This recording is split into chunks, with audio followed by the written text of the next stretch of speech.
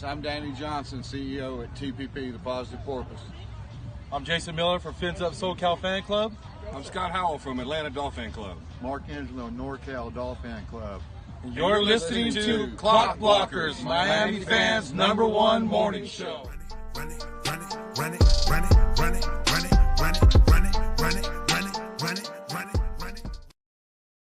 Good morning, good morning, good morning, ladies and gentlemen, boys and girls, and welcome to the #1 Miami fan morning show, Clock Blockers.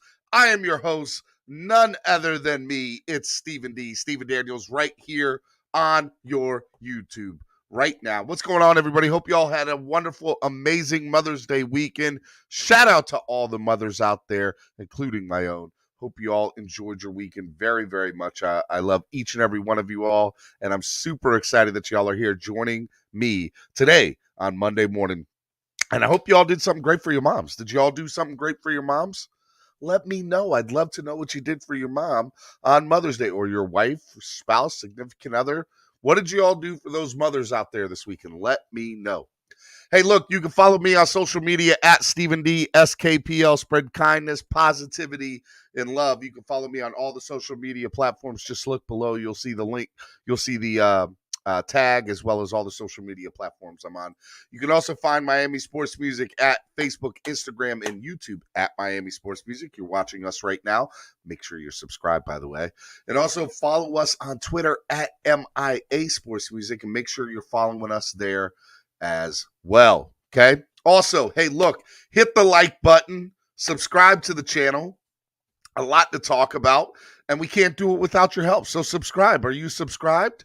What I want you to do, all 15 of you who are watching right now, and I know that number is going to grow as the morning goes, make sure you subscribe and share with 15 of your friends. Tag them in a text. Say, hey, go subscribe to the YouTube channel. Just share the link. That's all you got to do. It's not that hard. Go share the link. Hey, look, you can also sign up now, become a member of the channel. There are plenty of seats at the table waiting for you to become part of the family. Would love for you to sign up and become part of the family. Got a lot of beautiful, amazing people, and you are one of them. And if you want to sign up and become part of the family, there are plenty of seats waiting for you too. Okay, so make sure to join the channel, get access to first status, the link below. Trucker Sean 1981 says, I clean and mowed for my mom and dad too. Well, good job. Good son, Trucker Sean 1981, you are. Hey, look, if you want to donate to the channel and help the channel grow, there's a few different ways you can do that. All right. First way you can do it, if you're watching us live right now, okay, which most of you are because it's live. Remember, right below in the live chat box, there's a $sign in a box. That is called the YouTube Live Super Chat or the Super Sticker. You click on it, you either pick a Super Chat or a Super Sticker, and you can donate that way. The other two ways that you guys can do at any point in time is you guys can use Cash App, which is $MSM Podcast Network. You can use this QR code right here, or just use $MSM, which stands for Miami Sports Music Podcast Network. Or you guys can use PayPal, which is also MSM Podcast Network. Not hard to remember, not hard to forget, not very easy to remember. I had to make sure I said that right? Make sure you guys do that. You guys can donate both ways. There's less fees that come out of Cash App and PayPal, so we always recommend that you do it that way. There's a new fourth way that you can do this. If you're not watching us live and you're watching this later on in the day or another day, below, there's a brand new thing that YouTube has called Super Thanks. You guys can click that button on Super Thanks, and you guys can donate that way. So we don't always have to be live for you guys to donate through YouTube anymore. You can do that through replays. So when you're not live, there's a little link below where the share button is and the like button is. It says thanks with a $sign and a heart. So you guys can click that, and you guys can use Super Thanks, all right?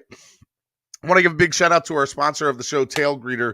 Shout out to Tail Greeter, main sponsor of the show. Nick was over in F1 this weekend. Download the app on your current Apple or Android device today, and make sure you follow Tail Greeter at TAILGREETER. Download the app today. It was beautiful. Also, want to give a big shout out to our sponsor of the show, ZSM Sports Zachary over at the Sports Memorabilia Place. You can follow him on all social media platforms.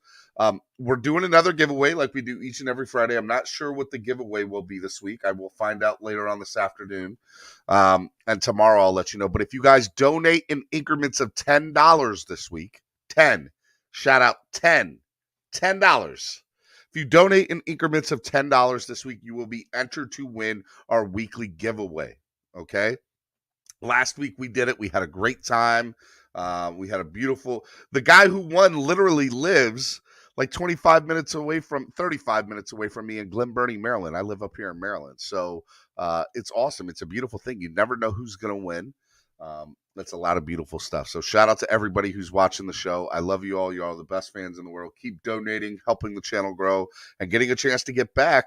Maybe something for that man cave of yours. You never know. Got to build it up. All right. Look, we have a great show lined up for you today. Why do we have a great show lined up for you today? Well, let's talk about what we're going to talk about. First thing that we're going to talk about today is we're going to talk about F1 at the Hard Rock. Got a lot of cool stuff that we're doing. I mean, look, it was beautiful. And we'll get into all that because it's Miami. It's the Hard Rock Stadium. It's the Dolphins. It was a lot of fun watching that this weekend, and we'll get into all that. I'll talk about the Florida Panthers and how they dropped games 2 and 3. They won the President's Cup. If I'm correct, the last time a team that won the President's Cup, which for those of you who don't watch hockey, President's Cup is given to the team who won the most games that year in the league. This year it was us. It was the Florida Panthers. The last time a team won the President's Cup and the championship in the NHL, I think it was like 92, 93, or 94, and it was the Rangers, if I'm correct. So it's usually a curse. I put that in quotations when you win, but we're not here to talk about curses or anything like that. Florida Panthers are going to make a major comeback. Who cares about the Washington Capitals? But they did drop games 2 and 3, so we're going to talk a little bit. About that. Okay. They actually won the second game. They lost game 1. See, I did a typo. They lost game 3. All right. Marlins lose a heartbreaker against the Padres yesterday. They were up 2-0 with 2 outs in the ninth. Had a former Florida Marlin come up to bat. And I said Florida Marlin, the Miami Marlin come up to bat. And Alfaro, I think is his name was. And we'll talk about that when we get there. But it was all heartbreaking. And the Miami Heat dropped 2 at Philly. And that was tough, too. And we'll talk about that game last night because, you know, I broke down the stats of last night's game, and there's no reason Miami should have lost last night's game. They were the better team. And I'll tell you why later on, and we'll get into all that. Another thing that I think is interesting and I want to kind of talk about, too, is CP3, Chris Paul, who plays for the Phoenix Suns now, was in Dallas for Game 4 against the Dallas Mavericks. And his family was sitting behind the away bench. And allegedly his mother was assaulted by a Dallas Maverick fan. I wanted to originally talk about, well, when do fans cross the line? And I want to get into that this morning. I think that'll be a great topic. But looking at some of the video, which all the video hasn't been released, we just see the aftermath of what happened. We haven't seen the incident yet. The kid, that's right, I said kid that allegedly did, it's like 15 or 16 years old and was with his mom, who was sitting in front of Chris Paul's mom. So I want to get into, you know, that a little bit as well, because I just find it very interesting. I think there's a lot of factors that factor into this. And I was watching Inside the NBA last night with the crew, Ernie, Chuck, Shaq, and Kenny Smith. And we'll get into what Chuck said. But what I found interesting is Charles Barkley didn't even want to, say, hey, look, we don't know everything yet. We don't know what happened. And that was the first thing. And I can remember thinking when he's saying that, hey, look, this is going to be very interesting. And then to find out a 15 or 16-year-old kid is the one who allegedly did it. I think there's a lot more to the story than meets the eye. We'll talk about it. And then the NFL schedule releases on Thursday, but games are already starting to be released this morning. They're starting to get leaked. ESPN has announced the first week 2 game. Look, it's going to be a lot of fun. Week 2 is going to be a doubleheader. We've got a lot of cool stuff. Lined up. And supposedly week 1, you all might get your wish. The ones who've been wishing for the Miami game, we'll get into the Miami games that are supposedly league 2. Maybe we know who week 1 is. Is that leaked? We don't know. There's rumors. Maybe Buffalo at Buffalo. We'll get into all that. And also Thanksgiving, Miami could be playing on Turkey Day. We don't know yet, but there's a lot of rumors, and things are starting to get slowly leaked. And I think that I think every morning there's going to be some games leaked on purpose through each ESPN, CBS, so on and so forth, and then the full schedule comes out on the 12th. So that'll be a lot of fun. So yeah, stay tuned. That's what we got lined up for you today. So let's get right into it, shall we? This weekend was a lot of fun at F1. If you guys didn't check it out, F1 at Miami was so much fun to watch. Number one, it was beautiful. I don't know if you guys got a chance to check out ABC and the coverage that they have there and ESPN, but Sky Sports, who covers sports over in the UK, was here doing it, and it was great, right? Like they were the ones covering the F1 series, and they had a guy, this gentleman on the track here. I cannot think of his name for the life of me. I had it in my head before the show, but he does a lot of stuff on F1 over in Sky Sports. He's very he's popular over there. So he's in before the race. They have all the cars that are on the road, and they have, I guess, like these VIP passes. And every celebrity, who's who worth of people is coming through. And DJ Khaled comes through. And this is what DJ Khaled did, and I was cracking up the entire time. I thought it was so funny. So funny.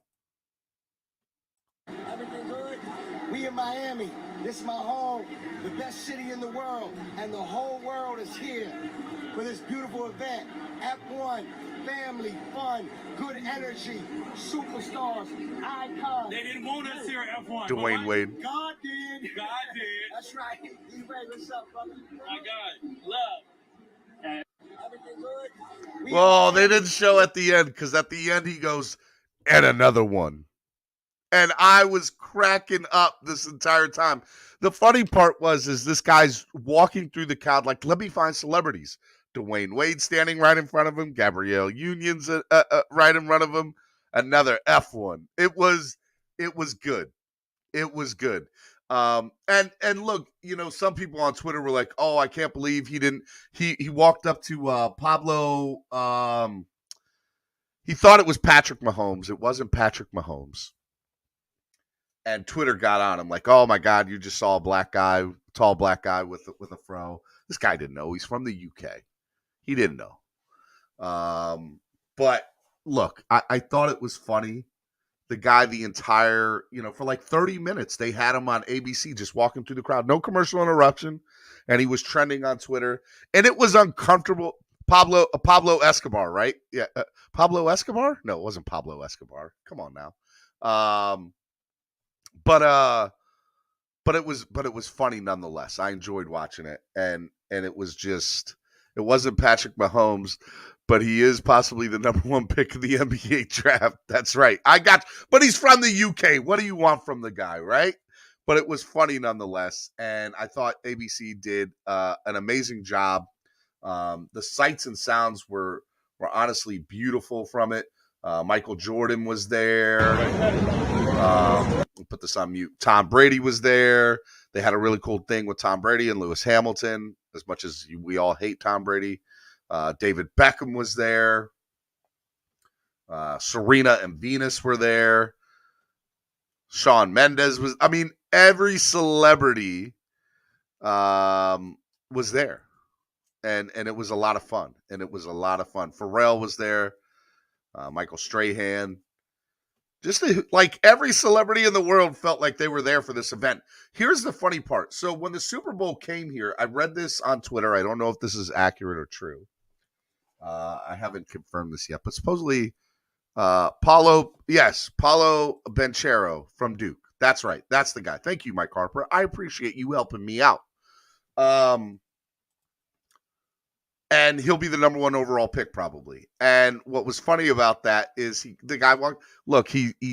from the UK. He probably doesn't know college basketball in the US like that. But he knew if you were on that road, you were probably famous. 90% of the people that were on that row in that area at that time were famous. And so he was just walking up to him, and it was funny. It was funny. But to go back to, the race itself, I 200, I think they said 200,000 people came for the entire week of Super Bowl week two years ago when the Super Bowl was in Miami, or 250,000. And in a 3-day span for F1, through the gates there in Miami at the Hard Rock, they had over 300,000 people in a 3-day span come to this F1 event in Miami. That's crazy. That's how big F1 is. And I totally understand why, Stephen Ross was doing it. I thought it was really cool. The Dolphins were there the entire week. And there's Tua waving the checkered flag at the end of the race, which I thought was really cool.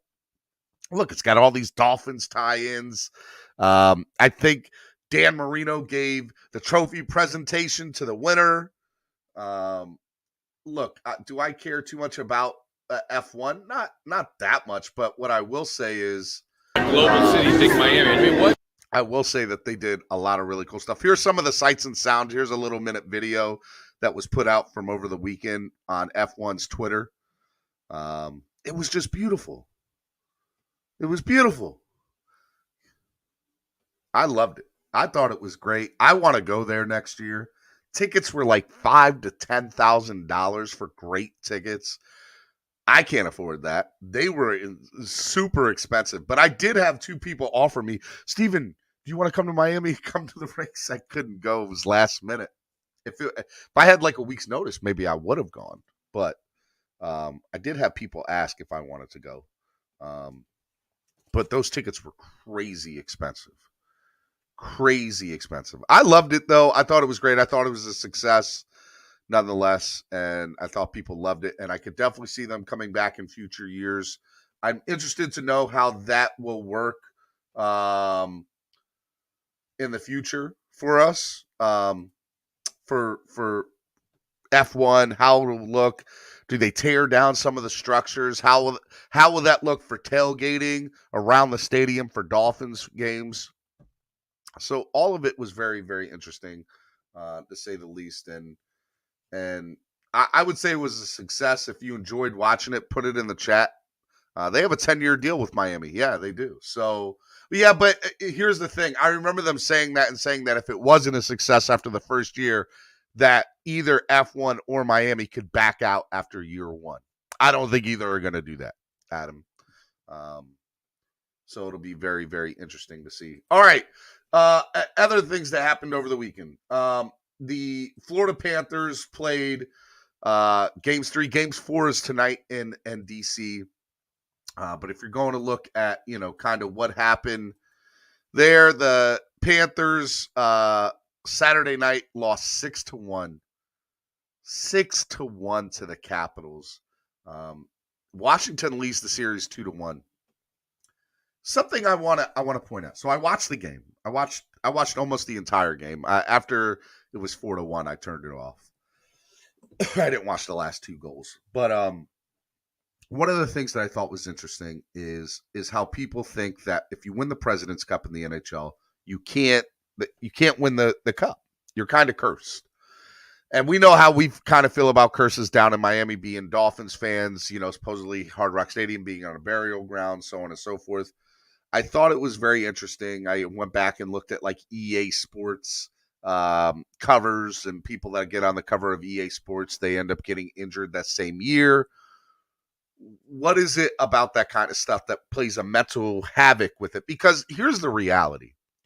First and second lines for the Capitals are good lines. Florida's a much deeper and better team. I don't understand. Like, there's no logical evidence or anything for me to point to be like, well, the Capitals are a better team, and here's why. They're not.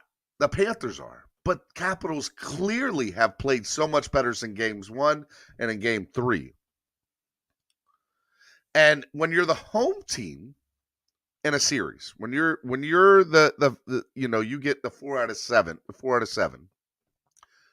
the pressure is on the away team. The pressure went off the away team automatically when Washington got game 1 in that series. So it'll be very interesting to see how they move forward in the series. Tonight is game 4. If the Capitals win tonight in DC, I don't know if the Panthers come back from 3-1. I want to see it. But I don't know if they come back. I don't know. It'll be interesting to see nonetheless. All right. Also, this weekend in the world of sports, the Miami Marlins. Miami Marlins won. I think they won Friday night or Saturday night. So the rubber game was yesterday. And they had a 2-0 lead in the ninth. Bottom of the ninth, 2-0. Cole Sulser's coming up to pitch. Remember, Sulser is somebody who they got from the Baltimore Orioles at the beginning of the season in a trade. He's got one of the nastiest sliders in all of Major League Baseball. Comes up to bat, 2 outs. I forget the guy who came up in the bottom of the ninth for the Padres. He was a former Marlin, Jorge Alfaro. Alfaro's been with the Marlins the last 2 years. Comes out, pinch hit, 3-run home run, walk off to win the game. It sucks to lose games like that. It's deflating. It is deflating, and it messes and it wreaks havoc. One of the things I'll say is it's not that the Marlins have played bad the last 7 or 8 games. They've won 1 game. I think they've lost 6 out of their last 7, if I'm correct, or 5 out of their last 6, somewhere in that range. And they have not been able to counter that offensive production to go along with the pitching. They lost to Arizona. They lost to San Diego. Now you got it. The thing about baseball is it's not a race. It's a marathon. And so if you can come out and do, and be fine, you're going to be good. Now, here's the thing. They lost to the Diamondbacks in Miami. Now they go to Arizona and face the Diamondbacks again. So now you have a 3-game series coming up against Arizona today, tomorrow, and Wednesday. And then the Marlins are back home for a weekend series against Milwaukee. So all you got to do, just take 2 out of 3 the next 2 series. Just win 4 out of the next 6, get back on that train, start getting back in the swing of things, because the Marlins are not a bad team. They're not. I really don't think that they are. I know that the records suggest otherwise, that they're mediocre. I think when things go right for this team, they're tough as anybody to beat. Their pitching is amazing. Their bats just have to wake up. And don't be surprised come later on this summer when trades come around, if they're in the thick of the wild card race, them making a trade for a hot bat. So just be on the lookout for that. Again, baseball is a marathon. It's not a sprint. It should be a lot of fun to watch nonetheless. All right, for my fighting fans out there, crazy weekend in fighting. This is for my boy out there. I'm going to talk about him a little bit. Canelo was at the Canelo Bivol fight. Everybody had Canelo winning. Bivol beats him, and Canelo loses for the first time. Yeah, I mean, unbelievable that Canelo lost.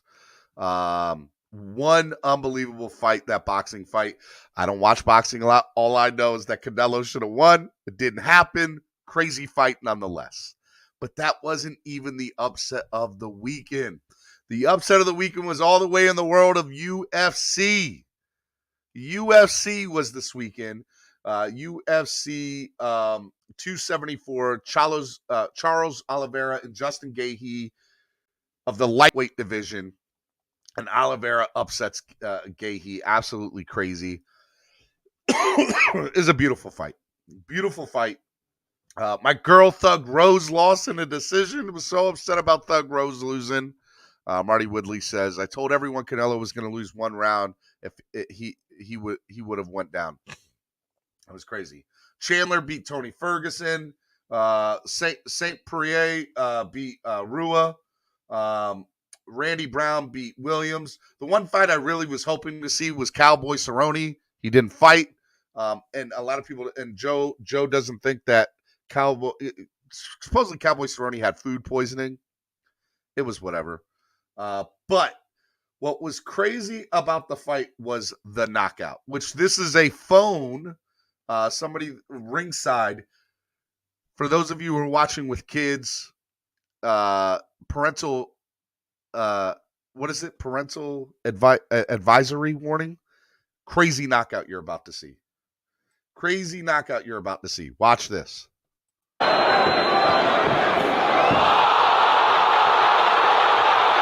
Knocked him out with a foot kick. A kick to the head. It was crazy. I watched UFC for a lot of years. Hands down, the greatest knockout I've ever seen. Hands down, the greatest knockout I've ever seen.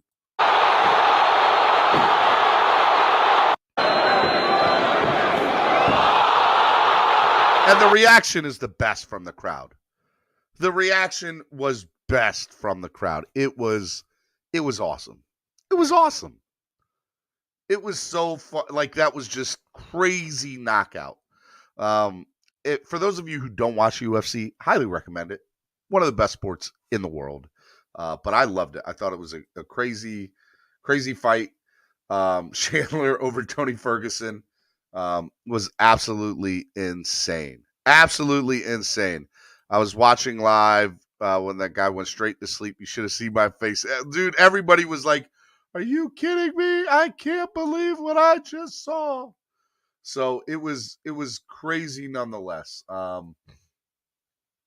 Just an unbelievable weekend.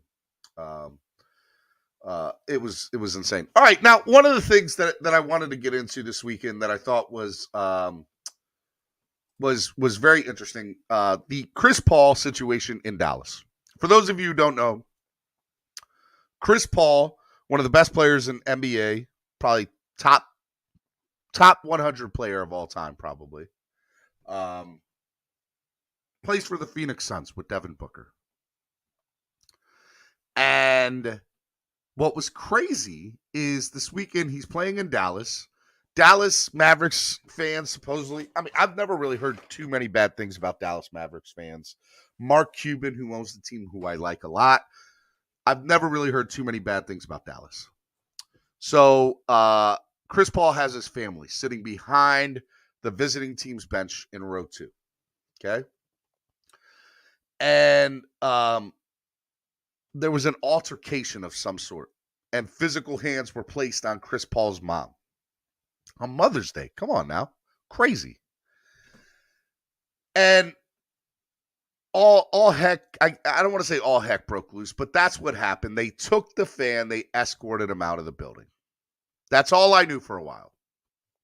Then I watched Inside the NBA because I got tweets that night. Hey, there was an altercation with fans and Chris Paul's family. There were hands laid on Chris Paul's mom is the words that were used. There were hands laid on his mother. That's the words that were used.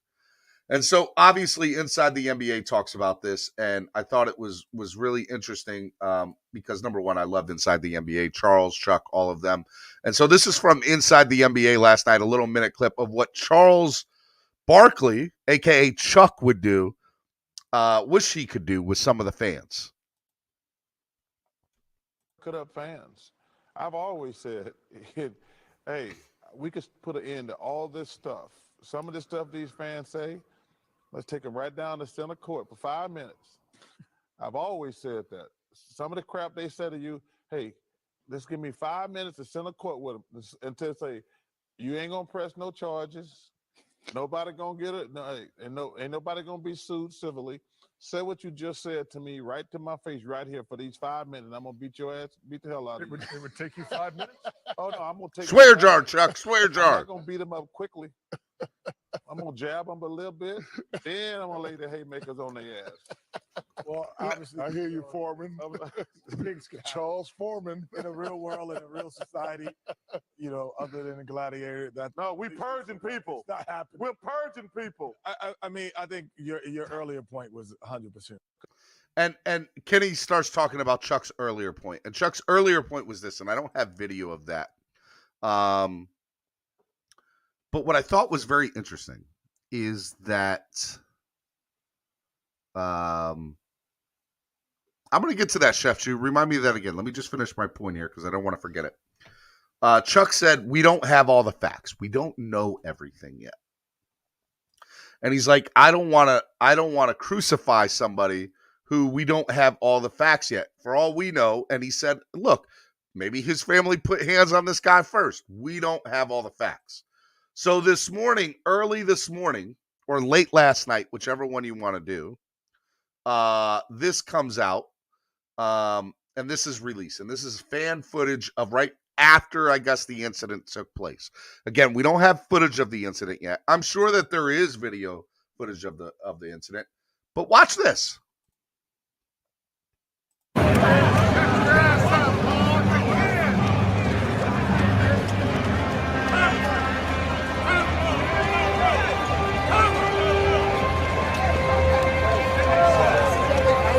You can see security talking to somebody sitting down.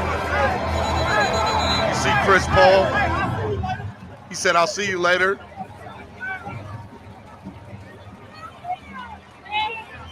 It's a kid.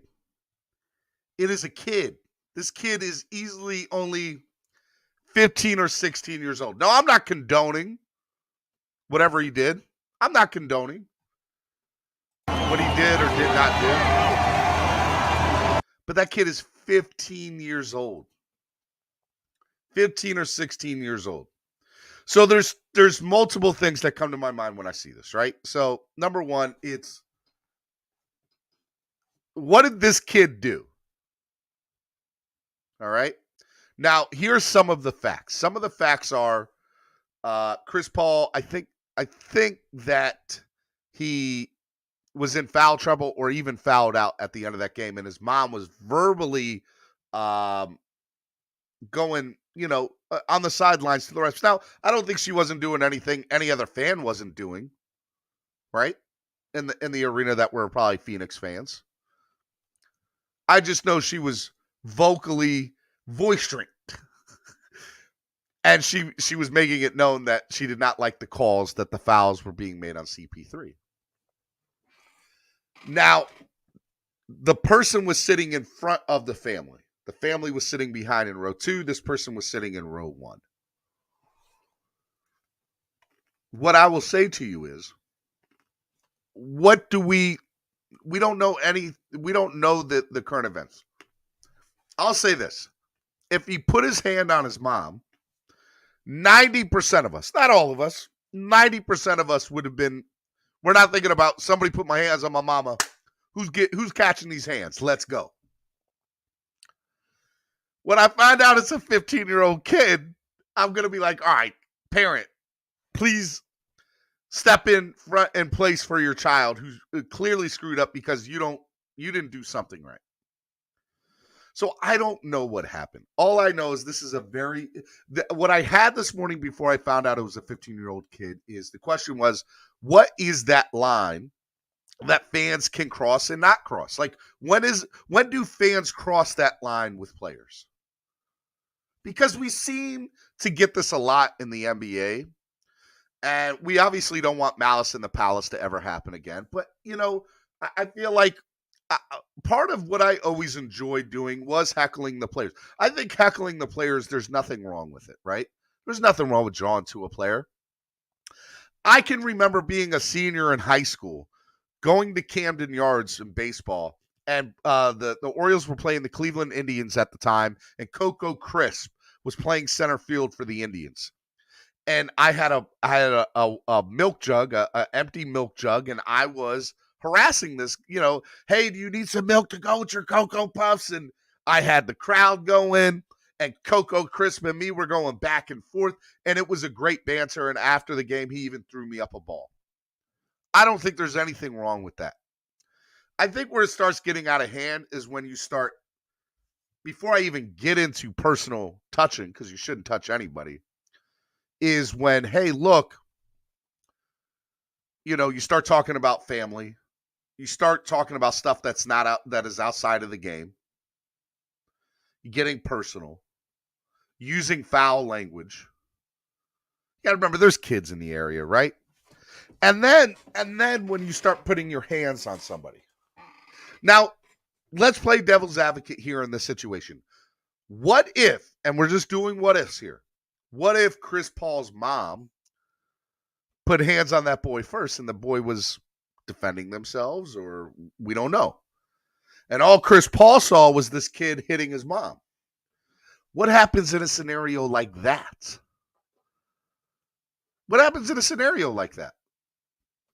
The other thing to this is, and I've always been an advocate of, especially when it comes to collegiate athletes, I've been like, we can't say anything about a collegiate. They're still kids. For example, the college baseball player who tackled, I don't even want to use the word tackle, straight assaulted the player who hit a home run and was rounding third base earlier this year, a few weeks ago. I was even like, this kid shouldn't face criminal charges, but he should have a severe punishment. And there should be counseling done. He shouldn't have to pay for a mistake he made as a kid in college. You're still a kid as far as I'm concerned. This kid is clearly 15 or 16 years old. So he's not even in college. He's still in school, in grade school. So let's say he was totally wrong in this scenario. Do you blame the parents? Of course, I think there's parents that are to blame here. And then on top of that, you don't put your hands on anybody, let alone a woman. There's so many levels to this here. So many levels to this. I want to see the incident, point blank. And I know that there's video evidence of it somewhere because I know that there's cameras every which way to Sunday inside that Dallas Mavericks arena. After the Malice at the Palace, NBA instructed all arenas to have cameras everywhere. There should be no blind spots in an arena. And let me tell you, right at the visitors bench, there's going to be cameras. So you know that it was seen. Anthony said, Steven, nowadays elementary kids are like high schoolers. We advance, they ain't innocent. It's not about being innocent. It's about understanding that if you make a mistake, you should pay for the mistake. But let's not. It bothered me that I was ready to talk about, hey, let's talk about the lines that are being crossed, right? When is a fan being crossed? And the moment I saw it was a 15-year-old kid, there was something inside of me that was like, well, we shouldn't crucify this guy, this kid. He should be punished. His parents should also be punished, I think. But I don't think anybody should be crucified here. Like, this kid is 15 years old, 16 years old at best. And so we're going to take a kid. Here's the problem with cameras and everything nowadays, right? And everything being, we're going to take this kid's worst moment, and it's on public display for the world to see. And this is going to follow this kid for a very, very, very long time. And the kid made a mistake. And I don't have all of the facts. I just know that the kid's 15 or 16 years old and didn't think. Guarantee you didn't think. Just reacted. No matter what the situation was. Reacted. Didn't think.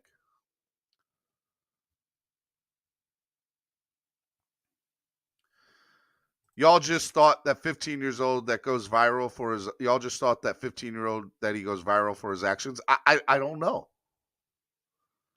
I don't know.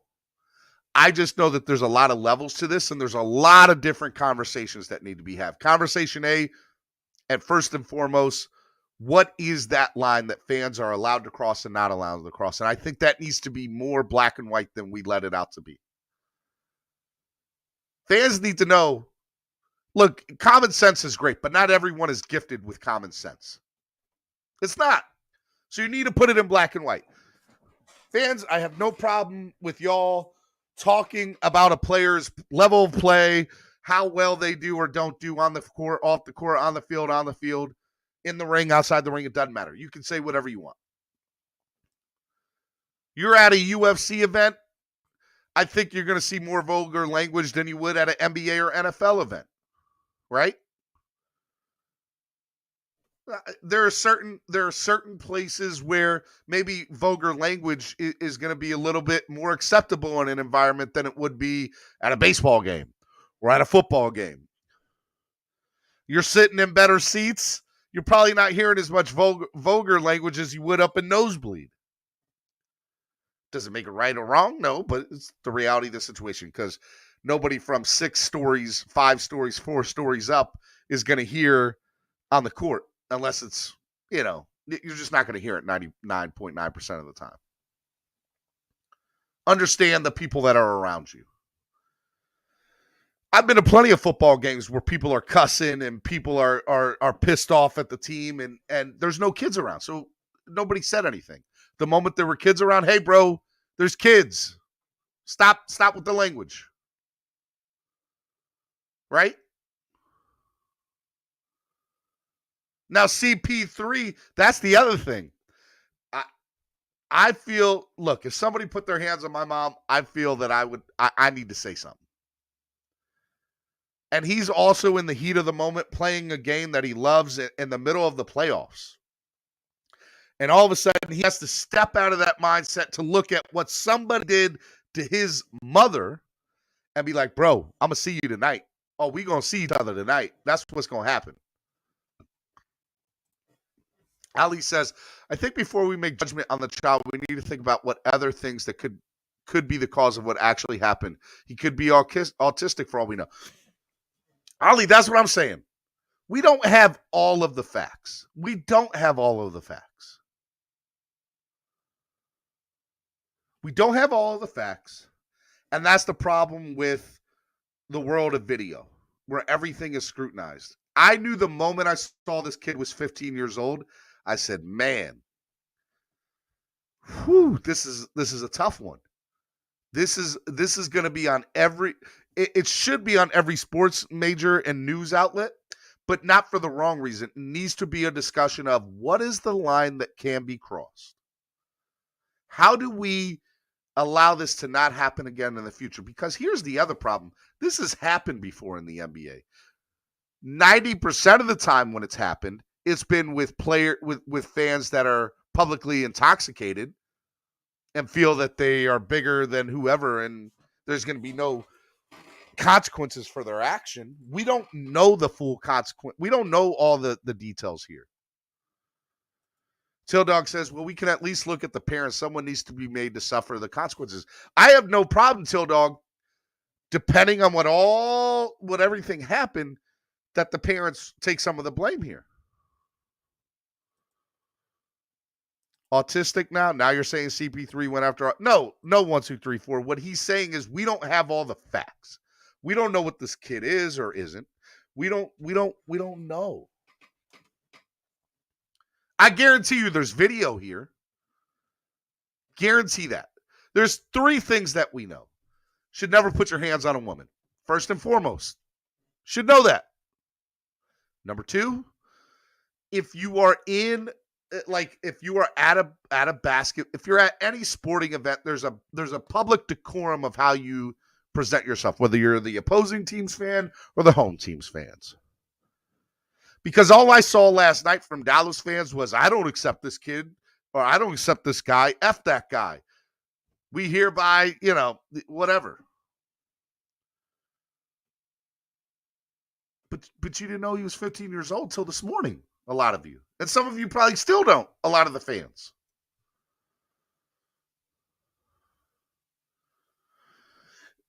I don't even want to get into the race thing, because that's a wholly different thing in itself. You're 100% right. Okay, Steven, but if he's a normal kid, then what? Then it goes into what happened. We already know he's wrong off the bat, Andres. We get that. I agree with that.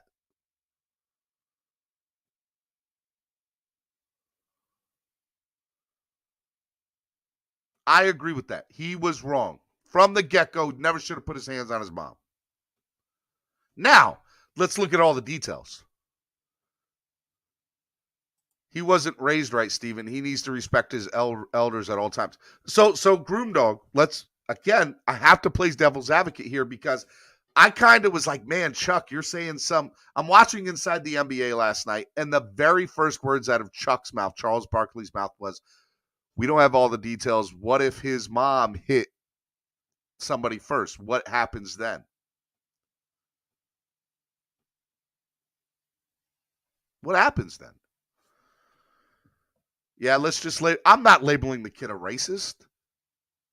I'm not going to do that. I don't think race played any, in my opinion, played anything into this.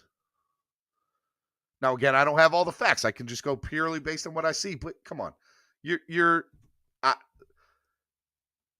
don't think race played a factor into this. I think entitlement maybe played a factor into this. How you raise your children, I think that might play a factor into this. I think the other thing that also plays a factor into this too is the details that we don't know 100% of yet.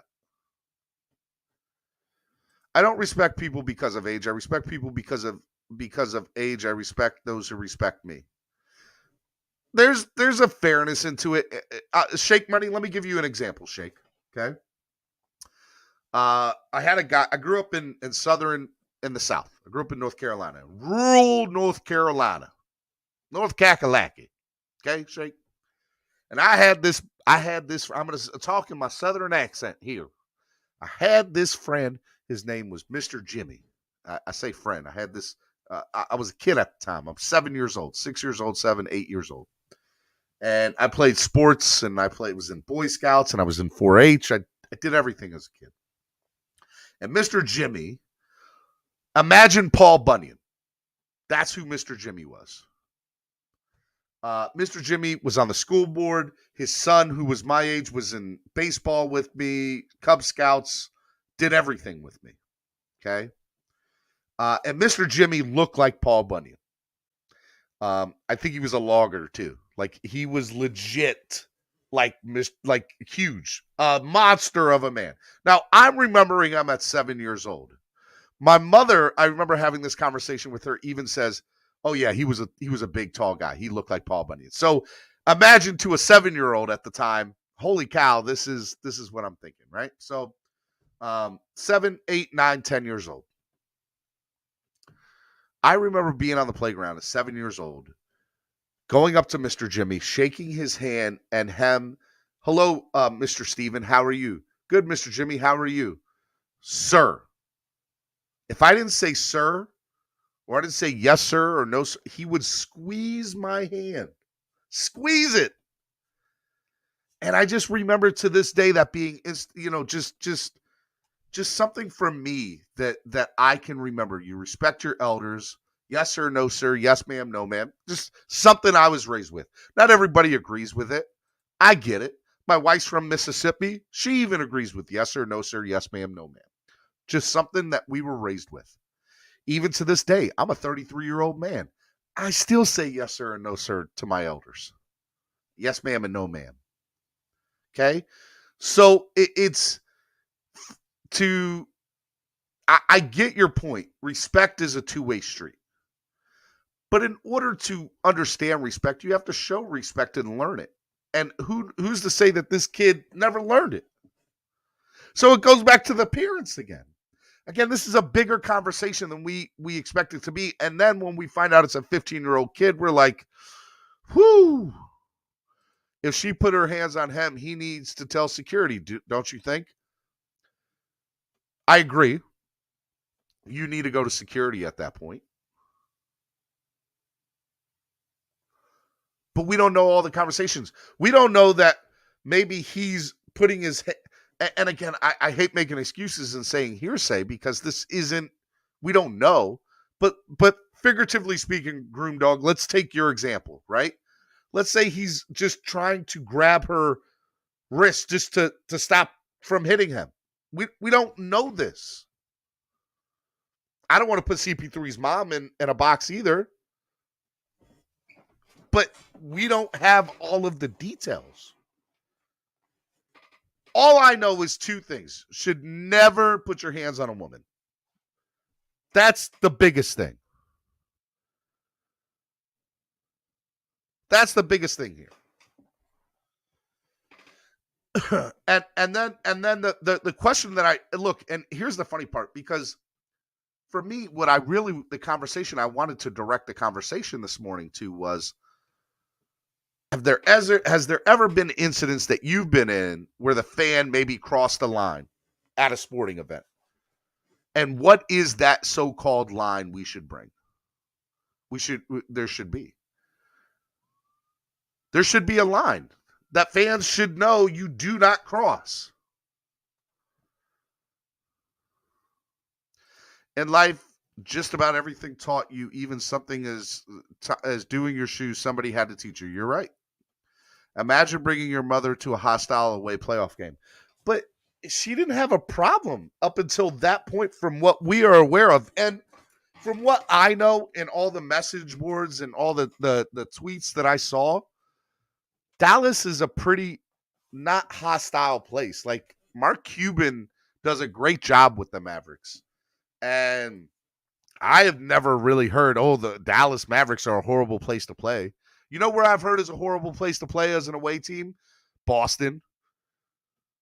Celtics, Red Sox, Patriots, Bills, Buffalo. If you're not with a Buffalo Bills fan, oh man.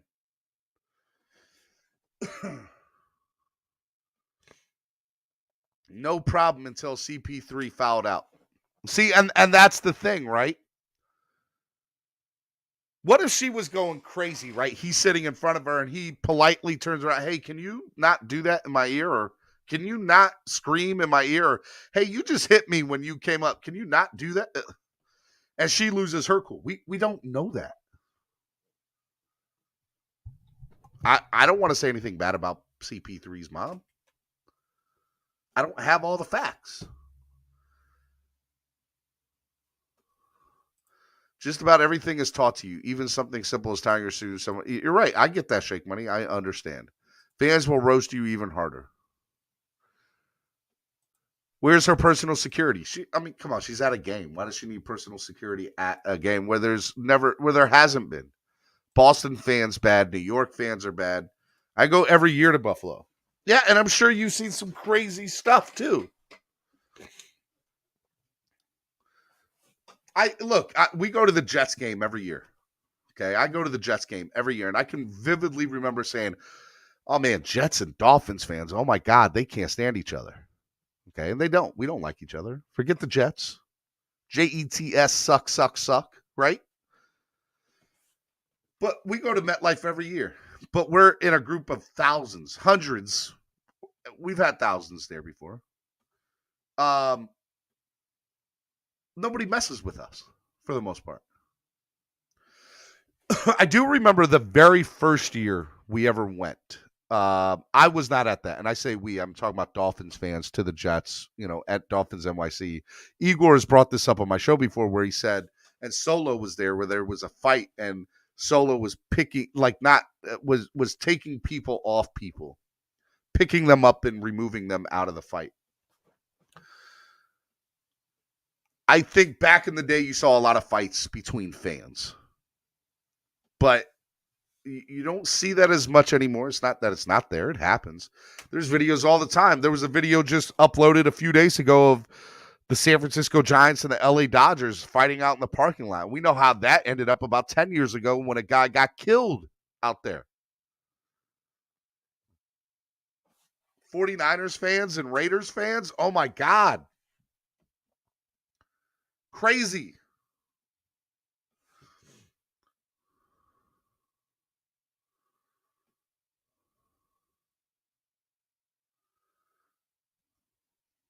Fans touching players' moms at a basketball game. It's another level. Thought this was game 4 of a 2-1 series. Many years ago, there was a Finn fan killed in Buffalo. It's what I want to get to, what I would like the conversation to be directed towards is, what is that line? When is it not okay for a fan? If you pay $150 for a ticket, or heck, $50, who cares? You pay your hard-earned money for a ticket. Should you be allowed to say anything you want to a player? Try going to Oakland Raiders games decked out in Dolphin gear, Rick Spar said. I'm sure. Crazy. You've never been to an Eagles game. I went with my boy. It's rough. True story, in Baltimore here 8 years ago. Brandon Marshall was still playing for the Dolphins at the time. It's in Baltimore. I really wasn't I really didn't know Solo like that yet. Solo and I think, had met each other, but we weren't. It was the very beginning. It's like 9 years ago, maybe 10 years ago. I forget. But anyways, my wife and I had been with each other maybe no more than a year. And we go to Baltimore to see the Dolphins play the Ravens. We're wearing our Dolphins gear. And my wife, Tamika, goes to go get another beer in line. She went to the bathroom and was getting a beer after she went to the bathroom. And somebody behind her in Baltimore, I should kick your you-know-what for wearing that stupid gear, you stupid you-know-what. Insert words there. Cop is standing right next to my wife, looking at it. Doesn't say a thing. My wife to this day refuses to go to Baltimore games. She won't do it. She will not do it. She said, fool me once, shame on you. Fool me twice, I ain't going to be fooled again. Nope, she won't do it. Won't do it.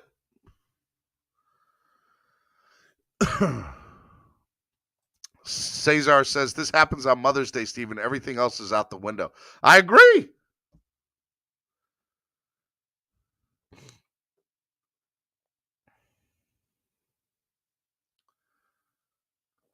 I mean, it's okay to say whatever you want to a player, but respect the fan around you. Everyone knows that line. Some chose to cross it. I don't think you should be able to say whatever you want to a player. I don't think you should. The limit is the law. You can say anything short of making threats. So I should be able to say to a random player, you blow so hard. I don't know. I'm trying to come up with something clever. Think of the most disgusting, disrespectful thing you could say, but doesn't threaten the player and maybe doesn't even use vulgar language. You should be allowed to say that to another man? I don't think so. I don't think so. Adam E says, I broke up a fight in Buffalo. 2 Dolph fans jumped in front of me. I got tossed for breaking it up. Sheriff said, since I had my Miami colors on and was involved, I'm out too. Buffalo fans equals trash. I've never took my kids or grandkids to any sporting event. Why would you subject your mother to a road playoff game to get roasted? Steven, the same thing happened to my wife in Buffalo, but cop said you touch her, you're going to jail. I can't go to games. I used to get drunk in Miami and walk with my shirt off yelling obscenities about the other team. It's funny too, because at the tailgate, at the end of the game, we've said, F the Jets or F the Patriots or F the Bills. Let's go. Come on. Slim Shady says, Canes, yes. I think you're asking to the question I have. I think Shake Money says, especially if you talk about their kids, all bets are off. I think there is a line that players and fans should know. I think if you want to have fun and go back and forth with a player, that's one thing. That's one thing, right? But I think where it starts to get I think where it starts to get over the line is when you start talking about family members. You start talking about maybe personal stuff. You know, look, I go to work. I don't get. I'll give you a fine example. Yesterday, okay. Now I'm not a player, okay, right? I'm not a player, but I whatchamacallit. I run a YouTube show every day, right? Safe spaces aren't a thing in the real world. You're right. Current generation is so soft, especially if you talk about their kids. All bets are off. Okay, I already said that. Yep. My sources are telling me that Buffalo at LA will be the opening game of the NFL. Also, Buffalo and Detroit versus Detroit is one of the Thanksgiving day. Oh, look, that's one thing we're going to talk about is these games. But I want to finish this conversation here. We're going to get into the NFL release, but I want to finish this conversation because I think it's an important one to have. I like what somebody said. Safe spaces aren't a real thing in the real world. That's a very interesting way to look at it.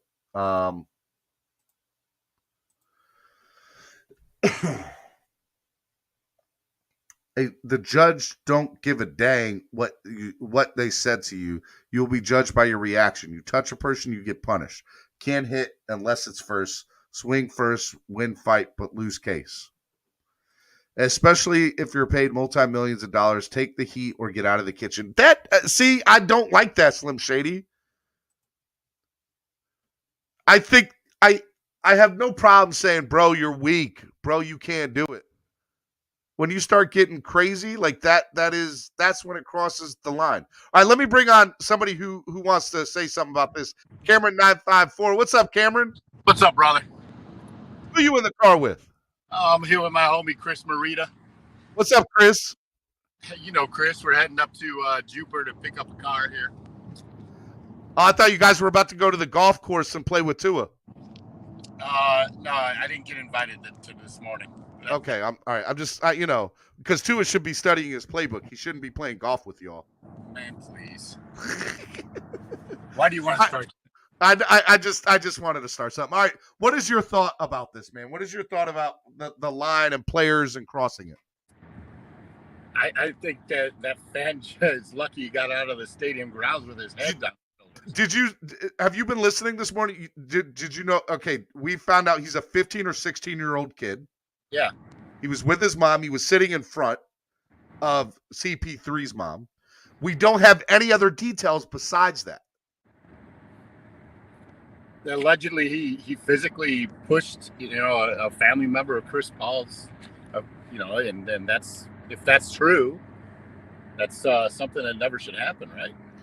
Yeah, I agree. I that part we agree with. You should never. But so now people want to play devil's advocate here, or want to play. All right, let's say for example the kid has he's autistic, right? Let's say that's the case here. What happens then? Or I'm just saying. Or let's say for example his mom, who was boisterous on the sidelines and was yelling and was going crazy when CP3 fouled out. He turns around and says, hey, can you keep it down or whatever? And she puts her hands on him for some reason. What happens who's to blame in those two incidences? Well, definitely you're never supposed to put your hands on anybody when you're, I agree. Right. So I guess we got to see what else comes out of this. Yeah. There's more to the story, right? Yep. Obviously if security thought that he was a culprit, he was the instigator and they bounced him, then there's good reason for it. And then the conversation, which I really wanted everything to be directed to, is what is that line for fans? If I pay my hard-earned money for a ticket, should you be allowed to say whatever you want to a player? I think it goes to a certain point where you start talking derogatory about a player's family. I think that's the line that nobody should cross, but outside of that, I think anything's fair game. So I could talk about. I'm trying to think like that. I don't have that perfect scenario where you're not talking about the family, but I'm talking vulgar language. If I'm cussing you out, should I Is that okay if I cuss you out? You Sure. stupid. See, I don't think that's cool. Dude, so sports is entertainment, right? Correct. You know, and so we're in the arena, and you know, Chris Paul is playing like garbage, and you're a season ticket holder for the Phoenix Suns, and you're like, hey, Chris Paul, you're playing like shit. You know, you're booty. You should be on the bench, whatever. That's all fair game. Like, you pay good money for that seat. You should be able to say pretty much anything you want up to that certain point where it gets personal, a guy's family. I think if it's something you wouldn't say to that man on the street or behind closed doors, you don't need to say it. You don't need to say it if you wouldn't say it to his face. The players, you know, for the entire their careers, they condition themselves to tune that crap out, right? Like, there's not a lot of players that NBA players have been very public and boisterous, saying lately, "Hey, look, we take a lot of crap, but some of this is going to stop. It's going to stop." Like, listen, I don't mind calling Kyrie a flat earther. Like, I feel like you chose to talk about that on a public forum. You know, that I don't think's bad. As long as you're not saying, you stupid effing idiot, how dare you whatever. Listen, the players can't control what the fans who have the right to their seat and are the audience for their, you know, for the sporting event say, right? The players are focused on the game. And here's the thing. Let's also get this straight too. You're from Chicago. Cubs fans, they're pretty, like, they don't play. Cubs fans say what they want to say. Dude, I'm from the left field bleachers at Wrigley Field. This past summer, my daughter's sitting right next to me, and Tyler O'Neill, we were giving him all kinds of hell all throughout the game.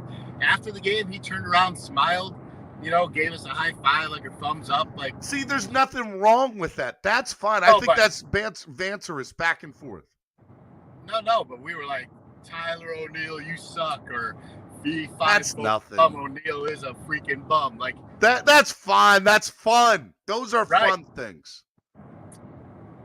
I think when you're trying to be hurtful, or like when you're like being disrespectful, straight disrespectful, like you wouldn't, like in the scheme of the game, that's one thing. As long as it's about his game and nothing else, I don't have a problem with it. All right. Well, look, I'll say this, man. The last thing I'll say is I think there is a line. I don't know what that line is from a standpoint of what you and I or other people see it is. And I think that if there was a black and white line, hey, you can do this, you're not allowed to do that, I think we'd have less and less of these incidences. And there seems to be a lot of them in the NBA. I'll tell you this, too. I think it goes beyond. So accessibility to the players is a lot greater, right, with social media. Fans have access to their personal lives a lot more so than prior to Instagram or Twitter, what have you. You have a lot of players that interact with fans on Twitter and social media, Instagram. And so I think the boundary between fans and players has shrunk to a much greater, limit than in years past. And I think a lot, because of that, fans probably know a lot more about the players and say a lot more. And then once that line's crossed, there's issues. What, real quick, just to finish up this subject, what do you think should happen with this kid who's 15 or 16 years old? Like, what? He's bound to have touched, and shoved it, as he's purported to have done. He's banned for at least a year from the stadium. Yeah, I would say 5 years personally, but yeah, I don't think it should be a lifetime. I don't think anybody should be made to pay. Bans. Huh? You're breaking up. I mean, there's been examples of lifetime bans, for instance, is similar. There has been, but I don't think anybody should pay a lifetime penalty for something they did when they're 15 or 16 years old. I'm going to here's what I'll say. Even if the kid is totally outright wrong in every single way, shape, or form, he should still not get the severest penalty. His parents should get a big penalty, but I think the kid should learn. Like, you should have the opportunity to learn from it. That's what I think. A lot of people are going to disagree with me. We'll see what comes out. Yeah. All right, man. Go get your car. Have a good time, bro. All right, man. Hey, go Heat, man. They need to win tomorrow night. And Panthers need to win tonight.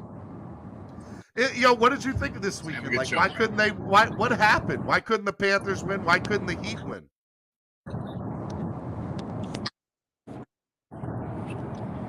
I think the Heat, like, you can't account for James Harden and what he did. That was old. That was the old beard, right? Yeah. Like, looking at the Heat lost 116 to 108, right? But this is where they lost the game. They lost the game because, Cameron, I'm going to put you on mute for a second. Because I'm getting a lot of feedback because you're driving.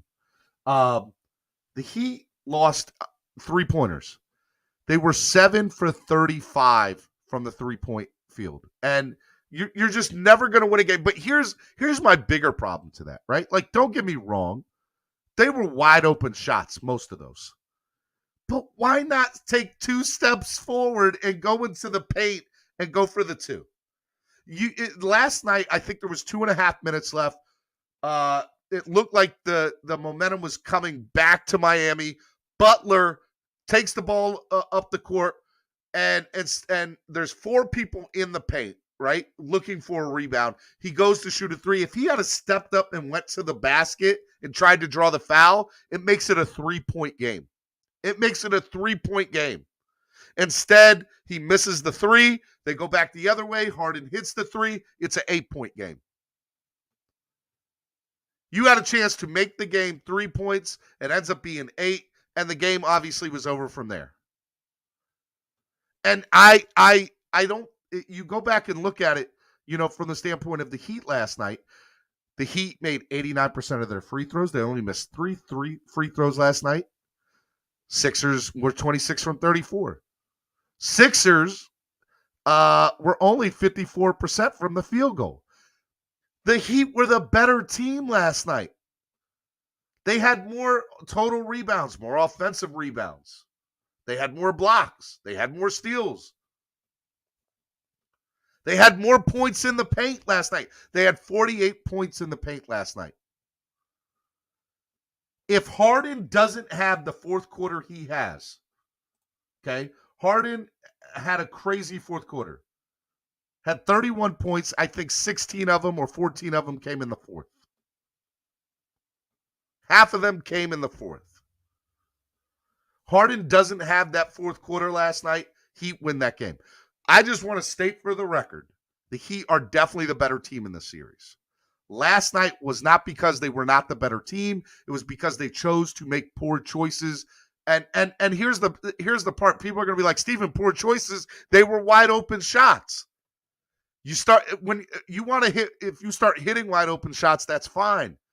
When you're 7 for 30, what is it? Let me go back to it again. 7 for 35.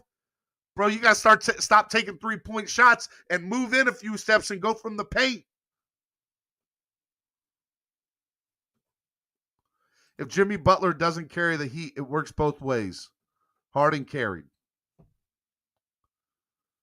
Bam got most of his points when Joel was on the bench. You're right. And here's the other thing that you can find out too, right? Harrow and, I like what they said on Inside the NBA. I can't take credit for it, but I thought the same thing.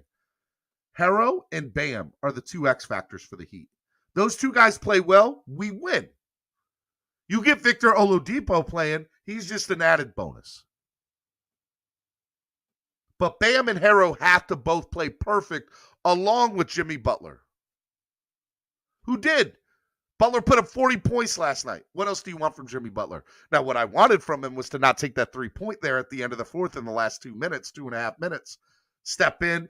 I'm telling you, he steps in, shoots from the field, or draws for the foul. It's a 3-point game. It's totally different. Totally different game. But, that's the thing about 7-game series. When you're the home team, you just got to win at home. Doesn't matter what you do on the away. Just got to win at home. I'll say personally, I think, now series is tied at 2. It goes now to a 3-game series. The pressure's still on Philly to win. The pressure is on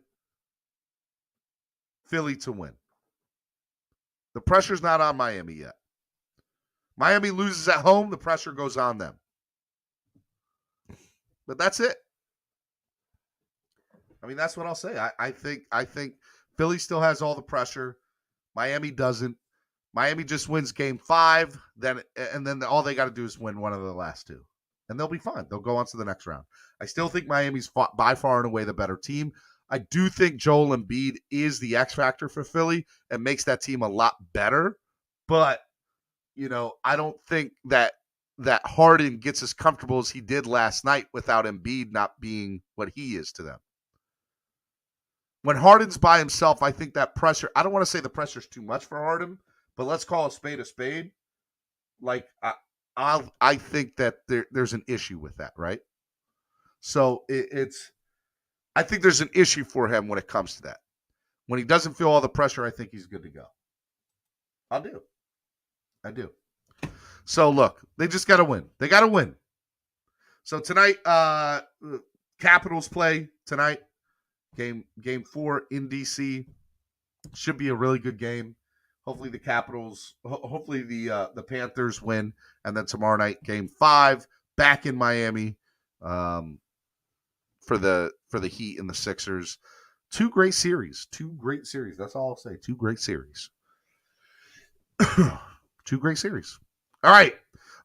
Let's get back to it. What else has been, guys, hit that like button if you haven't hit it already. Share the link. Let people know that we're here. Donate to the channel. Help the channel grow. Any $10 donation to the channel, you'll get entered to win the Miami Sports Music Podcast Network weekly giveaway that we do each and every Friday. I will tell you all tomorrow what we're giving away, but keep on donating. You'll still get in where you fit in. I like that. You'll get in where you fit in. But now let's talk NFL schedule release. NFL schedule release this morning. They released the Monday Night Football matchups for Week 2. Week 2. Why is this interesting for Dolphins fans? Well, let me tell you why. Looking at the game, Tennessee versus Buffalo will be a 7:15. That Week 2 Monday Night Football. The past 2 years, the Dolphins have faced the Buffalo Bills in Week 2. So what will happen this year? Well, we won't be facing Buffalo Bills in Week 2. I can tell you that. That's why it's big for the Dolphins. Last 2 years in a row, Dolphins have faced Buffalo in Week 2. That will not happen this year. So we'll have to see what happens there. I'm trying to fix the mic. There we go. And then that's on ESPN. At 8:30, by the way, that Tennessee-Buffalo game starts at 7:15. Here's something that's very interesting, too, for these Monday Night Football games. At 8:30, Minnesota and Philly will be on ABC, part of the Monday night package still. But they're not doing it back-to-back like they've done on past years. They're going to overlap the games, which I find very interesting. NFL has an agreement, or ESPN has an agreement with the NFL that at least one time over the next each of the next 3 years that they can overlap Monday night games between ABC and ESPN. So I found that very, very interesting that they're allowed to do that. This is the first time that they've done that where they've overlapped the games. That ABC is going to have their own coverage. ESPN is going to have their own coverage. And I think both games will be really good, right? But looking at that Tennessee-Buffalo game, it's very interesting about that Buffalo game because it says we're not going to be playing Buffalo in Week 2, which has been the case for the Dolphins for the last 2 years. Now, rumors. Let's talk rumors for NFL schedule. There are two big rumors that I have heard about the Miami Dolphins. Rumor number one, Franzi just alluded to it here, okay? He says, I've seen a leak that claims us playing in Buffalo week 1. I've seen that leak too. Now, what I will say is in years past, a lot of leaks have been wrong. So why would this year be any different? Well, I don't know why, to give you an honest answer. But what I will say is it'll be very interesting to see nonetheless, because if it's true, y'all are going to get what you claimed for, which has been on my channels. Who do you want to see in week 1? And 90% of y'all, I feel like, have said Buffalo. Let's face Buffalo week 1. And I've been like, no, don't do it.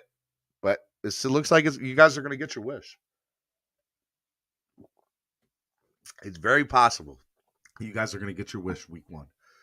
But it'll be in Buffalo, which there's a good thing to that, which means we get to play Buffalo again later on in the year, not in Buffalo, so not in cold weather. So that's one less cold weather game we have to play, which I like. I'll give you that much. I like that.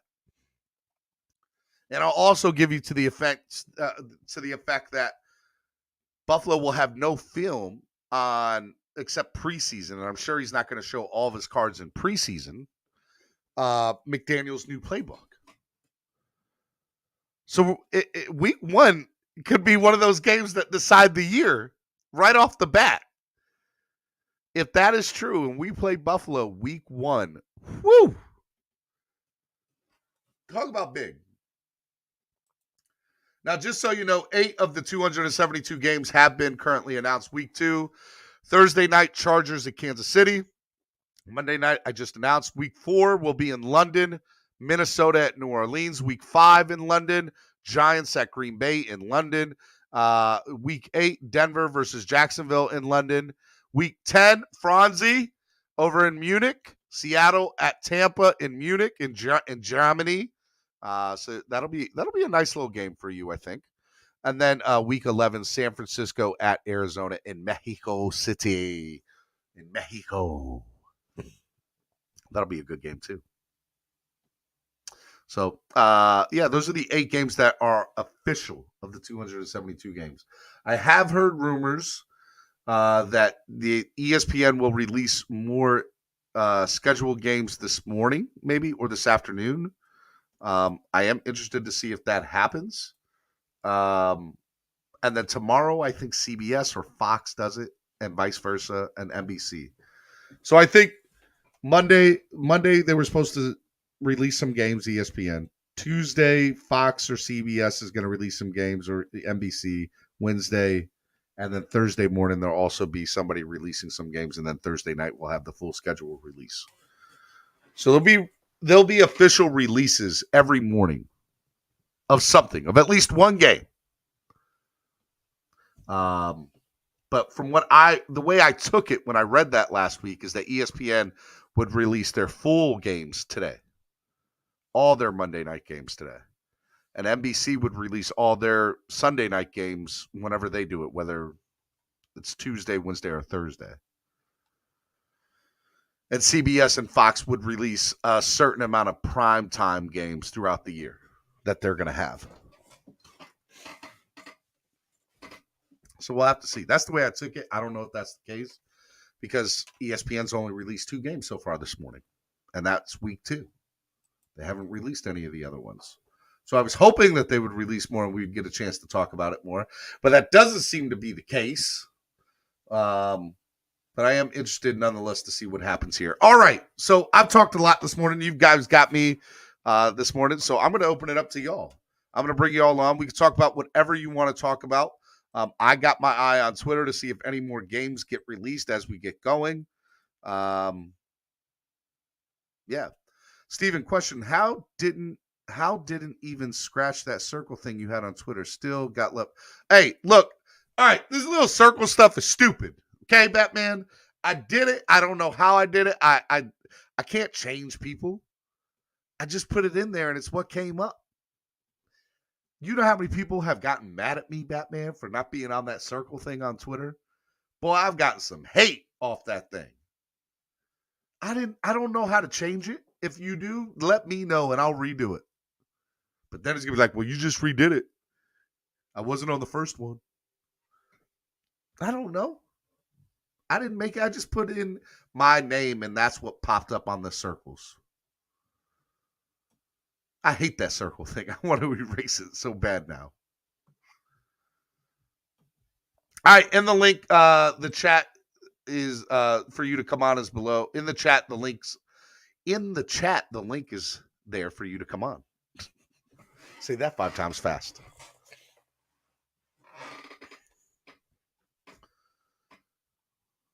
I want all the smoke early in the listen. Who listens through Twitter? It's who listens through Twitter. Oh, well, I don't know. Let me bring in my boy Roach. What's up, Roach? What's up, dude? What's going on, man? How are you? Happy Monday. Good. I woke up late, but I got my coffee, I got my cannabis, and I got my donuts. Boy, you are ready for life. You are ready to take on the world, Roach. I know. I'm going to be doing a review on this. You think they sent it to me to do a review for free? Yeah. Yep. I sent an email. I was like, "Hey, your pipe looks cool. Can you send me one? I'll smoke it on my channel." And they're like, "Yeah." Bro, what? Yeah. Look it's at pretty you, nice. man. It like hinges out, and then you just like no carb. Who are they? What's their name? It's called Journey. It's the Journey J4. Journey. See, I don't have a problem with you smoking on my channel. I already know. So you can smoke on my channel. I don't smoke personally, but I don't have a problem with anybody else who does. Feel free to wake and bake with Stephen D. Look at that. Is that a TD Fins Talk mug? Yeah, it's like a year old too, or 2 years old. Maybe. Well, look at T Fins Talk. How cool is he? He was the first Dolphin YouTuber I ever found. Look, put it up to the camera. I'll promote his. If you guys want some TD Fins Talk coffee mugs, go to TD's channel and get a coffee mug. I remember I found him, which TD, led me to you. I'm promoting your stuff on my channel. I expect to see cash profits, son. Cash profits. I was still in the Navy, and I didn't have cable in the barracks we were in. Yeah. So I was like, "Crap, how am I going to watch the game?" And I was so used to go on CBS Sports and watching the Lions my whole childhood. Watching the ticker, yeah. Yeah. And then all of a sudden, TD's calling the game, and that's how I found him. I found that it led me to you, to Doug, to Batman, everybody. And you just fell in love with an entire community. I know. How much love. I thought I was alone. You're not alone. You know who else is not alone? Todd. Todd L. What's up, Todd? What's going on, everyone? What's up, brother? How are you, man? I'm sitting at the mechanic shop waiting for them to replace my rotor that they put on that was defective.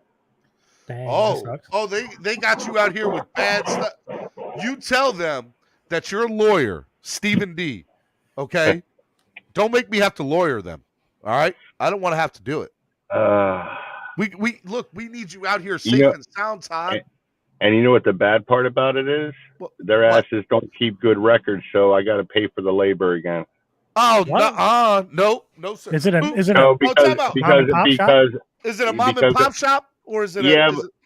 It's a small shop, but the problem is they have the warranty for the parts through the company, so I can't go get the parts myself.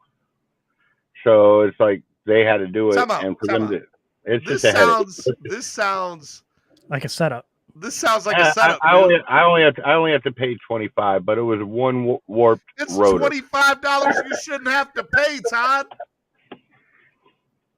Yeah, Todd, but if I don't get it done, if I go somewhere else, I got to buy brand new rotors.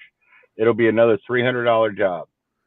Bro, you let me get on the phone with them. I will tell them. This is what I would do. I would pay it, and I take them to court. Well, if it was not for a rotor, but if it was like a big job, you know what I mean? If it was a big job, if it was a big job, they'd be screwed. And I've been smoking, so don't listen to anything I say. Hey, bring on Buffalo week 1. I'm happy if that happens. Bring it on. Hell yeah, Buffalo. They won't know anything what we're going to hit them with offensively, and it'll be White's first game back off his serious injury to cover one of our speed receivers. Oh, he's done. In Buffalo or in Miami? In Buffalo, the rumor is. Yes. Hey, Todd. Bring it on. Todd, where do you live at? Jacksonville, Florida. Dude, okay. What's the name of your shop? What's the name of that shop? I'm not saying nothing. Todd. Hey, Todd. Is there other Jacksonville fans that you know of? There's actually a few up here. We need to start a club, and you could be president. You could be president, Todd. Notice how he's like, right. we need to. That's right. You need He's to in do all the work. County. You need to do all the work. I'm here. I'm over by River City Marketplace, man. I'm right off Firestone and Wilson. Okay. On the west side. Yeah, over by the flea market over there, right? No. I'm over by it's a Walmart right down the street. The Walmart grocery store on Wilson is right down the street. Janky Mechanics. I'm literally one light off of 295 when you hit Wilson. Okay. I'm near the Platt. Hey, we're meeting up, man. Like we're setting. What is going on here? Y'all talking about having a family reunion over here on my channel? I know. There's some Dolphin fans up here that I've met. So I've seen the bumper stickers and talked to a couple. So yeah, there's a couple diehard Dolphin fans up here. The military. You guys are. The funny thing is, you won't find anybody admit they're a Jags fan. I wouldn't. I would never do something. They're either a Dallas fan. You get a lot of those up here. Steven, there was a time the Jags were giving away free alcohol at their games. Well, I mean, have you seen them play? I would too. I would too. All right, let me bring on David. What's up, David? David, what's going on, guys? Good morning. Good morning, David. How are you? Not too bad. Making some coffee. Being in a little bit of pain today, but I'm good. Hey! Now you're on the best morning show in the world. What do you want to talk about, man? The floor is yours, David. Well, nothing really. Just talking, hanging out with you guys in the morning. My cousin actually is a sports broadcaster up there in Jacksonville. On the radio? No. I don't know what channel he's on. You know Brent Martineau? I'm looking it up. The name does not ring a bell for me. What was the last name? Martin, Martineau.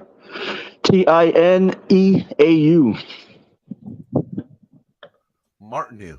Sounds like a hockey name. Action News Jacks. Okay. That's my cousin. Yeah. That's awesome. Roach, did you just follow him on Twitter? Who? The Brett guy? Yeah. No, I went to Action News Jacks. Oh, okay. That's where I go for all my local news in Jacksonville. You guys are. This is not a Jacksonville channel this morning. You guys are bringing this up to Jacksonville. Now you can send a bill to Action News Jacks. Yeah. Do you know Jacksonville had lost 20 straight games? We're confident they could. Okay, there we go. Really? Hey, look at that. Really? It happened. MCJB, what's up, MCJB? Good morning. How are we doing today? How are you doing today, MCJB? What's up with you, buddy? Nothing. I woke up kind of happy this morning. Why? Because I didn't have to work. Hey, look, Roach didn't either. Roach had his coffee, his donuts, and his wake and bake, and he was good to go. Man, Steven, don't worry me like that, man. He said he woke up happy. I didn't want to know what happened last night. I didn't want any details. And I hate to talk about of what, Todd? What game? Huh? What game? Why didn't you want to know? What game? No. You never want to know why a man wakes up happy. What happened the night before? See, Todd, there you go. Get your mind out the gutter, okay? Todd, Steven. What is up with y'all this morning? Y'all, how did I? What did I do? You know what you should do, Steven? You should have a show once a month where you pick a different city. You say everybody who watches from Miami or from San Francisco, that's a Dolphin fan, this is your show to be live with us. Like a fan club day. Like a fan club day. Yeah. You know what, Roach? Why don't you just host the channel? Go ahead. I'll get off for a second. All right, cool. Hey, so everybody in Jacksonville, get up here and I'm cool.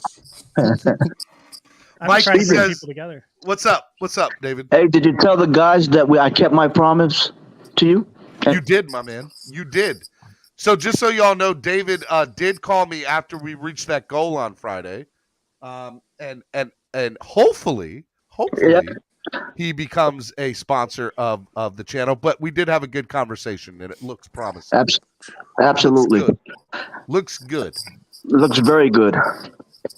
OnlyFans Stephen D. AA said, he says, Mikey says, if you don't live in South Florida, then you're a tier 2 Dolphins fan. Mikey, I don't live in South Florida, and I'm a tier. Does that make me a tier 2 Dolphins fan? I grew up in Jets. First country, off, I was born in West Palm Beach. I'm from South Florida, so you can't say I've been following them since. Hey, I am from Providence, Rhode Island. I live 30 to 40 minutes away from Foxborough, and I was been a Dolphin fan since I was 8. Yeah, I actually got something for that. So I grew up in New York, a Dolphin fan, right? It was horrible. And I think that made me a better fan because I'm against the grain. I'm getting beat up for it on the schoolyard, you know? Hey, you want to know? You caught hell probably your whole life growing up. Dude, I went to a Buffalo Bill game wearing a Dan Marino jersey. When they were playing Chicago, and I was a little kid, like under 10, and this dude was throwing peanuts at the back of my head. And who did you go with? My dad. And what did your dad do? He told me not to wear the jersey. And then when I started crying, and the dude was calling me can I say it on here? You're going to pay the swear jar. You're going to pay the swear jar. The name everybody called people back in the day, it starts with an F and it has a G. We're not doing that. So that's what this guy was calling me, throwing peanuts at me, right? Yep. And so I start crying, and my dad's funny, like, I'm sorry. If you're going to wear that jersey, you better man up and own it. Is what and he's a Bills fan. And so I tried to stop crying, and I manned up, and yeah. But you know what? I'm mad no other Jet fan said, leave that kid alone. Why? I don't know. I took it. Hey, tough love. Yeah. No. That guy. That's what his dad was teaching him. Yeah. What's up, bro? So this is for Todd and Roach, actually. It's about Jacksonville. All right. I'm sorry. What in the world? This is every time I get on here, I deviate the topic. Roach, what is Roach? No, I'm not doing it. They're coming to one me. Question, I'm done. It's my fault. It's a good question. So I'm originally, my dad, he works there. I'm from South Georgia. Have y'all ever heard of Kingsland, Georgia? Yeah. That's where I'm from. Okay. I guess I'm near Jacksonville, but I'm not. I live in Atlanta now. Rashad, I'm trying to find out. I actually, we're supposed to talk tonight, Rashad. What's this week's prize? But if you donate $10 today to the channel, you'll be automatically entered to whatever the prize is going to be. By the way, Stephen D, that show you did with the ladies was awesome. You like that? That was good. I enjoyed that. That was a good show. It was a good show. I thought Adolph Freaky, 305 Sports Babe, Miss Fins. Shout out to Miss Fins. Pamela, love Pamela. And Nonis. Pamela is awesome. Yeah. They're all great. They're all amazing. And if I were the Miami Dolphins, I'd be calling Dolph Freaky and saying, I want you to put your ideas into effect. I'll pay you. I mean, hey, I know Dolph Freaky is gonna change the world when it comes to the Dolphins. Let me tell you. No, it's just the fact with everything she said that used to be done that needs to be done again. Yeah. With that letter she wrote. They did put in effect some of those. TD came out the next week. They need to hire her and say, you do what you need to do for the fans. Hey. I'll make a bet with you. I don't bet, Roach. Don't bet. It's only going to affect me. Roach, you're a bad influence, Roach. Bad influence. On you? Yes. Your life has been better since I came on here. You know what? You're right, Roach. What was I thinking? What is it, Roach? I'll listen. No, I was just going to say, it'll help me get my respect back.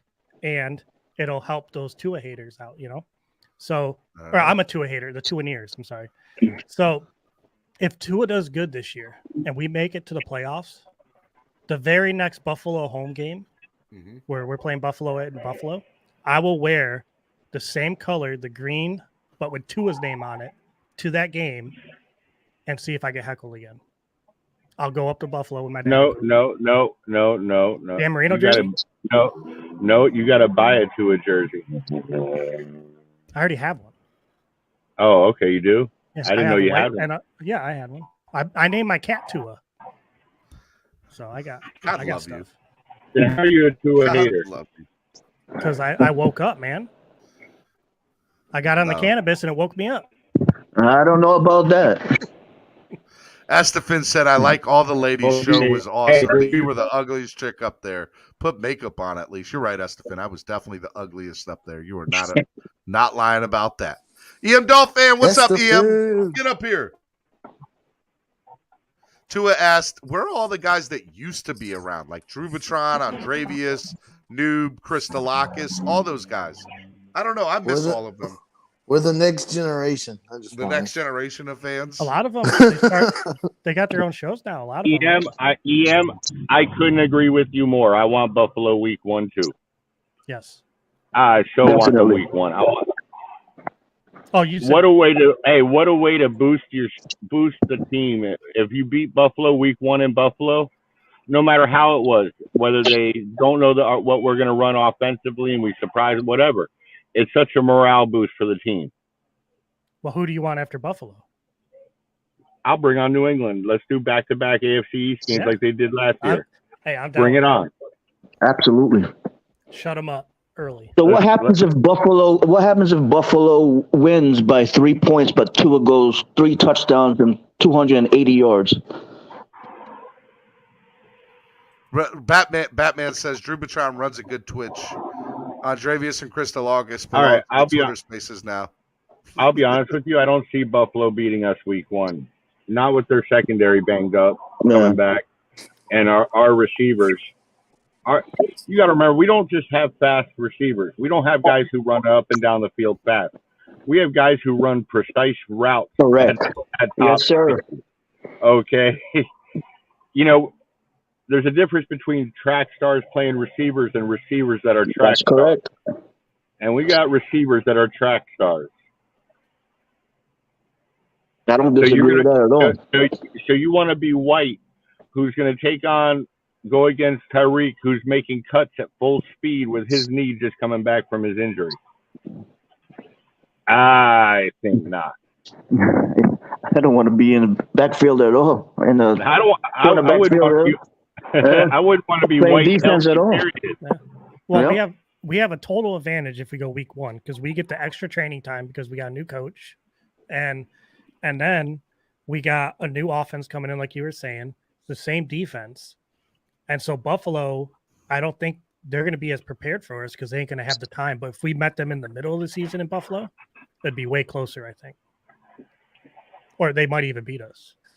Wait, the schedule comes out this week, right? Yeah. Do you know when the date is? I know. What up, Sean? How are you, Sean? Tuesday. Didn't they say it was Tuesday?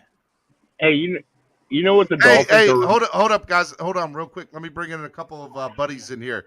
Pete, what's up, Pete and Rashad? How's it going, guys? My dude, Pete. Yo. Pete, Rashad, what's going on? Howdy. Oof. I didn't even notice I was on mute. Good morning. Good morning. How's everybody's day today, man? Thank you for having me up, Steven. I miss you, man. How you been? Man, I missed all of you guys, man. Just living life, doing it, and thankfully missing out on a lot of the takes lately from the community because I'm seeing the title, Steven, and I'm like, OMG. The stuff going around our team and being created, it's unreal. It is unreal. But other than that, it's been great, Steven. How's everybody? I miss you, Pete. What's going on, Pete, man? I have a feeling me and you agree on every opinion. Nothing much. Just I'm tuning in and out today, and now I finally get some time to chime in and stuff. And the first things I hear right now when I'm trying to jump on your panel, Steven, is Todd. Todd is extremely happy to play Buffalo week 1. Would you be able to hear that? Unbelievable. Unbelievable. I love it. You're right. I am happy about it. I would be. I'm happy too if we play Buffalo week 1. Don't get me wrong. I'm happy as long as what I didn't like on Todd's take was he says he wants to play them on the road in week 1. No. We need to see a big major improvement in the quarterback department late in the season when the playoff time gets ready and the weather conditions aren't in our favor. So we can't run away from those problems. We got to see them and see if they improve. Yeah, but you know what? I want to win, and if that means that we get to face Buff. Look here, there's no good time to play Buffalo, right? And I'll be honest with you, I don't want to see them week 1 personally.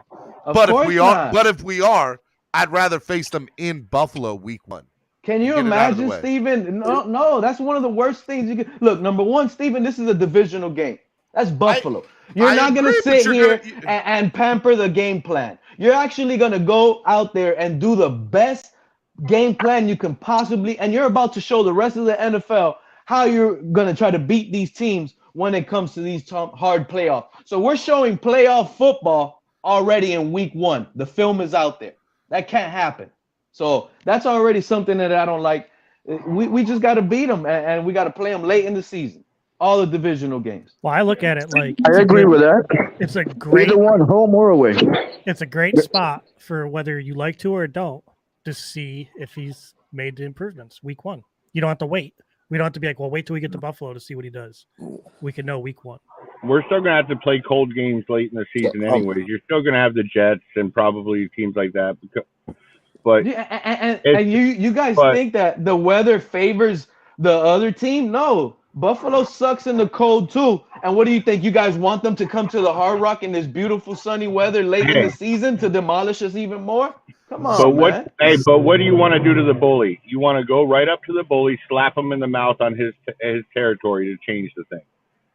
And you want to go over there when the conditions are in their favor late in the season. Scott Paulus should have a contest to see who can predict Miami's whole schedule before Thursday. All right, Scott. Shout out with the $5 donation. There ain't no way you get it right with the way the NFL is. This is what I do. You go on Twitter. This is Twitter only. Use the hashtag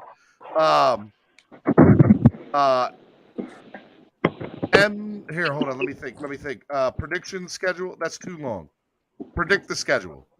Now, hey, there is one little cheat thing that they put out. We're up in the top 5 in the most miles traveled. Remember that. All right, predict the schedule. Hashtag clock blockers. All right. So here's what I'll do. If you today only, okay, blockers. All right. Predict if you predict the schedule on Twitter, weeks 1 through 17, including the bye week. Come on, Steven. That ain't gonna happen. Just say it. He said. Who can predict Miami's whole schedule before Thursday? Predict the schedule, hashtag clock blackers. If you can predict the schedule, hold on, SCHEDULE, including bye week, I will give you, you will get an autographed. I'll get you an autograph something from the Miami Dolphins. You will get an autograph. No, you don't even have to donate to the channel. Just predict it right. But you have till midnight tonight to put it into my Twitter. It's got to be perfect, or is the top? It's got to be perfect. Okay. And how do you study? You know what? I'll do you better, Broach. Who's the closest? How many weeks do you get right? What if there's a tie? Then we'll do paper rock scissors live on the channel the next day. No, do a Dolphins trivia between the winners. Find out who the true. A 3-question Dolphins trivia. Yeah. Steven, I think you're in trouble. Roach might take over.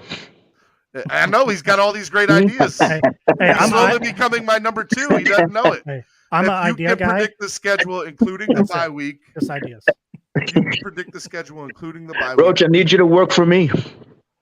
The closest, I don't do physical work though. Closest, ideas. Closest will win. Closest will win a autograph item courtesy. Are you spell checking that? No. Autograph item. There, I'll just put autograph item in because you're making me second guess myself, Roach. Okay. Predict the use the hashtag predict the schedule, hashtag clock blockers, and then tag at Stephen D SKPL. And I hope we open the season with Detroit.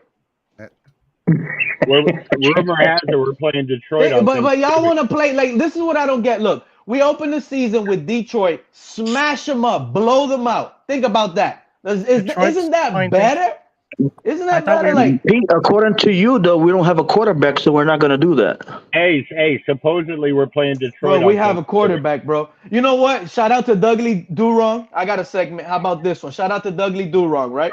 Because he thinks I'm playing. He commented on the comment that I commented on his channel. He's like, come on, P, shaking my head. Listen, the divisional AFC East quarterbacks, can we rank them right now? Because the draft is already done. The teams know who their quarterbacks are. And what do you guys want to rank them as? Right now. Right now. Allen, and then Whack Jones. Nope. 201. Tua. Nope. And then the Jets guy.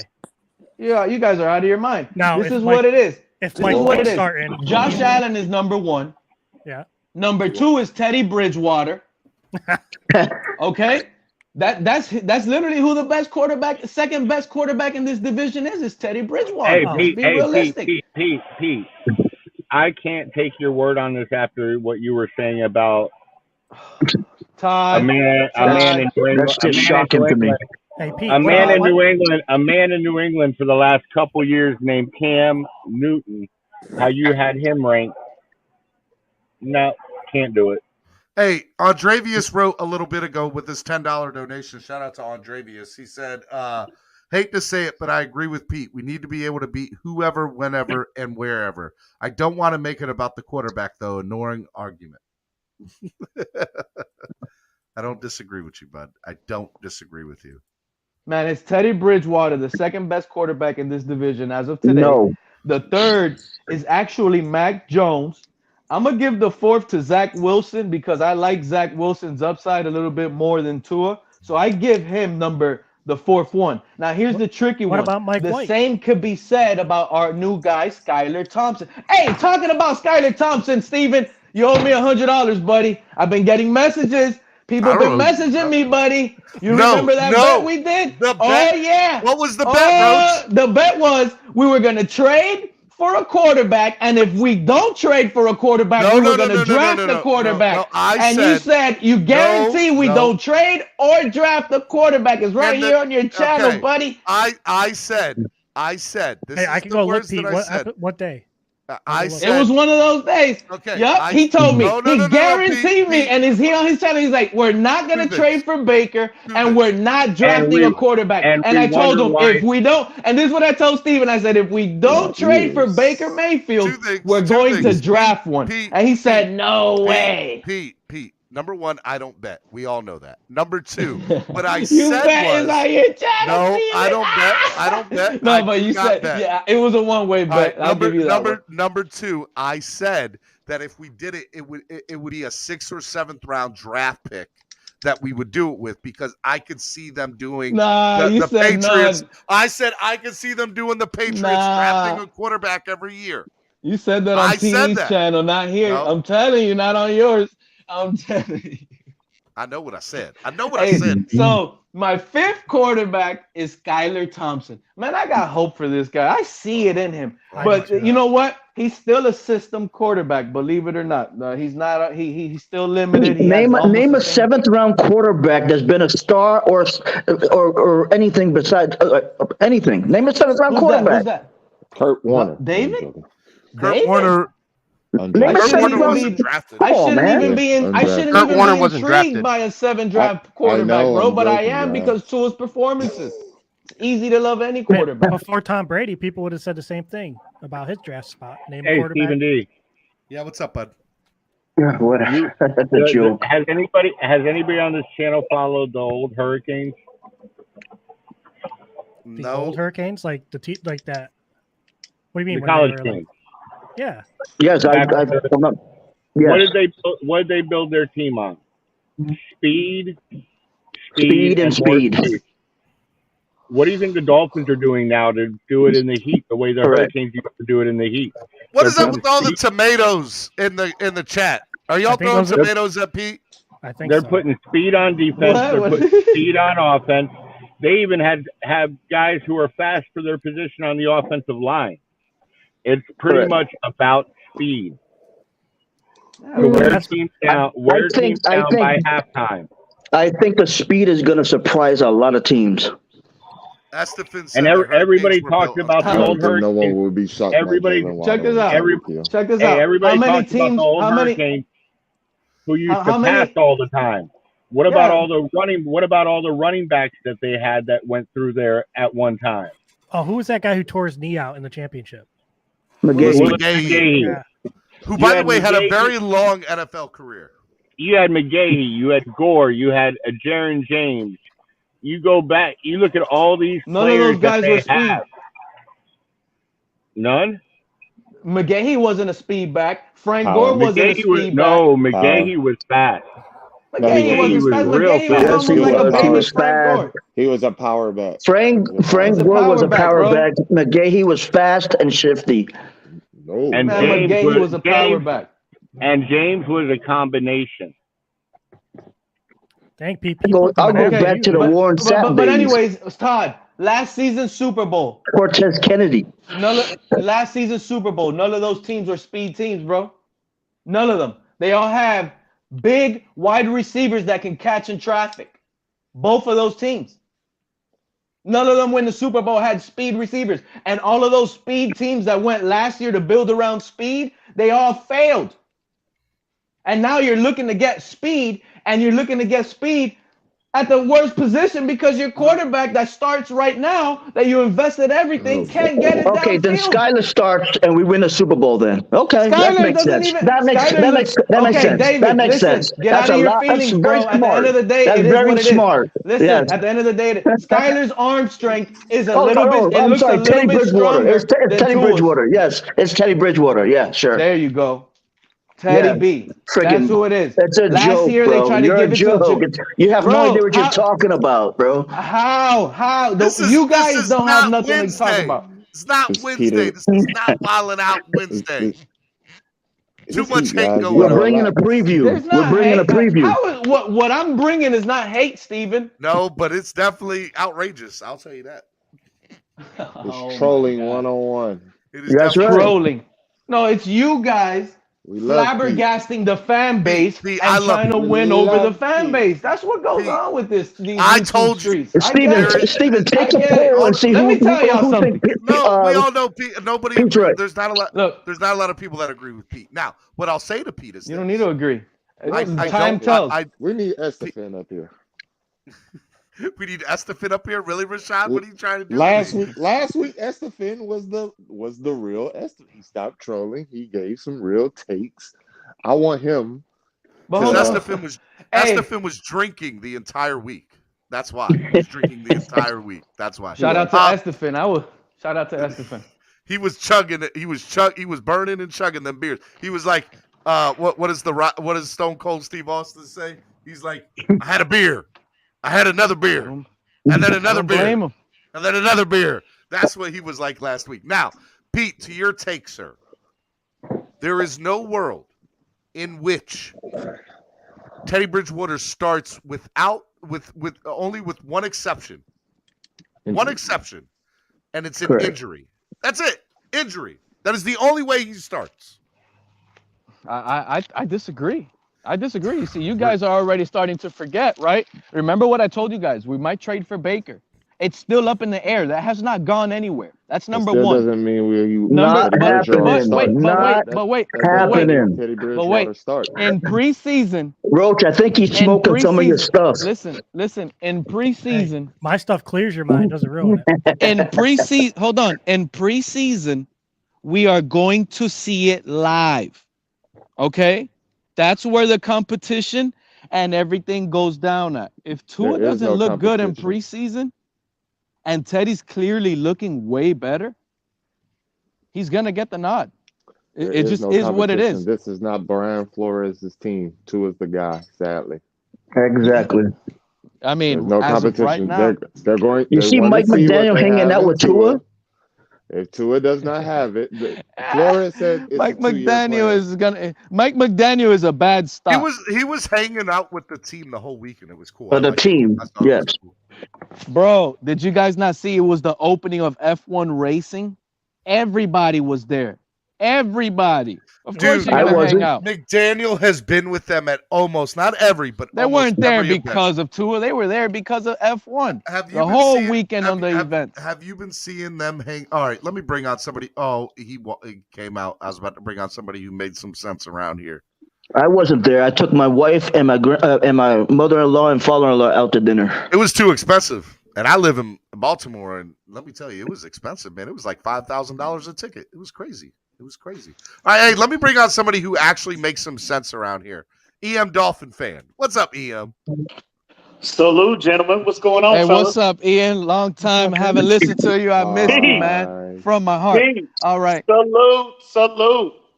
What's going on, fellas? Y'all have a good weekend? Good. You're saluting Pete and his outrageous takes again, EM?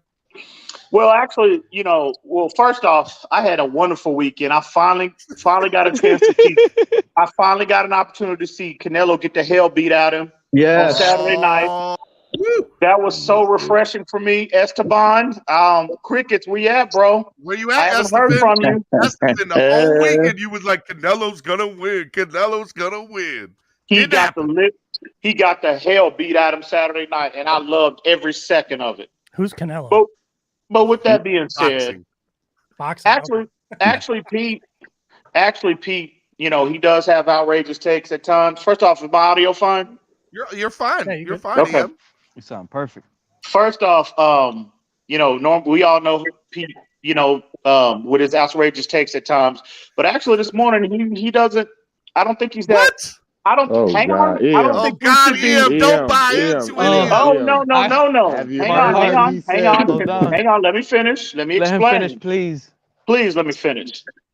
I think the fan base shouldn't be so quick to dismiss the idea that Teddy is going to push Tua. I said that from day one. Teddy, you can say whatever you want, and I mean get out of your feelings. I don't want to hear feelings. I don't discuss feelings. That's what gets me frustrated with this fan base. But if you're talking about based off film, what you saw last year, and what you've seen from Tua, there is no. I mean, they're virtually mirror images of each other, from the analytics to the numbers to the film. Period. I know that might make y'all feel a lot uncomfortable. I agree. I agree. But it is what it is. Hold on. him Is that starting David first base- agreeing with EM, but he disagrees with Pete, right? No, you said no. You said that said Teddy Bridgewater was the second best starting. quarterback. No, he said In this Bridgewater was division, starting. yeah.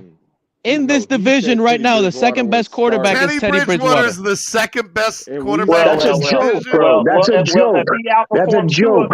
If he outperforms Tua, that would make him the second best quarterback, right? Because we all agree that Tua. And hey, EM, thank you, bro. And check this But out. he's They not should gonna be do that. happy, and they should be happy that I'm putting the Dolphins quarterback, regardless of who it is, at number 2 in this division, because that speaks big stuff, bro. Like, regardless of what Tua shows, Teddy's gonna hold it down, and we clearly have the second best quarterback right now. I keep telling you, but it's not for fighting. But I want to be clear. I want to be clear because you know all the Tua-neers and the haters are gonna clip this and try to make it, and try to. Batman said EM and Pete called each other to say how long will they troll this morning. Yeah, pretty much. Well, I believe I'm it. not trolling. I am not trolling. I'm being 100%. I agree with what he said about pushing Tua. I agree with that. Not overtaking him, I don't agree with that. But pushing him, yes. Well, we'll see. We'll see. Yeah, I'll bring in. We will see. Absolutely. You know why Teddy doesn't start over Tua? Because you got to see what you got into it. This is his last year to prove it. So why would I sit there? Teddy Bridgewater might be better in the preseason, but you're still going to start Tua to make sure you're getting off of him. EM, Chris from the Fins Tailgate says, just say you hate Tua. Man, That's all you that's gotta say. ridiculous. Absolutely ridiculous. Just say and Batman, you need to take that Homer hat off this morning, bro. I wish you would come up here and get up on the panel and really explain to me from a film-based perspective what makes you think Tua Tagovailoa has a clear advantage over Teddy Bridgewater. And really, to be honest with you, I issue that challenge to anybody. Anybody. Here, I'll challenge you. Ian, I'll challenge you. What's the question? Wait. Ian. All right, can y'all hear me? Please show me. Please explain The to me battle what of you the see. EMs. I love All it. right, so Please. here's some actual facts that I'm gonna splatter in your face, and I don't have COVID, so you'll be fine. Okay, so Tua is the second best quarterback in this division if he studies his playbook. If he does not, then he's the 40th best quarterback in the division. He's the second best. Clearly, he How is doesn't that even know. How is that a fact? Wait. How is that a fact? And also another fact. How is that a fact? I want to. Right now, I am addressing your first statement. I am addressing your first statement. How is that a fact? But you can't continue. You can't because you're saying it's a fact. Pete, stay out of it. Let the EMs go at it. All right, Tyreek Hill has 4 speed, right? Hang on. First off, he need to change his goddamn name. That's first and foremost. You need to change the goddamn name is what you need to do, bro. But anyway, I want to address his first statement. How is that a fact? And I'll make my second. Because No. I'm not going. You can't get to your second because that was nonsense. Okay, What about your first statement is fact? Well, if Tua studies the film, then he's going to be Superman. If he doesn't study his film, then he's going to be the worst thing since moldy sliced bread. I just want to wait. Can I say something about that? If he does not know his playbook really, really well, and he's still out here with the second best division record, Steven, just let everybody. Let EM talk because they're just digging a bigger hole for themselves. I got you. Go ahead, EM. EM Baller and EM Dolph fan. Go ahead. Which EM? This month, clearly, this dude is in it. I'm not gonna call him EM Baller. I'm gonna call you Baller because you're clearly not an EM. You need to stop. Change your goddamn name. Second of all, you're clearly in your feelings. You're clearly a two-in-ear, bro. Because again, how am I a two-in-ear? I said if he doesn't study his playbook, he's the 40th best quarterback in the division. You just said, EM. I'm sorry, bro. Not Dolphin fan. Baller. I gotta call you Baller with EM because thank you. You clearly said Tua is the second best quarterback in the division, and you said it was a fact. And there is no fact more than fact. Andrevius asked, "Will the real EM?" Oh, if he studies his playbook, he know who the damn real EM is. Everybody knows who the real goddamn EM is. Stop. And Andrevius, don't make me come for you, bro. Andrevius, don't make me come for you. Please don't. But go ahead. I've been warning this fan base, and I'm gonna continue to warn you, two-in-ears. Listen to what's going on with the new coach McGenius. They're making it easy for Tua. I'm sorry. So you guys really think Tua's gonna blow up when they're making it easy, but yet the last coordinators made it easy for Tua. How easy is the position supposed to be? I thought it was the hardest position in the league. Hey, someone clip that. He called him McGenius. Let me clarify my point again. I am not saying that Teddy has a clear advantage over Tua. I'm saying all I'm saying is when you're evaluating players and you're factoring in, ceiling, like a lot of people feel like Tua might have a higher ceiling than Teddy Bridgewater, which might be the case. But I don't see how people that make that statement can be so definitive because when you are talking about evaluating player, obviously the mental aspect of the game, factors into the equation. But when you talk about ceiling, whether it's higher or lower, generally the physical attributes play the biggest part in terms of the evaluation when you're talking about ceiling. And Tua clearly does not have a decided physical advantage over Teddy Bridgewater. That is a fact. That is a fact. That's true. He would be what y'all are talking is nonsense. Y'all are talking. Y'all are coming from what y'all are doing. Y'all are projecting feelings. You're not projecting anything football or detailed related when you talk about evaluating these two players. Clearly, you're led by your feelings. Telling the truth. My thing is, Hey, the real EM is up here. The real EM. Who's the real EM? Can I say something to you guys? Do you feel like I'm the real EM. Obviously, this EM in here is an imposter. I love it. It's Chris. Hey, that's Chris. That's Chris. Yeah, it's me. He said I'm the real EM. I'm real. Watching you guys, I'm dying right now, dude. I'm dying. Oh man, we need Color, man. Where's Color? How's Color been? I haven't heard that guy's voice in a minute. He's probably watching. Maybe he'll swing in here and stuff like that. Man, you boys are going at each other's throat. Hey, but here, look, I'm looking to clean up another take that I caught up on, right? The Tua and the golfing. I hope you know, and I'm not gonna say any channel's name. This is not at all. Monday Night War. Don't say golfing in front of Tua's face. I'll say everything in front of Tua. I'll tell Tua I love that guy in his face, and then I'll walk away and talk about him in his back. That's what I'll do. Okay, but listen, So the is Tua he, getting stuff. is he getting stabbed in his front or stabbed in his back? That's what we need to But know. I'll let him know. But I'll let him know. I'll be like, look, in front of your face, I love you, but I'm gonna walk away and talk bad about you. But I'm letting him know I'm gonna do that. True But friends stab you in the front. True friends stab you in the front. they keep it real. You're right about that. Look you in your eyes. No, while they but I'm slide here. the Look, knife there's in. a lot of lies. Listen to me clearly, guys, okay? And I'm here to clean the Tua golfing situation up from last year. There is a lot of lies. Now, there is a lot of truth in between, and this is where they're getting you guys at, okay? Tua played golf. And let me tell you guys something about Tua playing golf on game day. Tua, hold on. Let me tell y'all something about Tua playing golf on game day. Right. No, I don't want to. Real quick, because I never had. Let me explain it, please, because I never got a take on this, and I haven't had time. But it's But such listen, a stupid. no, it's not, bro. No, it's not. But listen, How Tua Just got let that him kinetic say energy it. back in his Just throwing please, arm. let That's him how he's get it doing it. out. Thank you, no, golf. because this is what goes on. There's a lot of lies going on with the Tua golfing when it comes to the certain game and how he came But you back have in the the truth. Ravens. But you have the That was truth. not the. I know the truth. Yes, I know the truth. So the gas station source mixed in with the golf source, I figured it out, putting it up together on my own thing. So let me be the first to tell y'all, Tua is not the only player. Tua is not the only player that plays golf on game day. That's happened. That happens a lot. It's sometimes it's part of their schedule that they enter a charity event and stuff like that for good causes. Now, in my opinion, the most responsible players are allowed to do that. So Tua shows responsibility and he's allowed to do that. That's number one. That's a good take. And I'm being honest. For someone to go out there and go play and get ready for golf at 7, 8 in the morning and be ready by game day at home by 1, you're really reliable, and that has nothing to do with on-field NFL performers, more based on the person that you are. That shows, like I heard Take saying that Tua doing that shows he's not a good work ethic guy, and that's total BS, because Tua and thousands of other NFL, MLB, hockey players go golfing, and Pete, they're in he's these so good at tournaments. work ethic that he can do that and golf. How about that?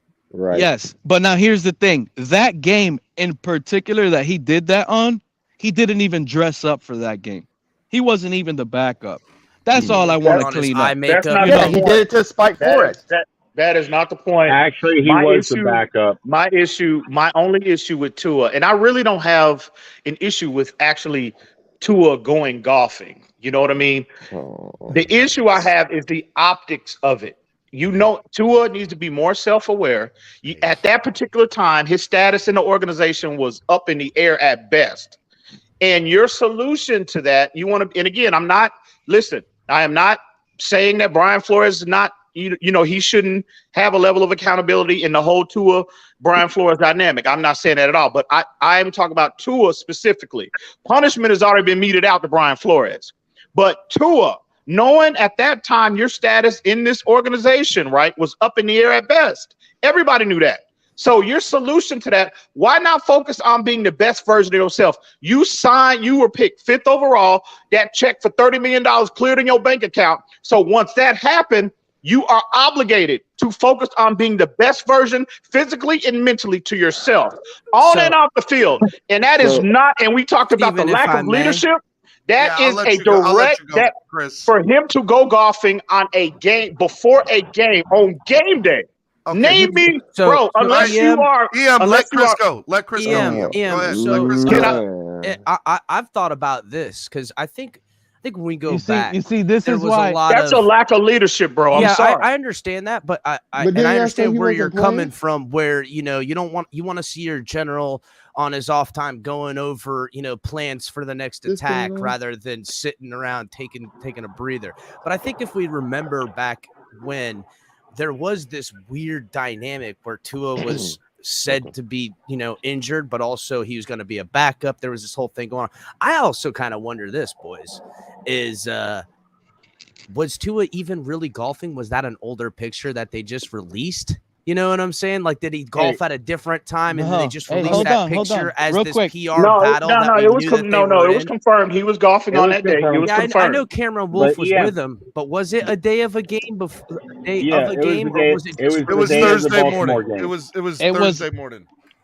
But let me ask you a question. It was a Sunday game. That's what I confirmed. This is what I'm trying to explain to you guys. Sunday game, a Thursday game. I've heard. Nobody knows. Chris, listen to me, bro. Listen to me, bro. This is what the Tuaneers want. Okay, they want it to be that Thursday game, so they can fit their narrative that he went into the game and won the game. But that is not the truth. Honestly, Steven, I know Pete goes off the deep end. That is not the truth. Not be wrong on that. That it could have been a Sunday game. It was a Sunday game. Listen to me. It was a Sunday game.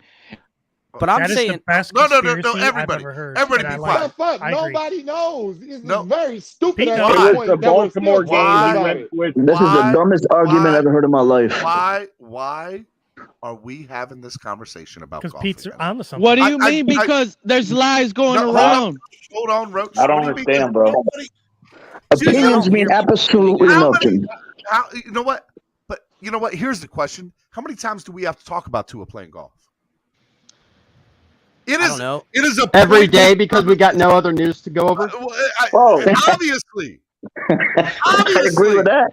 And hold on. And here's another one. It's absolutely ridiculous that every single day we come back to two arguments: Tua and Tua playing golf. I'm over it. I can't do it no more. I can't do this stupid conversation. Yeah, but what if he's getting ready for a PGA type of let another player, let another prominent player on this team get caught doing something on game day other than preparation. Y'all will be up here crucifying him. Stop it, Stephen D. You need to stop it, man. You should be ashamed of your damn self, bro. If he didn't play good, yes. If he didn't play good, yes. There are so many people that play, Call of Duty or Halo or some, video games till I don't see y'all crucifying them. Because we don't know that. We don't see them. They don't broadcast that on YouTube, bro. That, I'm playing Call of Duty before a game. It's listen, it's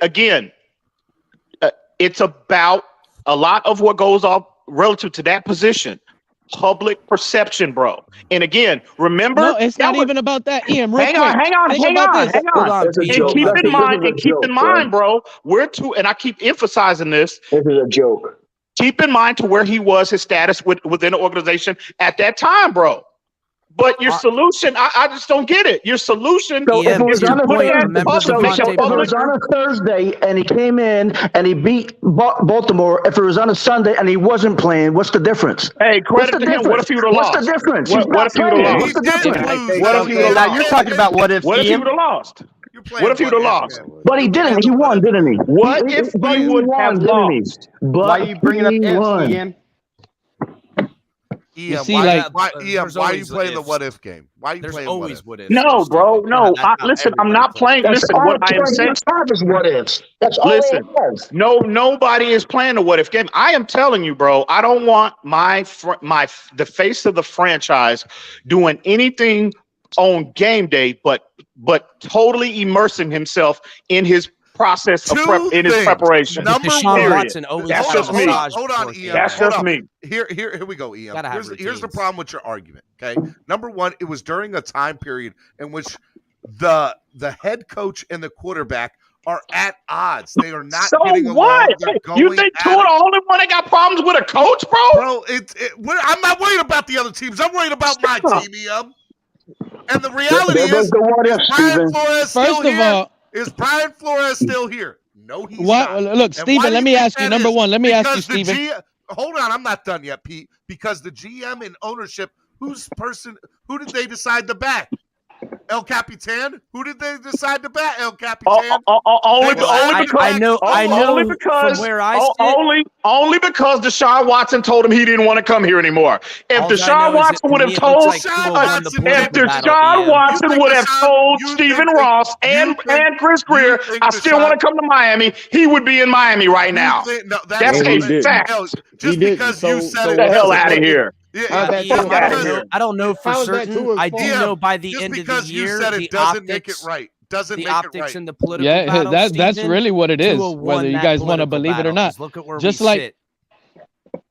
like first of all, this whole situation, you guys are all happy with Tua. Look, the lies are out there, but you guys are gonna believe whatever you want to believe. It was not the Ravens game. But wait, listen to this. This is, you guys are authorizing this. Yeah, let Tua do that. He I came didn't say back. it He was the won the Ravens game. Ravens. I said either Okay. one. If It it doesn't was the all right. Ravens game or it wasn't. You're just Okay, it doesn't picking a matter. random game. But listen, exactly, and they want to build narrative. But listen to this. Let's go. Tua's the quarterback. He goes on game days and he goes out golfing with his own guys. You think he does that every day? No, that's what he did, and that's what he's gonna do. You think That's he does as a that leader. every Think about game? this. Think about this. Oh, my He does it quarterback. on the He's road not too, on right? game day. Think about this. Hold on. My quarterback on game day, most of the time, he likes to go golfing. I can't even catch up with him early in the morning and catch those balls to warm up in the game. You know how early you got to wake up and be at the stadium and get in a rhythm? Rashad, go ahead and ask your question, Rashad. I'm asking him, does he think he does it every game? I don't think he does it every game, but I don't think he does either. This is an isolated incident. I know. Isolated How about he only What- does what- it what- games he wins? An incident Now like we this need should to never win. happen. Never. And who do you Never. blame that on, So EM? Who what do you Pete is blame that complaining- on? I blame that on Tua. Nobody put a gun to his head and forced him to go play golf before on game day. Real quick. I can guarantee you have to get permission to go do that. You know what the problem? No, hold on. Time out, guys. Hold on. Here's the problem, EM. Because then let's say this doesn't happen, right? And then the narrative is, oh man, Tua can't stay healthy. He can't play. He can't stay healthy. Well, that's not true. He was healthy. The coach said, I don't want him to play at quarterback. I want Brissett to play. Hey, Steven, and where's hold on. I'm not done. Hold on. This is real quick. This is real quick. This is for the guys. Pete, One second, please. Let him finish, Pete. Let me finish. Then the conversation goes to, as I just stated, I'm just going to repeat it and then come up to my second point, is he can't stay healthy all the time. But then the conversation is going to be within the fan base. Oh, guys, Tua's not healthy. He can't stay healthy, blah, blah, blah, blah, blah. He needs to take more time to make sure that he's fully healthy and as strong as he can be. Well, he's doing that. If you look at any picture of him now, he's the strongest he's ever looked. His neck is bigger. What the hell does that have to do with him golfing on game day? It has to do with two things. Number one, it allows you to know that he's putting every waking moment he has into What making the himself the hell best does that quarterback have to do with him golfing on game day? Steven, but the quarterback. You have to have permission But to real do quick, that. real quick, Steven. Hey, Steven, real quick, guys, real quick. Hang on. Steven, I gotta let this let this one go real quick because people like to make fun of the gas station source. EM, please. I don't know who the dummy was that made that comment. I don't know who the idiot was that just made that comment. You mean to tell me Brian Flores told that man you ain't playing tonight, you can go play golf on game day? Is that what you're telling me? Flores said that. While being injured. Jack, stop calling me naked, man. Nobody believes that. Shut your lip, But folks. listen Fuck real outta quick, here. Steven. Listen real quick, guys. Remember, hey, where's Larry? Larry, Finn's fan panel. Larry on Finn's fan panel. I argued with this guy, right? And all the Tuaneers on his channel, right? I told them last year. Hold on. Don't worry.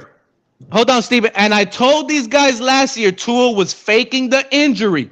I argue with all the Tuaneers. It's up there. I told you guys. But yet, I get laughed at with my sources, the gas station sources, the golf course sources. Now, I got an Pete, AC I gotta tech say, source. that- But I argue that I with get. I all like of you that. guys that I told you Tua was faking the injury. And now you got new guys coming out saying, that he was faking it. But hey, So it's Pete, a joke real quick, back then, but they're crazy back then. Just hold on a second. One second. All I'm saying is, I know it's crazy. Please explain but that to me. If he Somebody said. Go ahead. If he throttled Flores in the way Pete's alluding to, where he, Really, Stephen D? faked Really? an injury. Now, I don't think that's that actually would have happened, but where we do sit, the political battle that played behind the scenes that everyone's only getting third-hand information and bits and pieces about, and we can make judgments on what happened. And the timeline's kind of screwed up because none of us are not lazy enough to go back and watch everything and go through the news and find out when that video came out or whatever. My point is that Tua won. He won that political battle. Whether Flores was right or wrong, or Tua was right or wrong, this team done. This team full in on Tua. Listen. 100% I am correct. not listening. The battle between him and Flores. Hey, I'm not getting in the middle of that. I'm only critiquing Tua on things what he can control. And I'm telling you, to me personally, I'm just talking about EM Dolphin fan. I do not want the face of my franchise. I don't care, especially at that position, whether you're the first or second guy, whether he was going to play that night or not. I do not want you playing golf, doing anything other than preparing yourself on game day, period, especially publicly. And I think really, EM, the golf was only shown as a game. That is a reflection of lack of leadership. Lack of leadership, bro. I think it really came down to You can only do so much when your hands are tied. I'm not even trying to argue with you. I'm not even trying to argue with you, EM. How was his hands tied, Stephen D? I'm not even. I get it, EM. When you're talking about the playbook. No, EM. When you have too many hens in the hen house, somebody's going to win a battle, and you have to fight for your position. And by going and playing golf on game day. Are you going to let me finish? Yes. Okay, go ahead. He doesn't want to hear your take. Hold on. Now, the reality is, if there's too many hens in the hen house and people are having to fight for their position, Tua's not getting the respect he deserves in the huddle because he's not getting the respect he deserves from the coach. But let me ask you this. Let's be honest. Okay, let's be real now. When you use the word respect. Yep. What has Tua done in his league? What has he accomplished to this point that would warrant that level of respect? I'm talking to Stephen D. I got it. I am talking to Stephen D. Two things. Number one, he is the start. He should be or was crowned to be the starting quarterback. And the only reason he got hurt last year, the only reason he got benched last year was because he got hurt. They allowed Brissett to come in. Brissett won the week before in that Houston game, which was an ugly win, by the way. Ugly win, right? And then they go out and that Baltimore game. And I think that Flores was so hard-headed, not allowing him to play in that game. It wasn't until 6-3 at halftime where he had to be like, I got to bring Tua in. I don't have any other choice if we're going to win this game. So then it comes into the play of, you should have started me all week. I was trying to tell you all week to play me. We wouldn't be in this position, bro. So to the golf argument, okay? I think it's an isolated incident, a one-time thing. I don't think it affects anything in the future. Okay, and even if the only way it would have, as it is, would have Flores would have stayed and Tua would have stayed. One of those two guys had to leave this past offseason. You know what a leader. You know what a leader would do? Hang on. You know what a leader would do? You know what a leader's approach? You know what a leader's approach to a situation. Hang on, I'll let you talk. I'll let you spew your nonsense. Please, let me talk. Listen, you know what reflects leadership, bro? And again, I am not blaming Tua 100%. For the whole situation that happened between him and Flores. What I'm saying is, your status with the organization at that time. A leader, you know what a leader would do? They would put their head down, they would go to work, and they would just amp up their level of preparation. That's what a leader would do. There is not a player, a true leader. Hang on. I don't disagree with you. I don't disagree with you, is what I'm saying. But listen, I want to let you finish. I don't disagree with you. My argument to you is this. If we agree on that fact, what happens to the point when the narrative starts to change? Because let's say that if he had have done that, I'm telling you, the argument would have been in Dolphins fan circle and the Dolphins world he can't stay healthy. Now you're playing the what if. Now you're playing the what if. Ken, you don't know that. Can I look? That's what they were saying. Look, can I say something, Ian, real quick? Look, this is the issue. Let me finish what I'm saying. Let me finish real quick. 2 minutes. Let me finish. Listen, like I said, a true leader. There is no way under the sun a a player, especially at that position that embodies the foundation, the fabric of leadership, they would not put, especially public. They would not do that, bro. And again, we have to think about what if this year, fast forward to a month or 2 months down the road in training camp, and he's underwhelming again, and they start to favor Teddy Bridgewater over him. Is he gonna go play golf on it? Is he gonna get frustrated and go play golf then? Yeah. So no, bro. Listen, he gets frustrated and plays golf during this preseason or something like that. I want Teddy's Q to beating go. him out. I'm gonna be. I don't want to hear that, bro. There's no excuse for that. None. Hold on, Ian. Q, go ahead, Q. Let me say this real quick. We won't be having this conversation if Brian Flores got to do what he wanted to do. Tua should not have played his rookie year. We won't be going through this crap if with these Tuaneers if he never played his rookie year. Let Fitzpatrick play that whole season. We would have went to the playoffs and lost. Tua came back. Are you out of your mind? Yeah, I don't know if we would have went to the playoffs. Are you out of your mind? Quite look, you see, Steven, this is the thing. Like, I want to. Now he's talking. I want to hear Q. Pete. Hold on, Pete. I want to hear Q. But he's not even a Dolphin fan. Hold on, Pete. I want to hear Q. Pete, oh my God. Pete, you be spewing some of the stupidest shit. I'm gonna pay this swear jar today. Somebody does, because EM Dolphin fan owes a lot to the swear jar. He owes at least $50, $60 to the swear jar. I've been a good boy. I didn't swear once. Go ahead, I'm gonna give you $20 today, because this shit is pissing you the fuck off, man. This is nonsense. I swear, because you be saying some of the dumbest shit. No, man, listen to me. You be way off topic with your dumb shit, man. Please stop. No. This is what I want to say. Look, Ian, can I read? Please, no, I can't. Okay, everybody, man. You ruin the show when you overtalk everybody. Everybody need to speak. Damn, shut up. Damn. That shit is annoying. Please stop. I've been quiet the whole fucking time. You keep fucking talking. Shut the fuck up.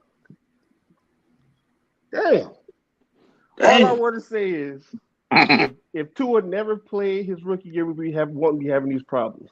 His body would have got better. He would have learned the playbook. If we maybe what's our offense coordinator, we had the best offense that 1 year, he would have still been here. We had continuity with the offense coordinator. We won't have these freaking problems. Everybody keeps spewing over this nonsense. So he's playing golf. I care, but I don't care because I didn't want to draft. Shut up, please. I'm going next. I didn't want to draft Tua anyway. I'm waiting for somebody to say butthole. That's what I'm waiting for. This is nonsense. That's a $100 word man. right there. This is nonsense, bro. If he never played his rookie year, we won't be having these problems. Again, we're talking about a lot of ifs, first of all, can I go now? Are you done, Quay? Q, are you done?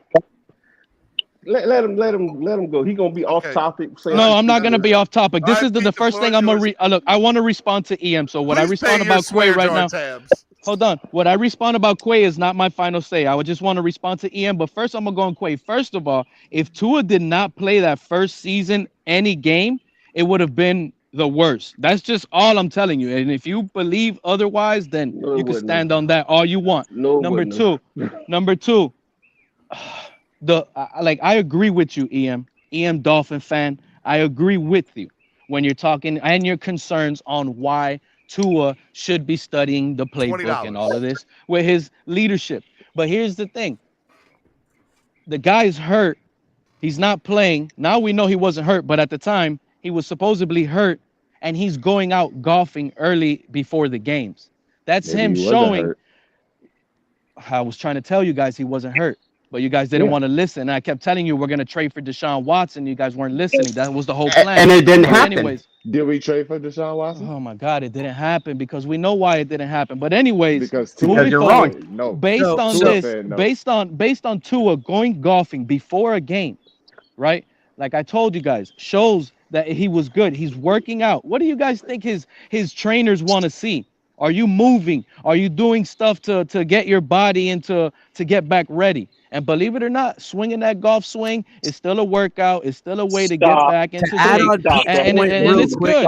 Like to real add talk. on Pete's point real quick, I'll take it a step further of where I think Pete's going with it. Are you saying, Pete, that Tua helped stop the trade by devaluing himself, making it appear that he's injured when he's really not, because if Tua had a higher trade value during this Well, he Deshaun didn't do Watson nothing thing, in they this could have sold league him to to be another ruined team. by Are you these saying that things. Tua was healthy, pretending to be injured, then unpretending to be injured by using the political picture of, hey, I could golf, I should be the starter? Because now we're talking about an entire back office between coach and quarterback that Chris, I hope let me that ask you a question. Hold on, Pete. No, real quick, because people are Pete, gonna think hold that's up. crazy. No, I just want to say something.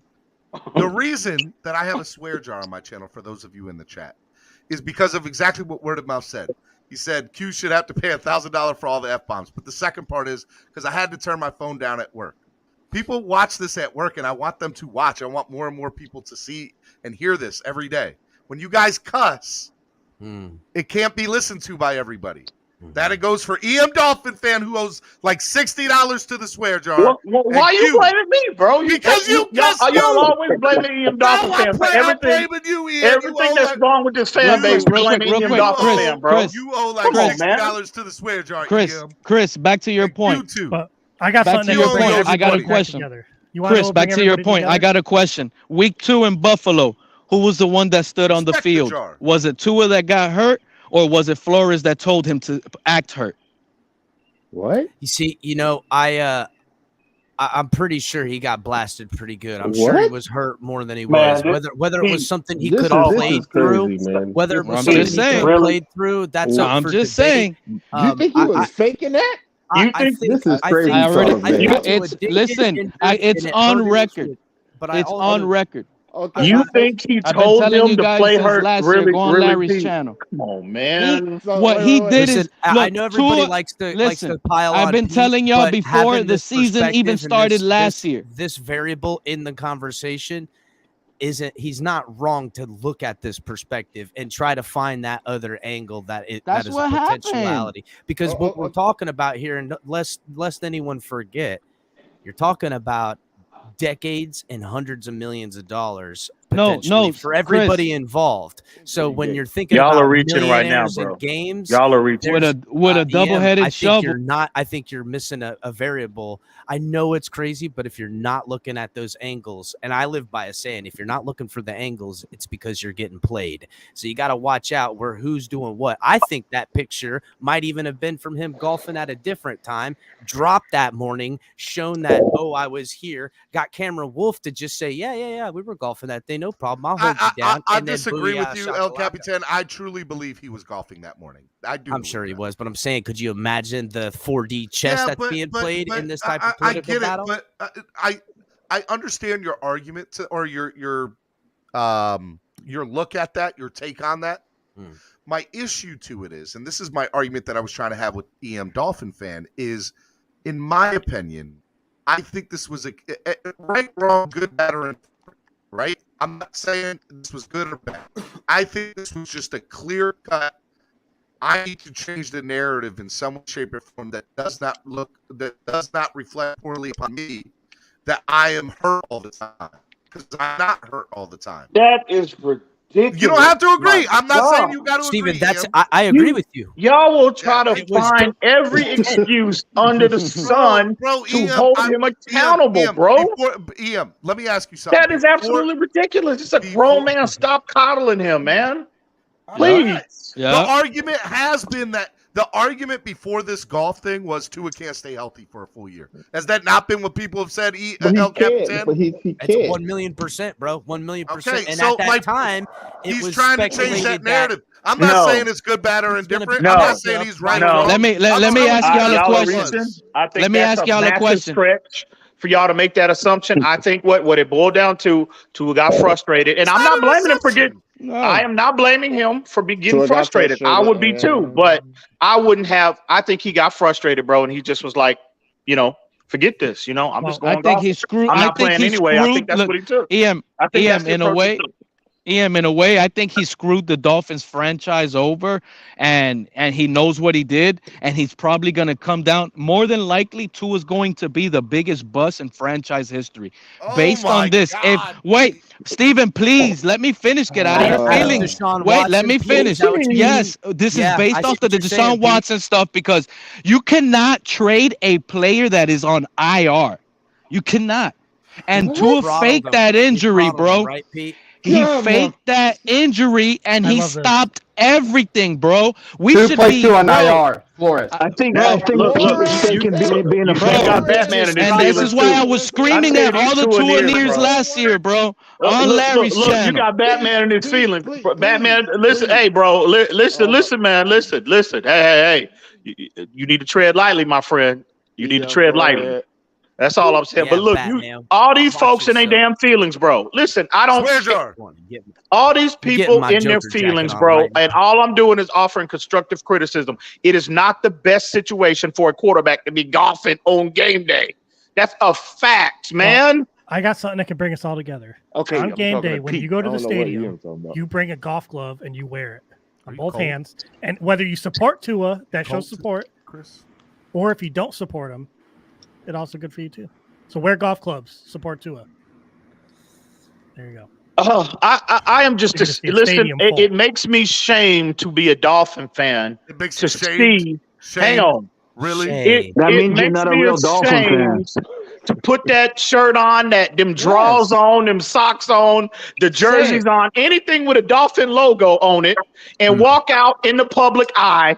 It makes me, bro, it makes me ashamed at times when I hear and have to sit here and entertain conversations like this. Well, I don't have to, but when I choose to entertain conversations like this, when you get these Tuaneers are so consumed with their feelings for Tua the man, they refuse, they are blind, they are refused. Am I a Tuaneer, EM? Am I a Tuaneer? Yes. I didn't think you were, but you're starting to. I don't know what you are, Steven. I don't know what you are, bro. Steven, I really don't. Steven, let me ask you a question. You know Week I'm not. one, Steven. You're a flip flopper, is what you are. I am a flip flopper. Exactly. I love my flip flops. You can catch me in my tank top and my flip flops. Let it rock. As Solo D puts This is ridiculous, man. I've never seen anything like this, bro. I can't believe Go that. ahead. You're a bandwagon, bro. All right, I'm a bandwagon. Hey, Stephen D.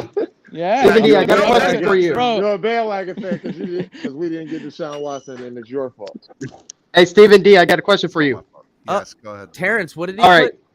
All right, so It here's my is your question. fault, Steven. You were up here talking about we can't talk to Sean Watson up here. That is not allowed on my channel. And check this out. Steven, all you know of them what? said that. That was All of them said that. You know what's They the most all disturbing stopped. thing? Hold on. They when I was telling them about Deshaun Watson, they all stopped me, bro. Hang on, Pete. Hang on, bro. It hurts, Hang bro. on. It hurts. Pete, You know what's mo- you Can you know what's the impersonate mo- me again, Pete? Can you impersonate me? I want to know how I sound, Pete. Do it again. How do I sound? There will be no more Deshaun Watson That's how I talk on sound. my Okay. channel. Good talk. I don't Man, know I how thought to there do was it. two I of them, suck. Steven. I thought there was two. You know what the most disturbing thing is? I think this is the most in regards to our fan base. All the years that I've been a fan, a true fan to this team, not players, but to this team. And again, it's funny y'all keep bringing up Deshaun Watson. When the trade was announced, and this is before all the allegations came out, right?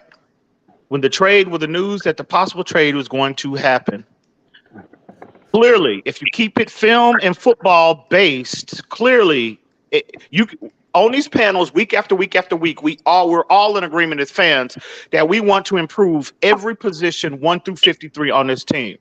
And when the initial reports that the Dolphins were going to acquire a clear upgrade, a top 5 player at that position, all these damn Tuaneers, people that are in love with Tua the man, right? They were offering immense pushback on the possibility of the Dolphins, acquiring him, a clear upgrade. And they wanted to sit and stew in their feelings, all because their love affair of Tua the man. They did not want a clear upgrade at that position based off the feelings. Hey, That is the most disturbing thing I think I've ever seen as a Dolphin fan, because they sit here, all of them are hypocrites. They sit here every week wanting to improve every position by the draft, by free agency, by undrafted status, signing players out of the CFL. Can I ask you a question, They Ian? all Can sit I here ask you a week after question, week Ian? wanting to get better. And the fact that when the Dolphins were going to acquire clear upgrade, they sat there and said, "No, I don't want him." Ian, It's absolutely ridiculous. I have a question, Ian. I would say for the most part, I'm not going to put all two and ears in here.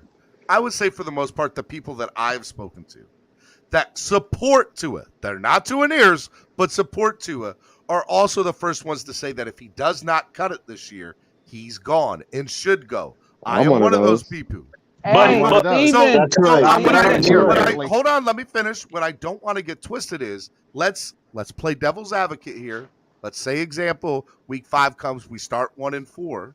Okay. Hang on, Steven. You can't continue that take no more. Listen. Why not? When you're talking about these people in the building, when you're talking about those people, the problem is when we had something on the table to make trades, where to upgrade that position, that's when all those people were saying that no. Now that we don't have an option and it's just Tua, I understand that. But there was people that were still making that take before we could make a trade for a better quarterback. A la Tom Brady, Deshaun Watson, any of those quarterbacks, any of those Russell quarterbacks Wilson, are an upgrade. Russell Wilson, anybody that you can Aaron Rodgers, even Garoppolo. Even Garoppolo is an upgrade from him up until the point that you can't trade for another guy. I would 100%. If anybody in this family, wait, you should be ashamed of yourself. Wait. If anybody disagrees Batman, you should be that ashamed Jimmy of is better yourself. than Tua, I don't know what to tell you. This is a joke. Batman, you should be ashamed of yourself, bro. Go Put ahead. it back up, put it back up, Steven. Q, thank you for the $20 donation. Thank you, Making Q. good on his swear job. Y'all Is it Q or rather Q? have Garoppolo over Q. Tua? I call him Q, and I appreciate it, Q. Thank you for paying up on In your swear Spanish, jar. that's que. Hold on. You know what his name is in There's Spanish? another horrible take What? that you had earlier, bro. Dude, bro, Now- Tua don't now- look any different. now He Ian- looks now the Ian same. Powell owes He, $60. his body has not changed. Looks better, and that Our fans get hyped up over nothing. It's been the same for 3 years in a row. He looks awesome. He looks awesome in shorts and shirts, throwing the ball. He ain't put on pads yet, and his body has marginally gotten better. Bro, It's not it like he is turned such a into the miracle. Hulk. Estefan, you're so right. We already seen him in a Panthers game before last year, didn't we? And we see him again in another Panthers game. It's the same exact scenarios. He keeps doing it. I think he's trending the wrong way, if you ask me. So as a fan base, don't get what the should we Panthers do? game Should we reference. just not root for our quarterback? 'Cause that's what it sounds like. Hey, no, I mean, what Let's I'm shake money saying is go. there's Go ahead, nothing Shake. wrong with That's what it rooting for sounds them. like. But my problem is those. Hold on 1 second, Estefan. I'm gonna let you go in 1 second. Shake Money's got to go to work. Shake Money, go ahead, make your 2 points. All right, my point number 1.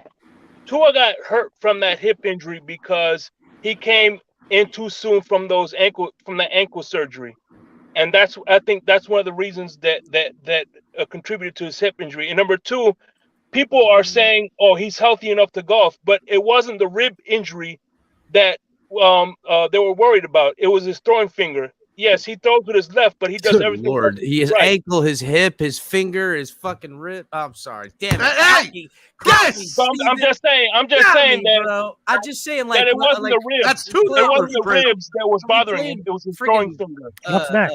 What's next? Operation over here. We I all don't got want to no hear all respect. that.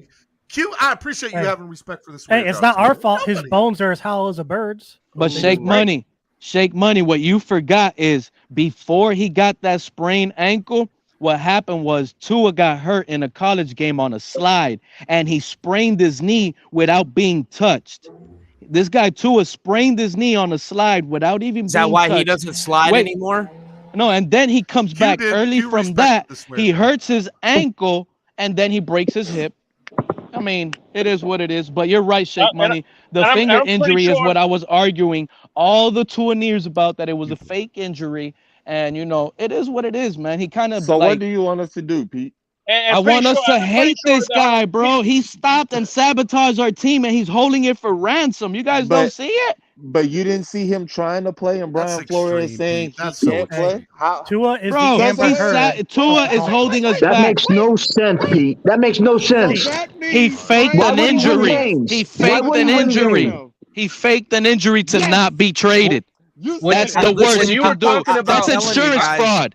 That's insurance scam. If that did happen, that would be a brilliant play because if Pete's saying was the reality, which I think we're way out on a limb on it, honestly, Pete, but I have considered what you're talking about.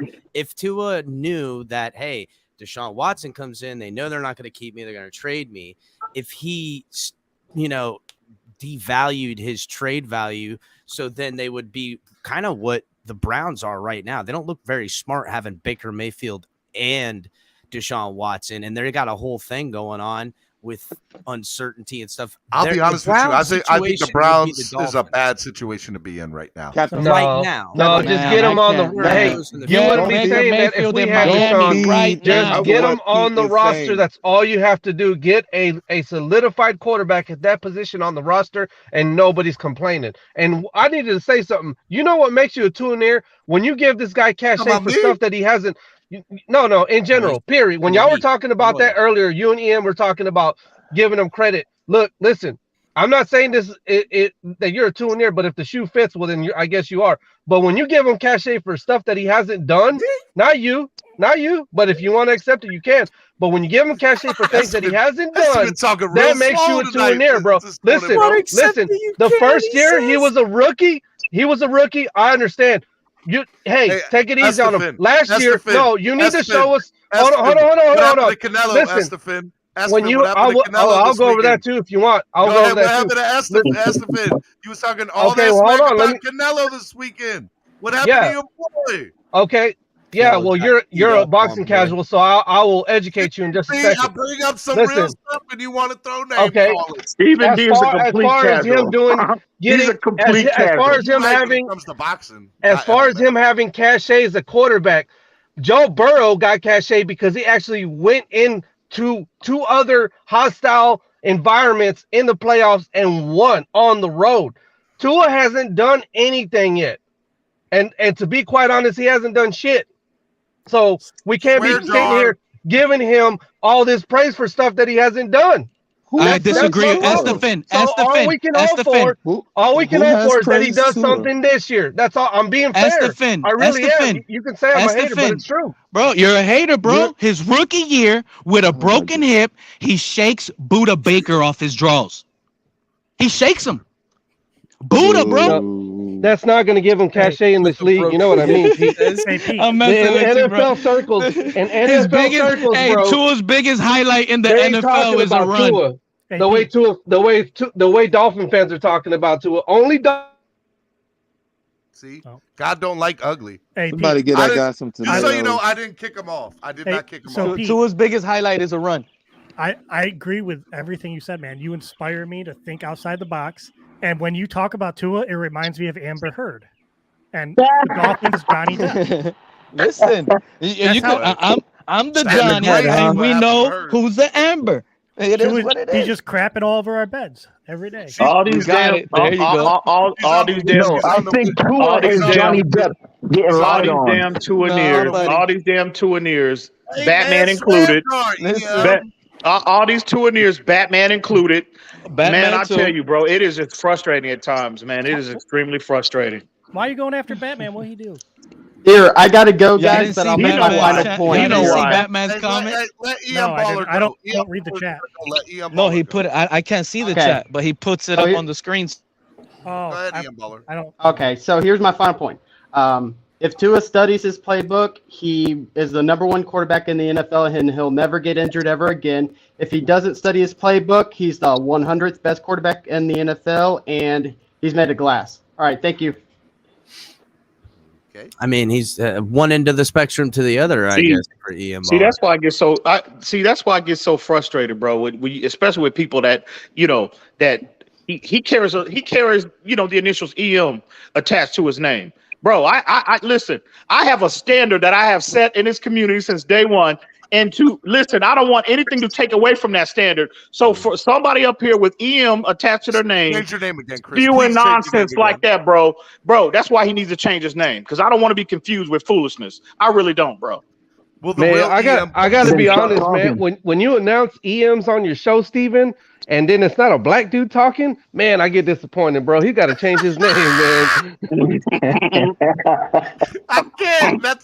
Hey, by the way, Chef Shoes It's like, man, it's like the generic version that of reason medicine. right there is the reason why he need to change his goddamn name, bro. Well, that's the easiest way to find out who's talking.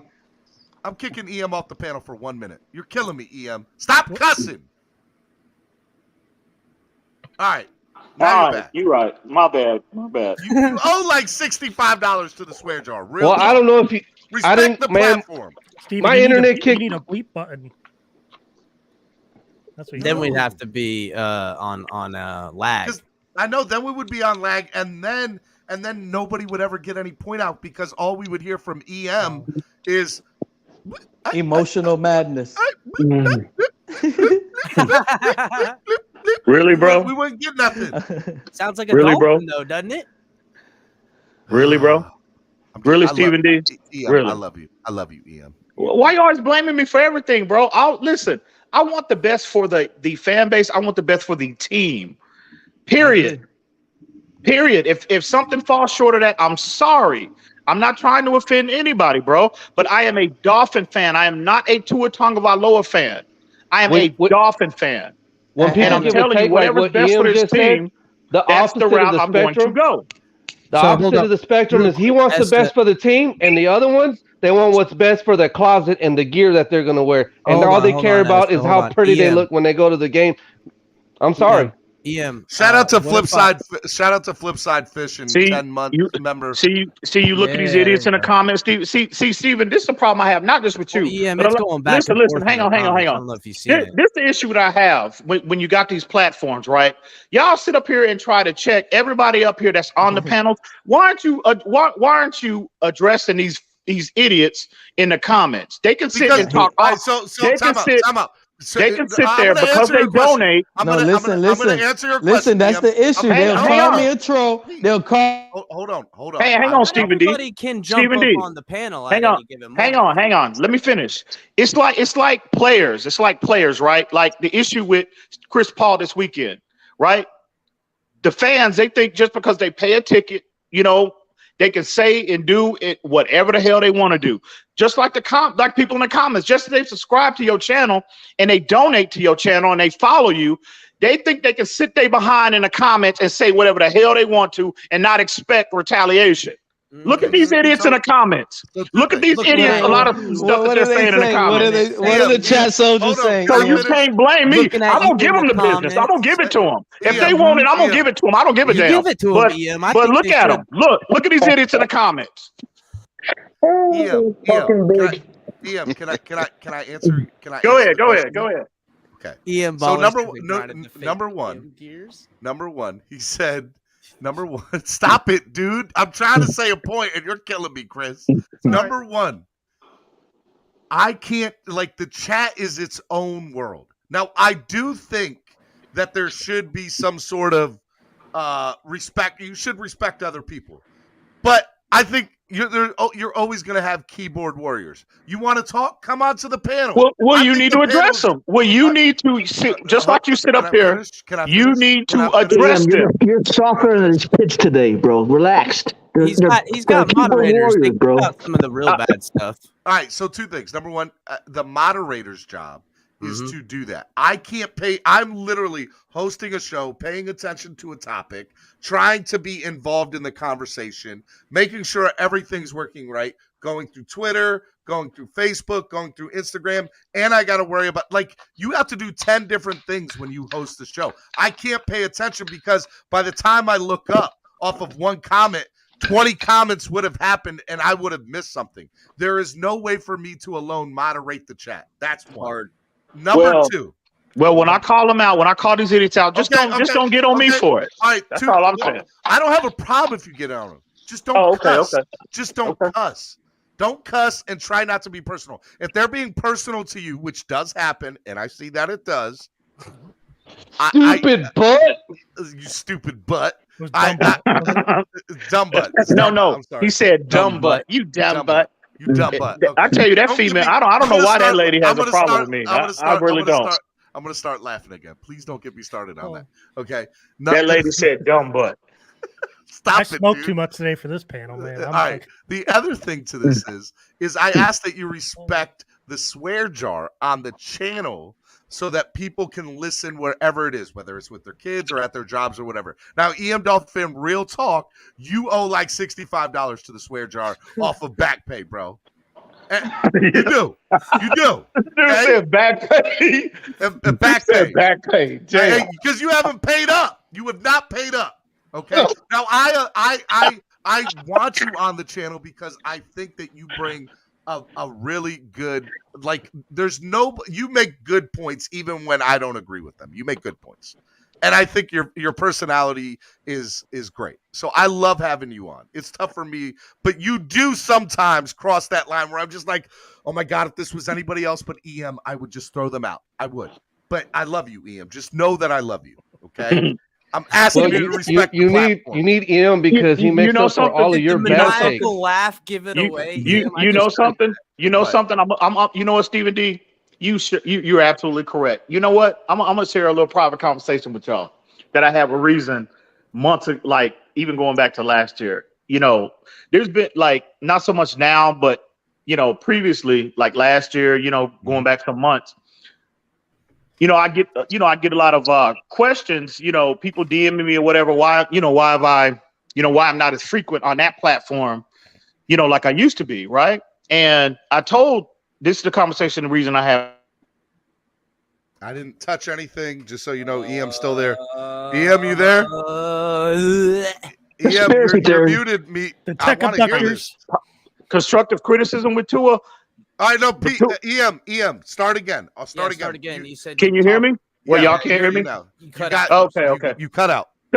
So I had so I told Reason, because they get on his platform, the two ears are in full effect on Finside NFL, probably more so than any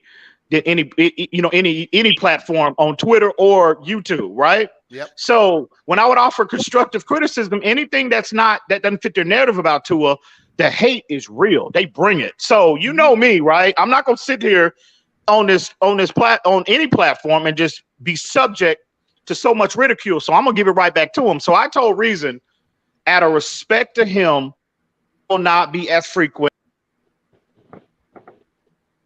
I don't know what's going on with EM. Go ahead. Huh? Go ahead. I'm sorry. You cut out right at the thing. Talking about it. Hang on. Two ears are like, he's talking about us. Boom. Click it's two and on. It's two and on. Yeah, Tua is coming after EM. Go ahead. I want you to finish, EM. EM, you there? Can you hear me now? Can y'all hear me now? In and out. Yep, I can hear you now. You're good. Can you hear me now? Is it okay now? Yep. Okay, my bad. I'm sorry. You're good now. I'm literally out in the middle of nowhere, bro. So anyway, so I'll tell you, I'll extend that same courtesy to you. Starlink. I will do my best. I'm going to do my best to be on my best behavior to address a lot of these fools that constantly come at me just for offering constructive criticism with Tua. Not hate, because I don't want you to go. I don't want you to go. I want you to stay up here. Yeah. I don't want you to go. I don't want you to go. So yeah, man. But you know, it's difficult because, man, I tell you, especially on Finside is supposed to be my home. You know, I helped create that platform with Reason. That should be home to EM. But these two ears have invaded that platform and dumbed down that platform, I might add, and to the point where if you don't say anything that is not aligned with their narrative about Tua, it's crazy, bro. They bring it. I gotta give them credit. They do. What did you say, Chris? Are you saying you feel homeless, EM? Yeah. And in a sense, I do, bro. I'm homeless. EM is homeless, bro. I do. Now, El Capitan, we had a solution for the homeless last night, El Capitan. We had a solution for that, El Capitan, last night, remember? We had a solution. No, I don't remember. Give them the solution, El Capitan. EM, do I not allow everybody to come on my platform and speak their mind, no matter which way it is? Okay. Pete, do I not allow you to come on my platform and say whatever you think, right, Pete? Dropping the gas station info. Facts. You already know. Okay. I dropped the facts. So I get why some people are like, why do you allow EM or why do you allow Pete to come on your channel and speak? Everybody's got a take. Doesn't mean it's a good take, Everybody's got a take. Dude, what are you talking about here? You know how they feel about the flip That's un-American, bro. Bro, You can't I'm not telling you allow right people- now, now if you being knew, bad and being rude. do you know how many messages I get on a daily basis? No, that I say, know. I that- know. I need a home. Dude, I get. That ain't I'm gonna cool. tell you. I need I'm a telling you home. back I channel need a stuff. place to I'm gonna tell stay. y'all. I need a I'm gonna place tell to y'all stay. back channel stuff. I get so many messages. I got about. you, EM. I get so many messages about Estefan, Pete, and EM. Why do you allow them to come on your channel? Why do you allow them to spew this nonsense? Why do you allow? Because two things. Number one, I love all three of those guys. But number two, I really think that everybody's has you don't have the point of my channel is to allow everybody that has a different perspective to come on. If you don't like their perspective, you have two options. You can tell them in the chat that you don't like it, which is fine. Try not to be personal and try not to use foul language if you can. I can't control the chat. Point blank, I can't do it. Now, the second thing is if you come onto the panel, though, you can feel free to debate them there. That's what the panel is for. Mm-hmm. And if you don't want to come on the panel, you could buy comments to then turn the narrative. Exactly. That's what. Exactly. Can I say something real quick, man? Go ahead, Q. I appreciate you pay. Hey, you know what, is bro? that real? You paid your swear jar. Hey. I appreciate that, man. Thank you. I think that's the other Q. Hey, don't be saying my government, Estefan. Q, I appreciate it, Q. Go ahead, Q. But The floor is yours. I'd like to apologize to the good people of Dolphins Fan Nation. So, yo, Pete, you was irking my gears just now. Pete got off too as soon as you said that. He didn't want no problem. You can't debate them. They talk over you. Stop acting like that's not accurate. We have moments where that. First of all, that's Mac Jones. So That's I Mac don't want to hear. Jones. I don't want to hear nothing. Nah, He stop can't saying tell that. that. But- Us but- Dolphin but- fans can but fight you amongst guys- ourselves my if we fault. feel like it. And at game day, we'll be cheering next to each other too. That's Oh, right. yeah. We're all one big happy family. Go ahead, Yeah, Q. I'm sorry ain't you we ever fought interrupted with you, family? Q. But We talked over you, Q. Just listen to EM. EM knows what he's talking about. No, he does. Trust me. That's He debatable. does. That's It just people don't. I feel it's in our community. People lack football knowledge. A lot of people never played sports in their life, and that's the people who want to have something to say. That boggles my mind. EM knows what I'm talking about. I hear you, Q. I hear couldn't you. agree more. Yes. I couldn't agree more. Andre ain't no- says, even though Steven is a two-a-near flip-flopper, They don't he know is what the very smell of fair that. and let people say their takes. LOL. I'm not a two-a-near. Well, so That helmet smell. I'm a proud flip-flopper. I played sports growing up, and I think that people who didn't play sports should be allowed to come up here and say their thing because No, they're I need a a fan. perspective. Yeah, they're a fan just like you. You're just at a different stage of that fandom where Like they never what got you to and it. saying is that we can kind of see. And they can learn the game without playing the You game. can tell. Q, is that what You you were can- saying? You My- can so- tell, so real you can talk- tell real talk, people my- who knows the game, who doesn't. That's all I Yeah, can say. yeah. Who know the game and who play the game, you EM, mean. EM, real talk. Since we're having a really good conversation, EM, you there? I don't know if you're still there. Yeah, I'm here, bro. All right. My I'm here. biggest problem is when sometimes you go after people where you're like, that's a dumb argument. That's stupid.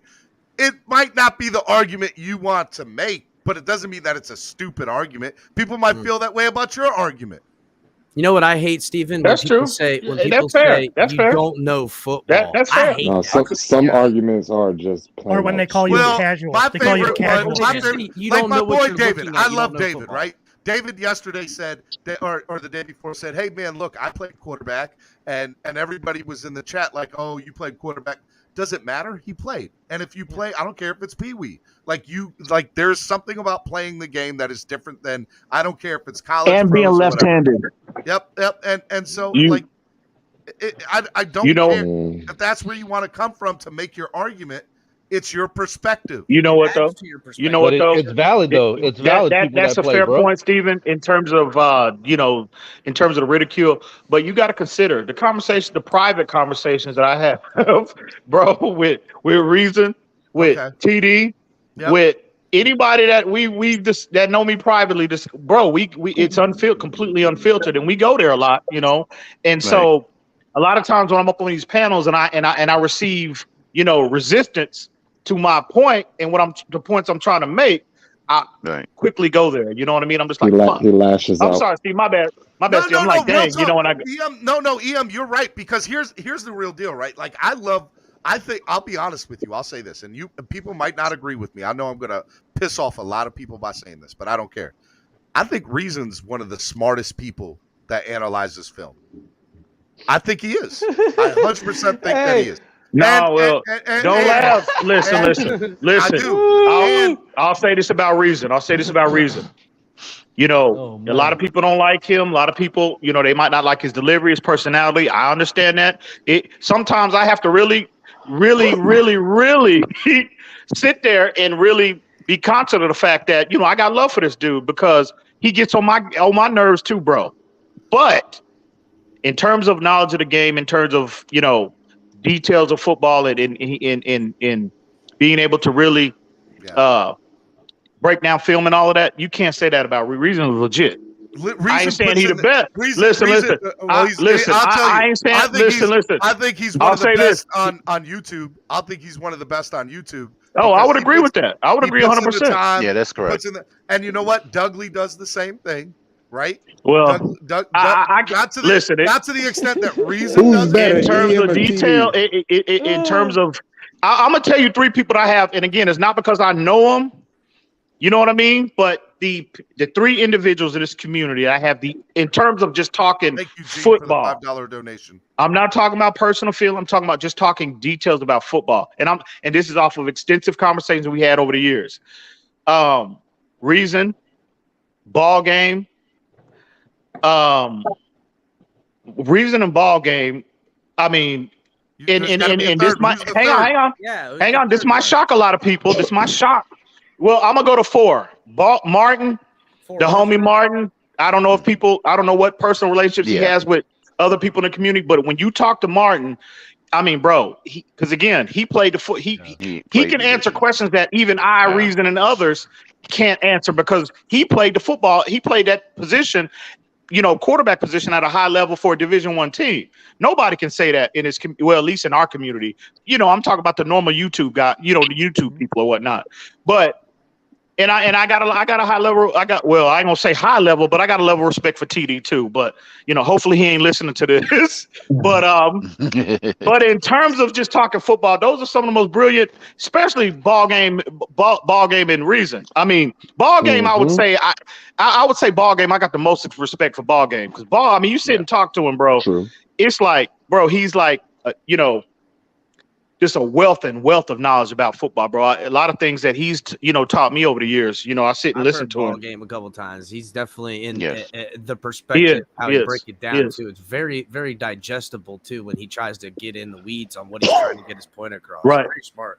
Very right. So I've heard him.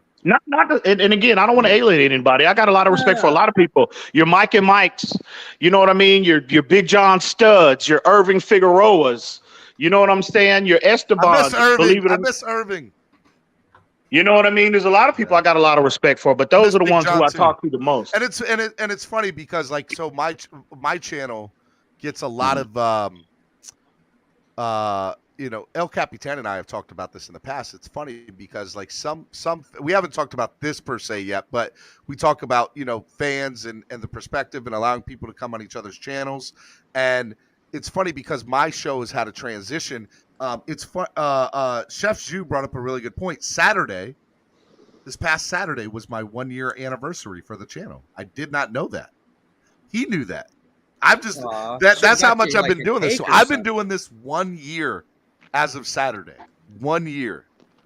That's crazy to think about that I've been doing this for 1 year.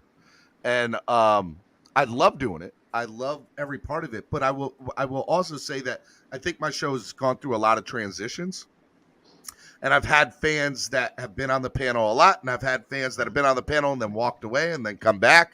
I would say that he says a reminder, Saturday, May 7th was the 1-year anniversary of Clock Blockers fans. Congratulations. I appreciate it, Chef Shu. Timekeeper, awesome. I know, right? He's been here since day one. But it's I think the one thing that I don't want ever twisted from my channel is that I don't care if you support TD or hate TD or support Dougley or hate Dougley, or support Reason or hate Reason, or support Chris or hate Chris, or support the Miami Sports Fanatics or hate this. But you are always welcome on my channel. I just ask that you be respectful. But if you don't like somebody, I can't, like, who the hell am I to say, okay, what, like, that's the way I've always looked at it. And so that's what the one thing I want from my platform is when I do have an open panel. Steven, it's hard to be respectful when you do shows about the Dolphins sabotaging Tua. Oh, I'm sorry, God. man. There we go. Estefan. I can't get down with that, man. Nope. Estefan, go drink a beer, Estefan. Go ahead, Crypto. You know what it is? It's actually the opposite. It's Tua sabotaging the Dolphins, and you guys don't want to agree to it because our team is the Dolphins. It's hard to swallow. Estefan's It out really is. one layer of the onion, and Pete has pulled another layer beyond. You know, you know what? Pete and Estefan are like ogres. They're like layers. Ogres? They're like Look, ogres. first of all, like an onion. Look, number one, like you got guys like Larry who called me a troll. Now I'm getting called the O. I gotta mute Pete real quick. I think Pete is a nice guy, but his takes are stupid. And David does not hold back. David does not hold back. Pete, go ahead, Crypto. I want to let you go, Crypto. Go ahead. Thanks a lot, Stephen, for inviting me to the dinner table this morning and chopping it up and dining in with the Dolphins content and Dolphins community. Hey, I don't appreciate being on a panel full of Tua haters. All you guys go to, you know what? Stop this Tua hate, and I need you guys to apologize on bent knee. I need a letter written in bold font, double spaced. I regret nothing. I regret nothing. I'll die on this square. You can't kill me. I'll sit alone. I don't care, dude. Hey, EM, man. Hey, EM, it's all right, man. It's all right, EM. What Tua hate? I don't understand hate. What Tua hate? Criticism. Wow. Any criticism is hate. I know. EM. Yeah. Any. Ridiculous. So I need written letters of apology. I need them no later than Friday at 4 p.m. No later. The only problem I have with EM is that his outlook is good, but when he starts calling people's names, I'm gonna call names back. It's simple. Who did I call name? I called him. You called me a name. You called him. Who are you? Who are you? I'm trying to figure out who that is. Who is that? David. That's David. It's a new Tuaneer. I called him. I called you names, bro. I did. Yeah, the new Tuaneer on the fan club. Listen, I ain't no Tuaneer. First of all, I'm not a Tuaneer. I'm not a Tuanon. I'm not Tua nothing. I wanted Deshaun Watson, but if we're not gonna get him, I'm a Dolphin fan. I'm a Dolphin fan. Right. I'm not a freaking a person fan. I'm a Dolphin fan. So anybody who's talking that stupidness, that's stupidness. You know what? Don't bring it. You know what? I'll debate any of y'all crazy punks, bro. For real. That's right. See, listen. But what can you debate about? I was going to issue you a public apology, but I don't like that tone. I don't like that bass in your voice. I don't like your chest sound like that, bro. I don't like that tone. I was just playing, though. I was just messing with you guys. No, you're right, though, David. For real, though. Seriously, all joking aside, bro. My bad, homie. You right. Like I said, bro. I don't get offended. I like playing around. Don't get me wrong, but I don't get offended, bro. You can call me any name you want.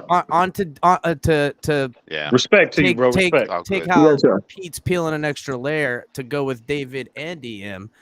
The best thing we could do now, EM, is to support Tua because even if we get to the playoffs or whatever, whether he's whether he's the quarterback or not, if he is, it works out great. If he's not, and his value as a tradable asset goes up, just say it. Scott Paul, Chris, anything. Listen, I want to be clear, bro. I want to be absolutely clear. I support Tua 100% as long as he's the guy. My only issue in terms of I am going to evaluate what I see. I'm not going to sugarcoat anything. I'm certainly not going to get up here and lie and say he's doing something that he's not. I'm not going to give him credit for that, bro. I feel as a fan, as much money, emotion that I've invested over this team over the last 20 years, bro. I think we should all be that way, bro. We all have a right to be because we are investors in this team. If you look at it, the fan base should be sitting at the board of directors table. Look at if we didn't sit out here and spend our hard-earned money, invest emotion. Do you think you'd be watching my channel every morning if that wasn't the case? You're right, Ian. Bro, we should be on the table. Bro, we should look at ourselves as board members, all of us, as fans. Look at the amount of investment that we put into this team. So no, that just doesn't apply to Tua. That critique and that approach applies to every player 1 through 53 on this roster, bro. So that's all I'm ever trying to do. So let us see what kind of work he does this year. Let's see what he does this year. And if he's garbage, get rid of him. If he's not, this is last year, exactly. That's it. Simple. Listen, we're not going to get. We're not going to get Deshaun Watson. We're not going to get any of this stuff. David. Let me ask you a question. If you buy a car with a broken bumper, right? You bought it with a broken bumper, and then you go and fix the bumper. Is the car going to get any faster, any better? Hold on, Pete, but you can't. You paid cash for that car. You can't return it to the dealership. How are you going to sell it to the next sucker? I'm just saying, like, we already know what Tua is. Bottom line, we know what Tua is. So Pete, if Tua is a lemon, we're going to get rid of him. Simple. That's it. He's a bad engine. We don't know that for sure. We know that for sure. No, we don't, because we give Tannehill 6 years. We gave Tannehill 6 years. He's garbage, bro. Hey, El Capitan, you might can sell people really like you guys only sell it if you get rid of all the lemon law. But what if he upgrades to 2,000 horsepower, bro? You ain't gonna keep him around? I have no idea. The only way look, did he get taller? Did he any taller to be able to pass out of that pocket? Cap for Life wants to know who got hit by a car. Come on, bro. I hate that. All we're saying is to give him one more year. We're not telling you, oh, he's the greatest quarterback ever lived. I'm saying give him one more year. Give a person 3 years. If they're not bad, if he's not that good, get rid of him. That's what y'all saying. And all I'm saying is there's options out there that are clearly better than Tua, and we can grab right now. Baker Mayfield is better than Tua. Baker Mayfield is better than Tua.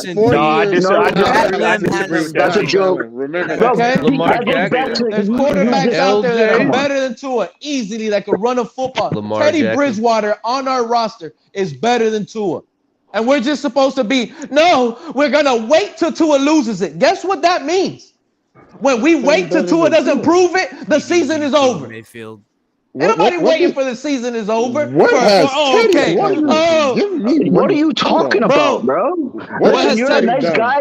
Like I said, you're a nice guy, but you're David, what I'm talking about is you as a fan and all you Tuaneers want to wait one more year. Y'all want to wait one more. This is y'all. One at a time, fellas. Listen, let me talk. This is what y'all want to do. One more year so y'all can keep on with that hope. But that hope is done. So let me ask you this, Pete, real quick. Since you are so quick to pull the plug, you don't think, okay, just put everything in perspective, okay? Tua going into his 3rd year, right? We all know that. So you don't think Tua's play, now I'm saying barring any clear upgrade available, no Deshaun Watson, no Tom Brady this year, no other clear upgrade is available. So what you're saying is what you've seen on tape with Tua in his first 2 years doesn't warrant a 3rd year, bro? Is that what you're saying? Thank you, Anthony. I agree with that. Yeah, that's exactly. And basically, what I'm saying is, I agree with that. And basically, he doesn't deserve that top starting spot. And Baker Mayfield is clearly better than him. Baker Mayfield. Look, listen. Baker Mayfield. You know what? Hold on. That's why nobody takes you serious, bro. That's why no one takes you serious. You don't have to look. Let Rashad go. Let Rashad go. Do you know what Baker Mayfield had over there in Cleveland? The best offensive line in those 2 running backs. Man, I don't want to hear none of that. Listen, and now he's not even the starting quarterback on his team. You can outscream me all you want to, but you're wrong, Pete. You can say, listen, it's not how Baker Mayfield has You're done way wrong. better in the NFL. When has Baker Mayfield ever been benched? Matter of fact, you two in here should be begging. What you two in here should be begging for Bayfield, a guy that played hurt, to be fair, he got a guy benched by a that much played better hurt. quarterback. I agree, but he a guy that played This hurt. quarterback would have gotten Way benched by better. a much better quarterback if I've Greer seen, wasn't so I've seen, not trying to be wrong. I've seen 30 worse passes from Baker Mayfield than I've seen from Tua. I've seen him overshoot You out of your wide open mind, buddy. receivers. So Tua has too. Every quarterback I don't think has. the Cleveland Browns fans Every have a problem quarterback with the misses quarterback being receivers, benched by buddy. Deshaun Watson. Every single quarterback. All right, Everyone. Pete, if Tua does good, say he gets 5,000 yards and 28 touchdowns and 2 interceptions or whatever, you're going to say the same thing, or are you going to change your thinking? Yes, he is. I'm going to tell you right now, Tua will never get 5,000 yards in this league. For the sake of an argument. I'm going to tell you right now. No, For it's the not even sake an of argument. That's the dumbest take I ever heard, bro. Teddy Bridgewater. Stop taking my line. Stop taking my line. That's my the line. dumbest take I ever heard. How about this? If Tua. You know what you got in Teddy. Tua can't even cross the 3,000. You got I hate that I said Please, like can we a have one at a I really time? hate it. Please, one at a time, fellas.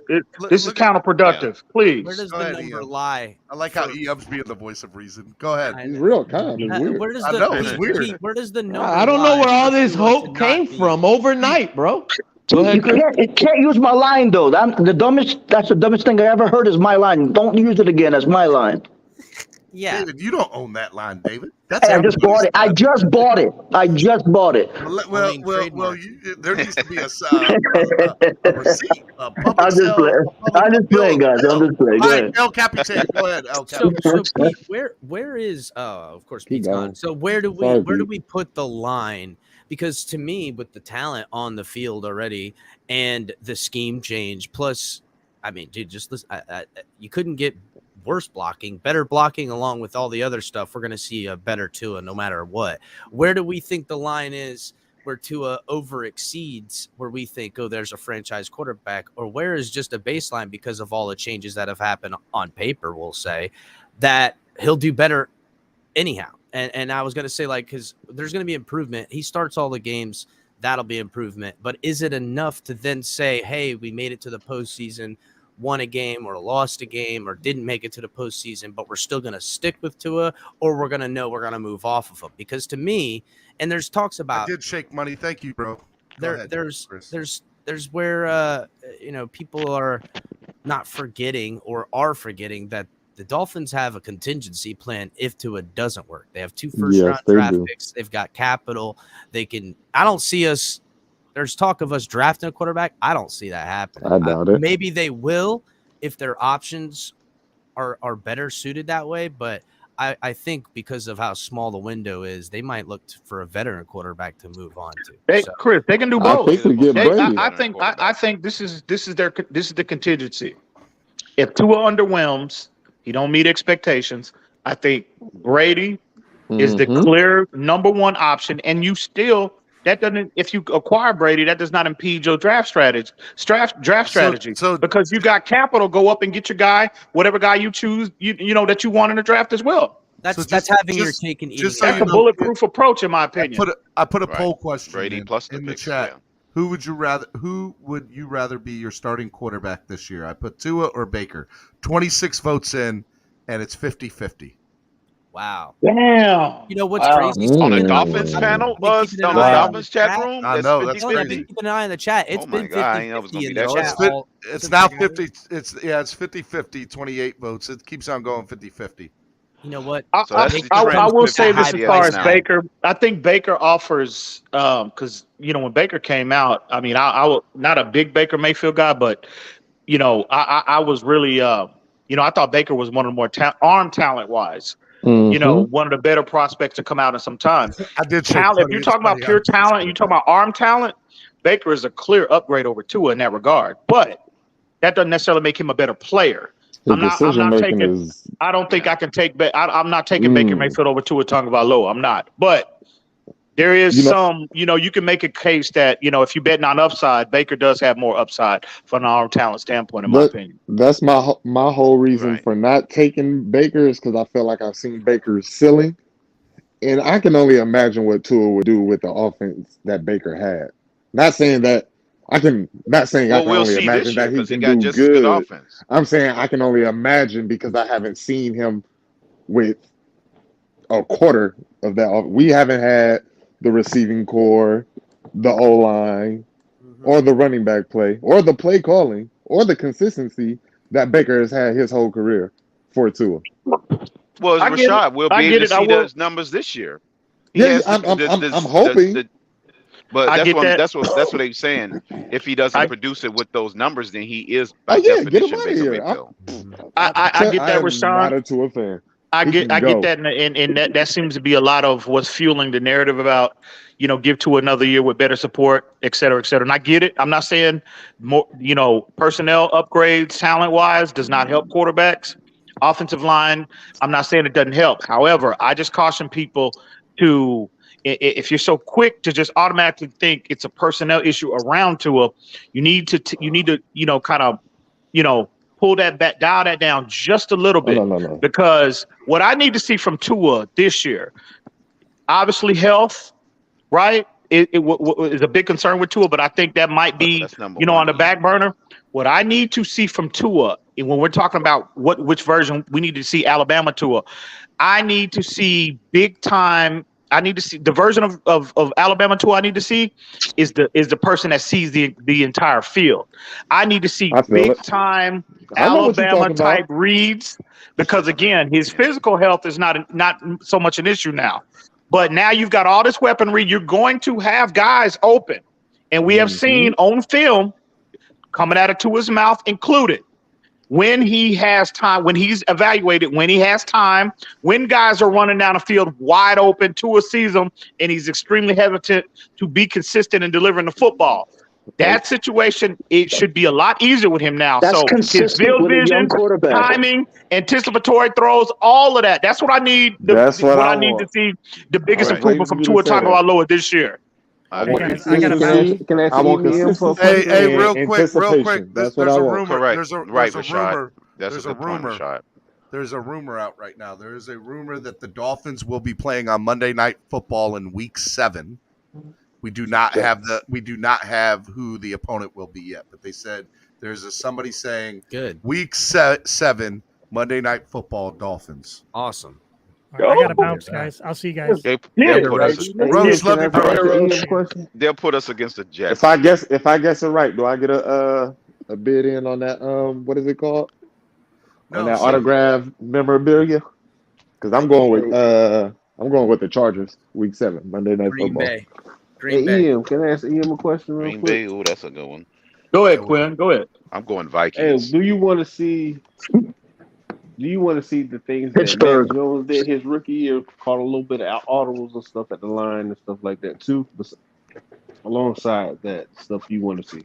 Because I want to see the adjustments at the line, calling checks, reading the defense better pre-snap. That's what I want. Well, yeah. I mean, all of that. Q.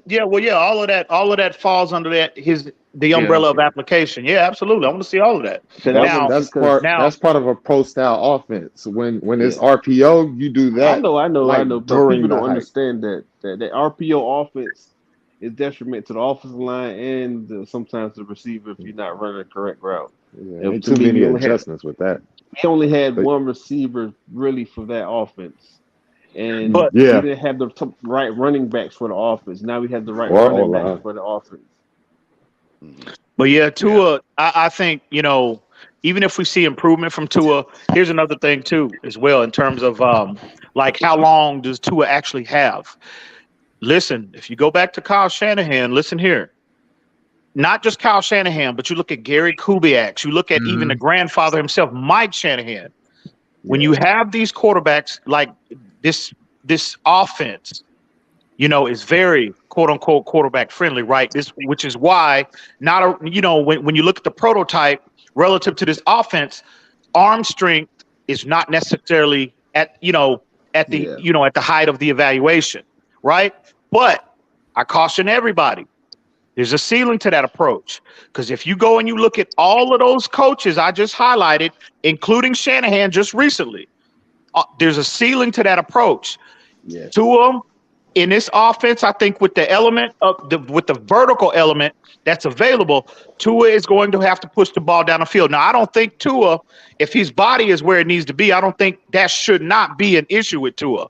You know what I mean? In terms of physically being able to throw the football. But again, it goes back to what I said about field vision, seeing it, anticipating the routes to develop when Waddle has a step on a player or Tyreek Hill has a step on a player, him seeing it in a timely manner and delivering the football in stride. And if you go back to what he said in that press conference like 2 weeks ago, what did he say? We went over 150 throws. We went over the ones. What did they emphasize the most? Putting ball placement, anticipatory. All of that falls under that umbrella. So, but Tua's going to have to do that. And if he doesn't, all of those coaches that I referenced, they all moved off of those lesser talented versions for more talented options at that position. I'll say they had this mortgage there. To 3 first-round picks, and Jimmy G just took them to the Super Bowl, into an NFC championship game. And he gave up 3 first-round picks to move up to get a more talented version at that position. Gary Kubiak had Matt Schaub. Matt Schaub was a multiple time Pro Bowler. What happened when he got fired? He got fired because, again, there's a ceiling to that approach, and they opted, Bill O'Brien opted to move off of Matt Schaub and go up and mortgage, a lot of capital. Hold up. See what happened to Alex Smith. FanFanatic.com reporting that the Dolphins are going to open up the season on the road against Buffalo. Y'all gonna get y'all's wish. Well, that's good. Listen, if there's any time to catch them sleeping or get it out of the way or whatever, and guess what? You win that, you lose that first game, and then it's wins from there on out. Remember we were talking about that the other night. Yeah, instead of Tua getting hurt week 1, now he gets hurt. Week 2 last year, he gets hurt week 1 now. Oh my God! Yeah, he might not be lying. I'm sorry. Damn. Especially with a new offensive line, all of that. You guys want the Bills are Super Bowl ready. Playing against the Dolphins, we got a new coach, new scheme, new coaches everywhere. The only thing that stayed intact was that defense. You know what the sucky part is? So let's say we go out and we win, right? The argument will then be made from Bills fans. Oh, it was week 1. We couldn't prepare for y'all. Y'all aren't really better than us. It is what it is. It doesn't matter. It's a week 1 loss. The Patriots fans, the season is over. Yeah, it don't matter. The Patriots fan did the same thing last year. That's fine. But I would rather Buffalo week 1. The season is over. I would rather. The reason why I said I want Buffalo, week 1. I didn't care whether it was at home or on the road, but I just wanted Buffalo week 1 is because potentially this could be a tone setter for the season. If you're just based on talent, bro, we all feel this is a Super Bowl roster. I don't care what you say. You cannot legitimately sit here and debate that. I don't think. So I want to sit. This could be potential if you go on the road in a hostile environment, because that's we win. We rock it, right? For Tua, specifically, and for Tua is he's seeking a statement game at the NFL level, attached to his career. He's failed miserably in that regard. There's been several that have come up, but Tua has fallen short. Now, again, is it 100% his? Is it 100% his fault? Maybe not. But the fact of the matter is, that statement game, hasn't happened yet. This is the ultimate, barring any playoff games or anything like that, to where he is, considering where he is at this point in his career.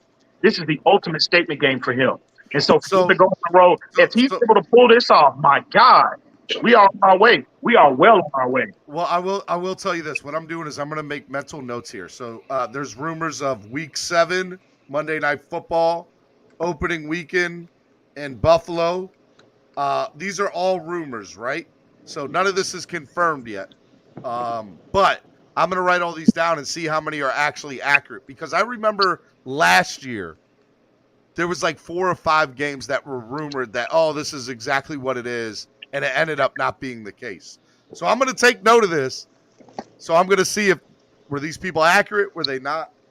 I just want 3 primetime games. Give us our 3 games. Monday, Thursday. That game off, man. I'm telling you, bro. Big things are coming this season. I truly believe that. What's up, Todd? Welcome back. What's going on? EM, what's going on, buddy? Todd, what's good, homie? What's up, Todd? No, I agree. I agree. I want Buffalo first week because I think that right there is so much momentum if we win it. I think it gives confidence to the whole team. Hey, you know what's funny? This is the funny part. Last year, we were saying the same thing when we were going to face the Patriots. And then we beat the Patriots, but going into week 2, it really didn't feel like we beat the Patriots. Remember, they beat themselves. We won 17-16. They beat themselves. Xavier. Yeah, a lot of us were saying that we should have lost. Batman, game, what's up, Batman? Welcome it. to the channel, Batman. What's going on, guys? Yeah, the reception's pretty bad here in the mornings at my job, driving around in Margate. How's everybody doing? What's good, buddy? Hey, there's also a rumor out there we're going to play Detroit on Thanksgiving. Yep. Oh, yeah. Let me put that out there. Man, you're kidding. I said that. Yeah, don't get too overly excited. Detroit is pretty good on Thanksgiving. Listen, don't sleep on Detroit, bro. Yeah, they're not a walkthrough win this year. Yeah, it's not. Yeah. So Steven, two things. Go ahead, Batman. Two things I've been saying about like the as far as the teams we're playing this year, right? We're playing California twice. It just doesn't make any sense in the world for Miami to play back-to-back weeks in California and having to stay out there. So I definitely see possibly a primetime game with San Francisco with the whole, McDaniel going back. Mm-hmm. That could be a primetime game early in the season. It could actually be first game of the season. Now, granted, I agree with what everyone's saying. I'm the one that drove the train and said Miami should be playing in Buffalo week 1. That would be my dream You were the scenario, one that did that a few weeks ago. And Todd, everybody agrees on that. Larry, we agree. A lot of us agree on that. But like, it just doesn't make sense. I see the Dolphins playing a primetime game on one of those Cali games, and then the narrative of Herbert versus Tua as well, with the Chargers being as both Cali games. as good as the Chargers adding Van Noy recently. And all the guys have added on the defense, and Herbert versus Tua. J.C. Tua got a new Jackson, team going. Khalil That's Mack. another. They're nasty over there. That's a Super Bowl roster. Look, they did it the opposite way. I said this on the show the other day. The Dolphins built the defense first, then bought the offense. They did it the exact opposite for the Chargers. They built the offense. I got a question. I got a brought question the for y'all. defense. Let's say the opening game is Buffalo in Buffalo. I think that means the last game's Buffalo at home. So that's usually how they do that. Well, my next question is, what is the dream scenario for week 2 at home? What is the dream scenario for week 2 at home? Who would you want that opening game to be? And what? 1-0. Let's start with that. Give me Joe Burrow. That's the dream scenario. We're 1-0. Dream scenario, we 1-0. Like last year, we were in first place all by ourselves. Remember that? People forget honestly, that. I say After week 1, we was in first place. I say bring New England in and get it out the way. Give me Joe Burrow. I want the Super Bowl. Our dreams got crushed with 7 straight y'all want that losses. heat that first time of year. I would like to see that Joe Burrow game, but I think personally they'll probably put the Dolphins in Cincinnati in prime time if they give us more than a few prime time. They always put us in Cincinnati. I know, but they always put us in prime time with Cincy, and they always scrap. Every time we play Cincy, we get into a fight. They're gonna wait for Watson to come back to put that in a primetime game for Miami, or the Flores game coming back. They're gonna think of something. They're gonna wait till one of them. They're gonna think, I think we're only getting 2 primetime games, y'all. Let's forget. We were 9 3. I truly wish we trade for Baker and we play the Browns week 1. Is EM on here still? Yeah. We getting Sunday, Monday, and Thursday. Guaranteed. I hope we get 3, but in order to get primetime games, you got to win in the NFL. If Tua plays up to par, there shouldn't be a team that holds us under 24 this year. I agree. That hold us under. That's true. That is going to make it. The Chargers can hold us. The Chargers can hold us under 24. That's going to make it tough for offenses, period, to keep up with our defense. I would rather have a lesser tier opponent in game 2 at home, because if they go into Buffalo and beat them, they are going to be bro. Can you imagine what type of high they're going to be on? So I don't want to risk any kind of any kind of hangover from that potential Buffalo win in game 2. So give me a lesser tier type team. That way they can get recalibrate and refocus in week 2, because like the Jets, Texans, the Texans. The Texans game. Well, we have to be the Texans. That's the only team on our schedule that we consider lower tier. I just would hate. I would hate to play Texas. We play in Texas, right? And we get smacked in the mouth week 2. I'd be pissing me off. I'm not gonna lie. By Texas? It's a Davis Mills I'm revenge just game. saying. What if? That's how What it happens. if? We come off a high horse, and then we let these If lower we are saying, man. opponents compete. I with us. would like Texas going week by- 2 going no by matter what what, Pete- because if we lose week 1 to Buffalo, we need a tune-up game to get our head right, and it should be Texas. To All put right, us but back. Remember how we almost lost we to the start Jets 0-2. last year. What if we beat 0-2 Buffalo? What if we beat Buffalo and then we get smacked in the mouth by Houston, Texas week 2? You get what I mean? That's what I. That's are so what Dolphin your record right. says That's you that's are, why I and predicted if that happens, we start pointing the us finger of losing to blame. the Jags. Why? Pete, Yeah, no. exactly. Can't have that. This isn't the Hey, year hey. to fiddle faddle, as they Hey, say. but going by Pete's logic, I'm hoping we have the earliest bye week after week 1 so Tua can recover from his injury against Buffalo. Hey, Wack Jones says we're not beating the Bills for the division, and we're not even going to win 10 games. Wack Jones says. Oh, he's talking about his Patriots. He's talking about his Patriots. Yeah, that's okay. what he's talking about. Okay, okay. Okay. Good point, Wack Jones. Hey, We got the Capitan, we let had me a ask roster you- to match up with anybody. Anybody. Hey, Capitan, let me ask you a question. We can match up. Everybody, We can definitely match up. You That doesn't make us better you though. kind of broke the internet the other day by saying that article about Raheem Mostert possibly being out until week 10. What's that about? It was week 8, and I forget where I was reading it, but they're saying that there's potentially that he's not going to be ready week 1, and that it might be a little bit slower of a roll. So I forget the article I had. I'll have to go back and read it more, but it kind of makes sense with all the running backs they keep bringing in and out of the building, kicking Next the man tires up. on. So Hey, it would make sense if he's not there week 1. We'll know why, because they've been bringing all these guys. Hey, in. I don't mean to interrupt real quick. And where's all the Raheem Mostert stuff? The Jets are reporting on their fan blogs that the Dolphins and the Jets are going to play week 1 in New York. See, the Jets want that I'll smoke take it. so bad, bro. They want the Dolphins.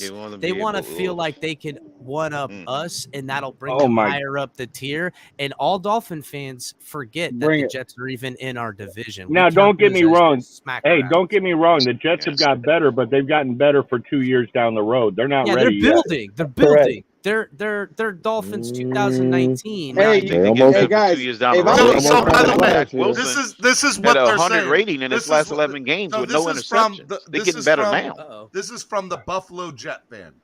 All right, he's saying I'm talking about defense. He's saying Miami at Jets week 1, Jets at Jacksonville week 2 Thursday night game.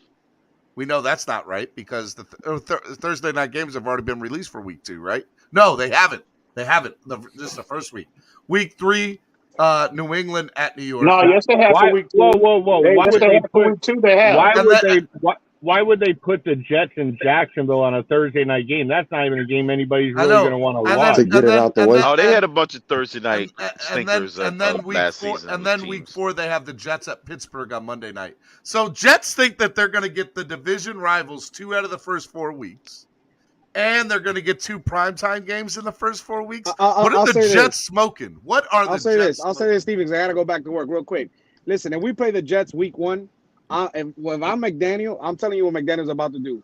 He's going to let Tua on them. Once Tua drops about 30 points on the Jets and the Jets haven't been able to do nothing on our defense, then let Teddy play and let Skyler play just to rub it in. I'll put all 3 of them in the first game just to rub it in their face, man. So you go. Damn, what's look, up. Yes, Skyler sir. Much love, guys. Much Skyler love, won't be guys. on Good the job, roster.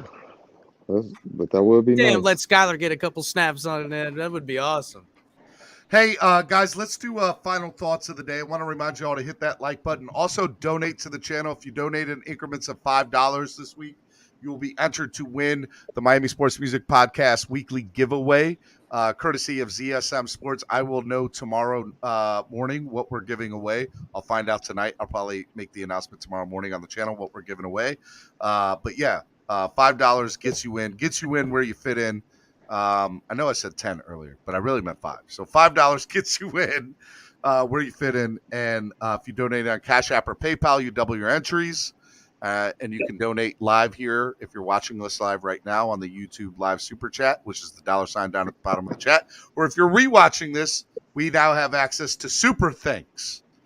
which is the heart symbol in the $sign when you're rewatching. You guys can do that. Make sure you share everything. All right, let's do final thoughts of the day. Who do I want to say for last? All right, Let me go first. Go ahead, because I Todd. gotta get out of here. When it comes down to the schedule, we'll find out Thursday. Let's just go with, all these rumors are just rumors. But I will say this: I agree about it being San Francisco for that Monday night game, because the NFL does not want to put Pittsburgh against Miami, because they don't want to bring any light to Flores. They're not going to want to give him the spotlight. Flores going up against his old team and bringing back all the drama. They're not going to want to do that. So I think it's going to come down to either San Francisco, Shanahan tree with that one. But let's just have fun with it, and let's just give Tua this season, because that's what we have. No choice. He's quarterback one. Give him the year, see what he can do. Fins up. All right, Todd. Be good, brother. Love you, man. Right. Always respect, Todd. Always respect to you, Todd. Have a good one, Todd. All right, let's go. David, final thought of the day, brother. I have a headache with Pete's takes. I think it's a joke. But anyway, he's probably a good guy, though. But Pete's a great guy.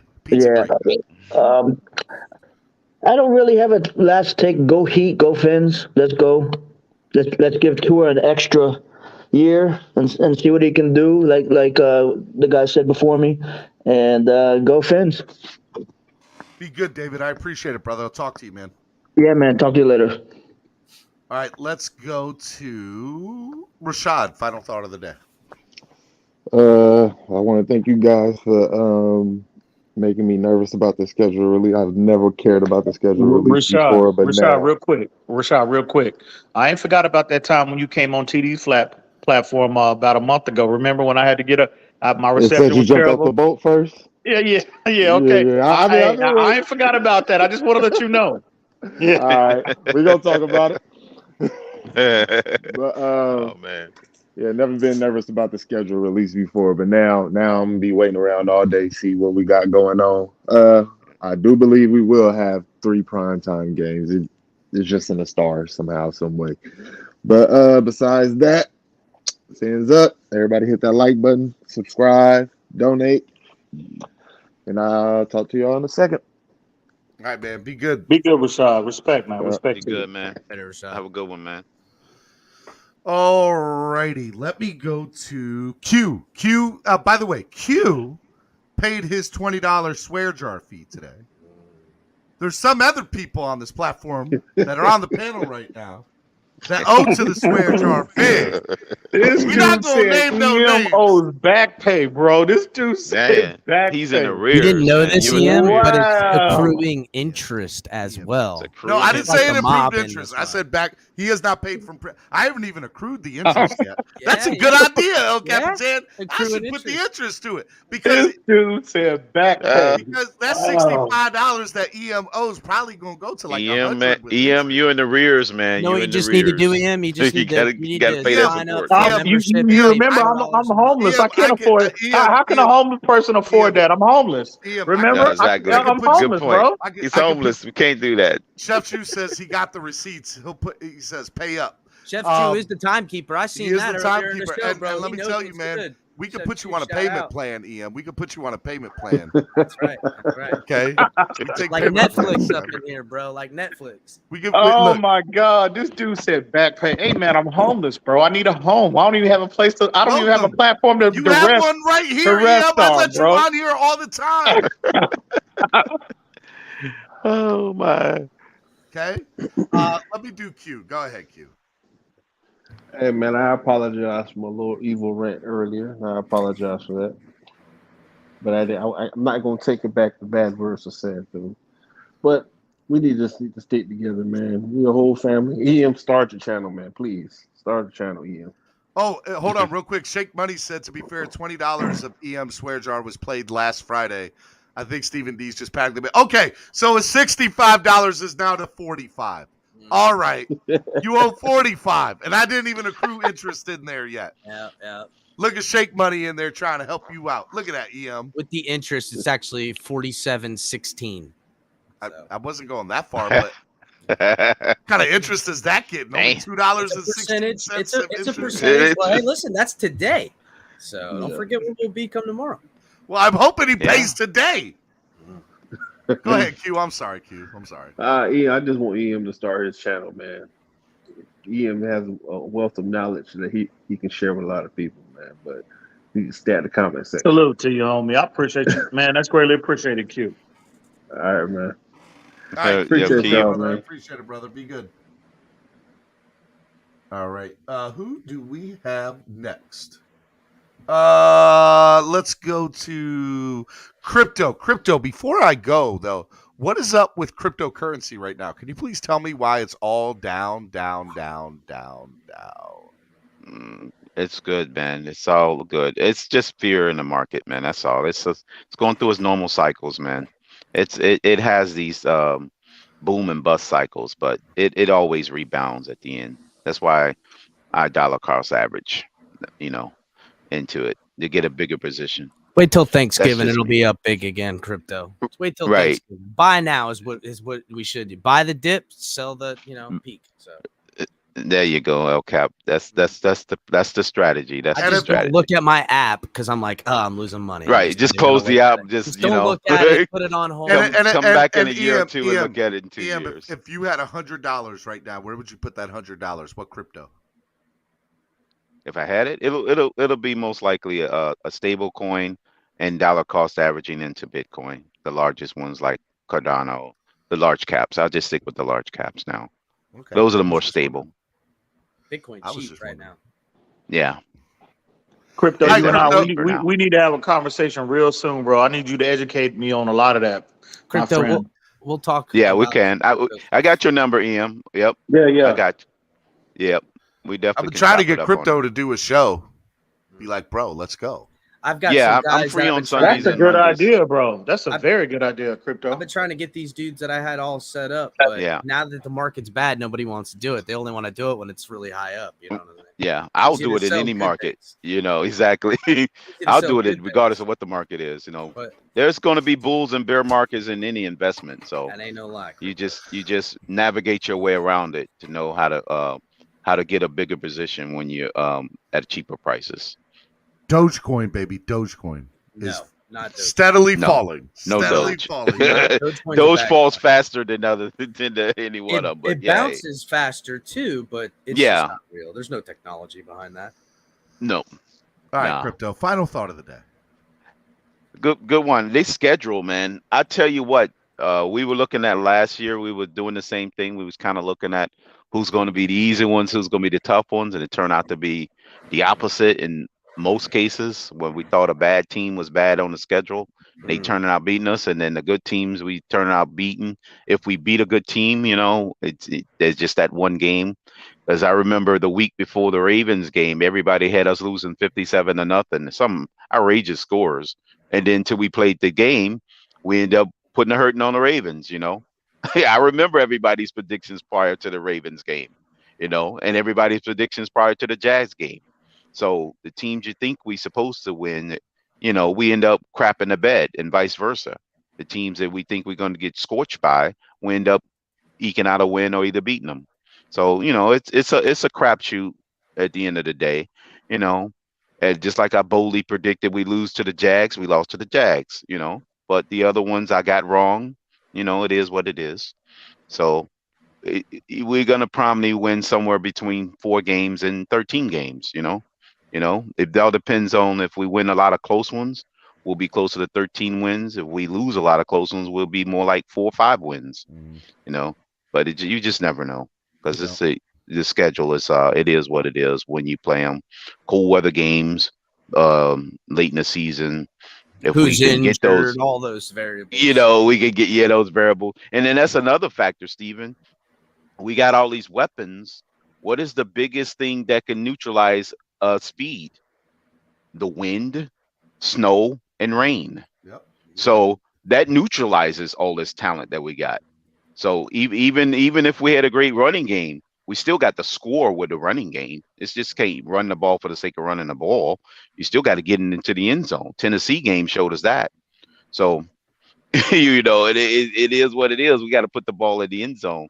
And if we're playing against a lot of subpar defenses, we want to rack up those wins early as possible. And then we start getting in those December games. We don't have to rely on needing to win those games to get in the playoffs. So we need to get off to the key is getting off to a good start, winning 10 of our first 11 games. And then we can, those late December games in Buffalo or New England won't even matter. So that's the key. So all this notion of clamming up, we need to play this team early or this team late. Let's just rack off a bunch of wins in a row at the beginning of the season, and you don't have to worry about the late season crapping the bed and not making the playoffs. You could do what the Chiefs did, where they don't play Tyreek Hill because they're saving them for the playoffs. Right. You can save them. Exactly. You want to be resting those players late in the season. You know what I mean? Like if you imagine if we're 12-2, we're basically cycling people in off the second team and third team. You know, that's the ideal situation. Versus, to give you a pushback a little bit, Crypto, whoever's on your schedule first. We could have 12 wins and still not be able to take our foot off the gas because Buffalo's still in division. They're damn good too. Right. Yeah, that's true. I'd offer just a tad bit of pushback on what you said. I agree with a lot of what you said, Crypto, but that's why one of the reasons why you want to play the Buffaloes, the New England. You want to get those cold weather teams out of the way early on. That way, inclement weather is not an issue come December, come January. Yeah, I get that. Yeah, exactly. Yeah, because you want to know where you at when it comes to cold weather strategy and what are you going to do? How do you mix up the run versus pass? Things like that. You're right, Ian. I think we can all agree last year, because we always think about that as Dolphin fans. We like to take advantage of the heat, and most of us are from South Florida, or at least in the southern hemisphere of the states. Anyhow, but we don't like the cold, and we think that that's harder for our team. Just basic. Last year was like the best year we could have ever asked for as far as playing cold games early and in warm weather and stuff like that. As far as weather goes, the only game that was a problem was the Tennessee game. And that was the only one all season. Worst looking game too. And historically, we've had, even though we're a South Florida team, well, of course, Dan Marino was our quarterback. I remember numerous games we won in cold weather during the regular season. I remember we did fine in cold weather. And one time we went to Chicago and beat the Bears in the snow. And I mean, it was we beat Dallas that one time in the snow when it was snowing there for the one time in 100 years. Then they got the snow. So yeah, they did kind of beat themselves. Leon Lett, shout out to Leon Lett, but it is what it is. We won cold weather games before as a franchise, so it's not like it's totally unheard of for the Dolphins to go in cold weather cities and win games. Mm-hmm. Of course, we had a different quarterback, obviously, but still.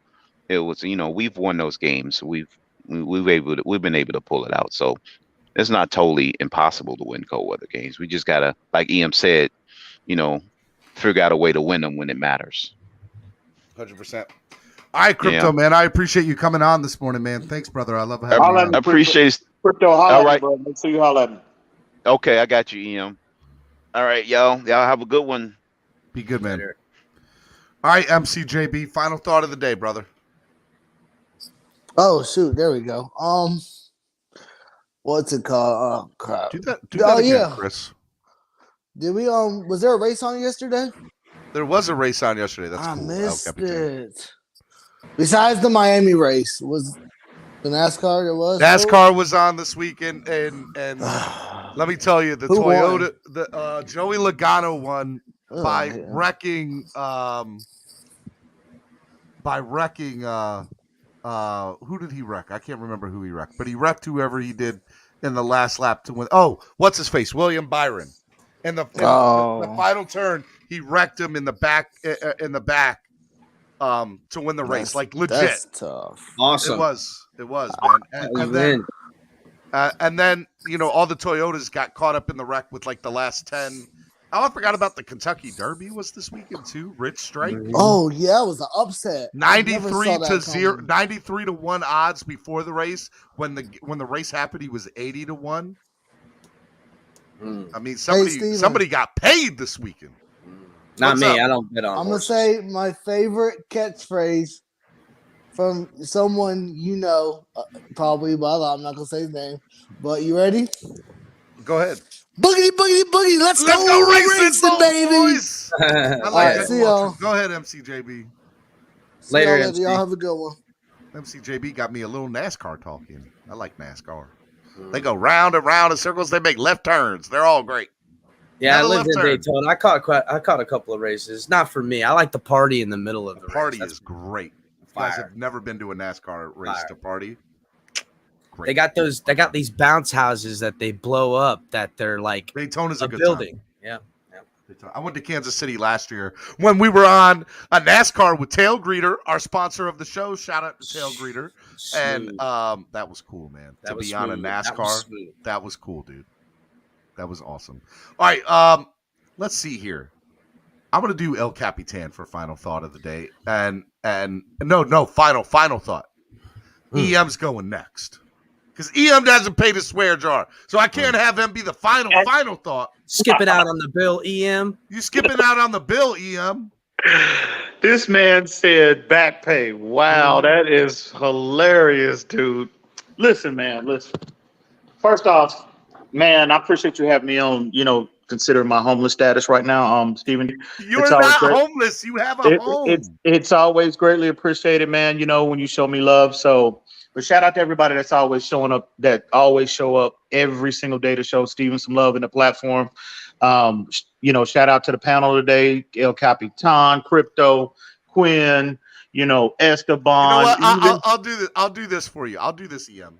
We are $35 away from goal. If somebody donates the $35 here at the end while we're still on, I'll clear your bill, EM.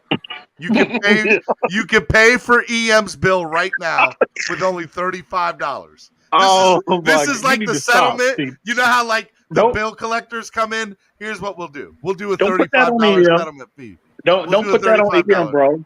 Because I got to get the bill collectors now. Baby. Oh, that is funny. It's gonna be getting calls at midnight or right at dinner time from some call service. Hello, this is the Daniels Collection Agency. Are you a EM Dolphin fan? So how much would you like to put down on your payment today? You're here we have a payment plan available for you, EM. Hey, bro, listen, I don't listen, Stephen D. I got a lot of haters in these YouTube streams, bro. I don't know if you shouldn't put that. I don't, I wouldn't expect anybody to do that. That's all I'm saying. I wouldn't expect it either. That's why I put it, because won't nobody pay the $35 for you. They don't love you. They don't like you.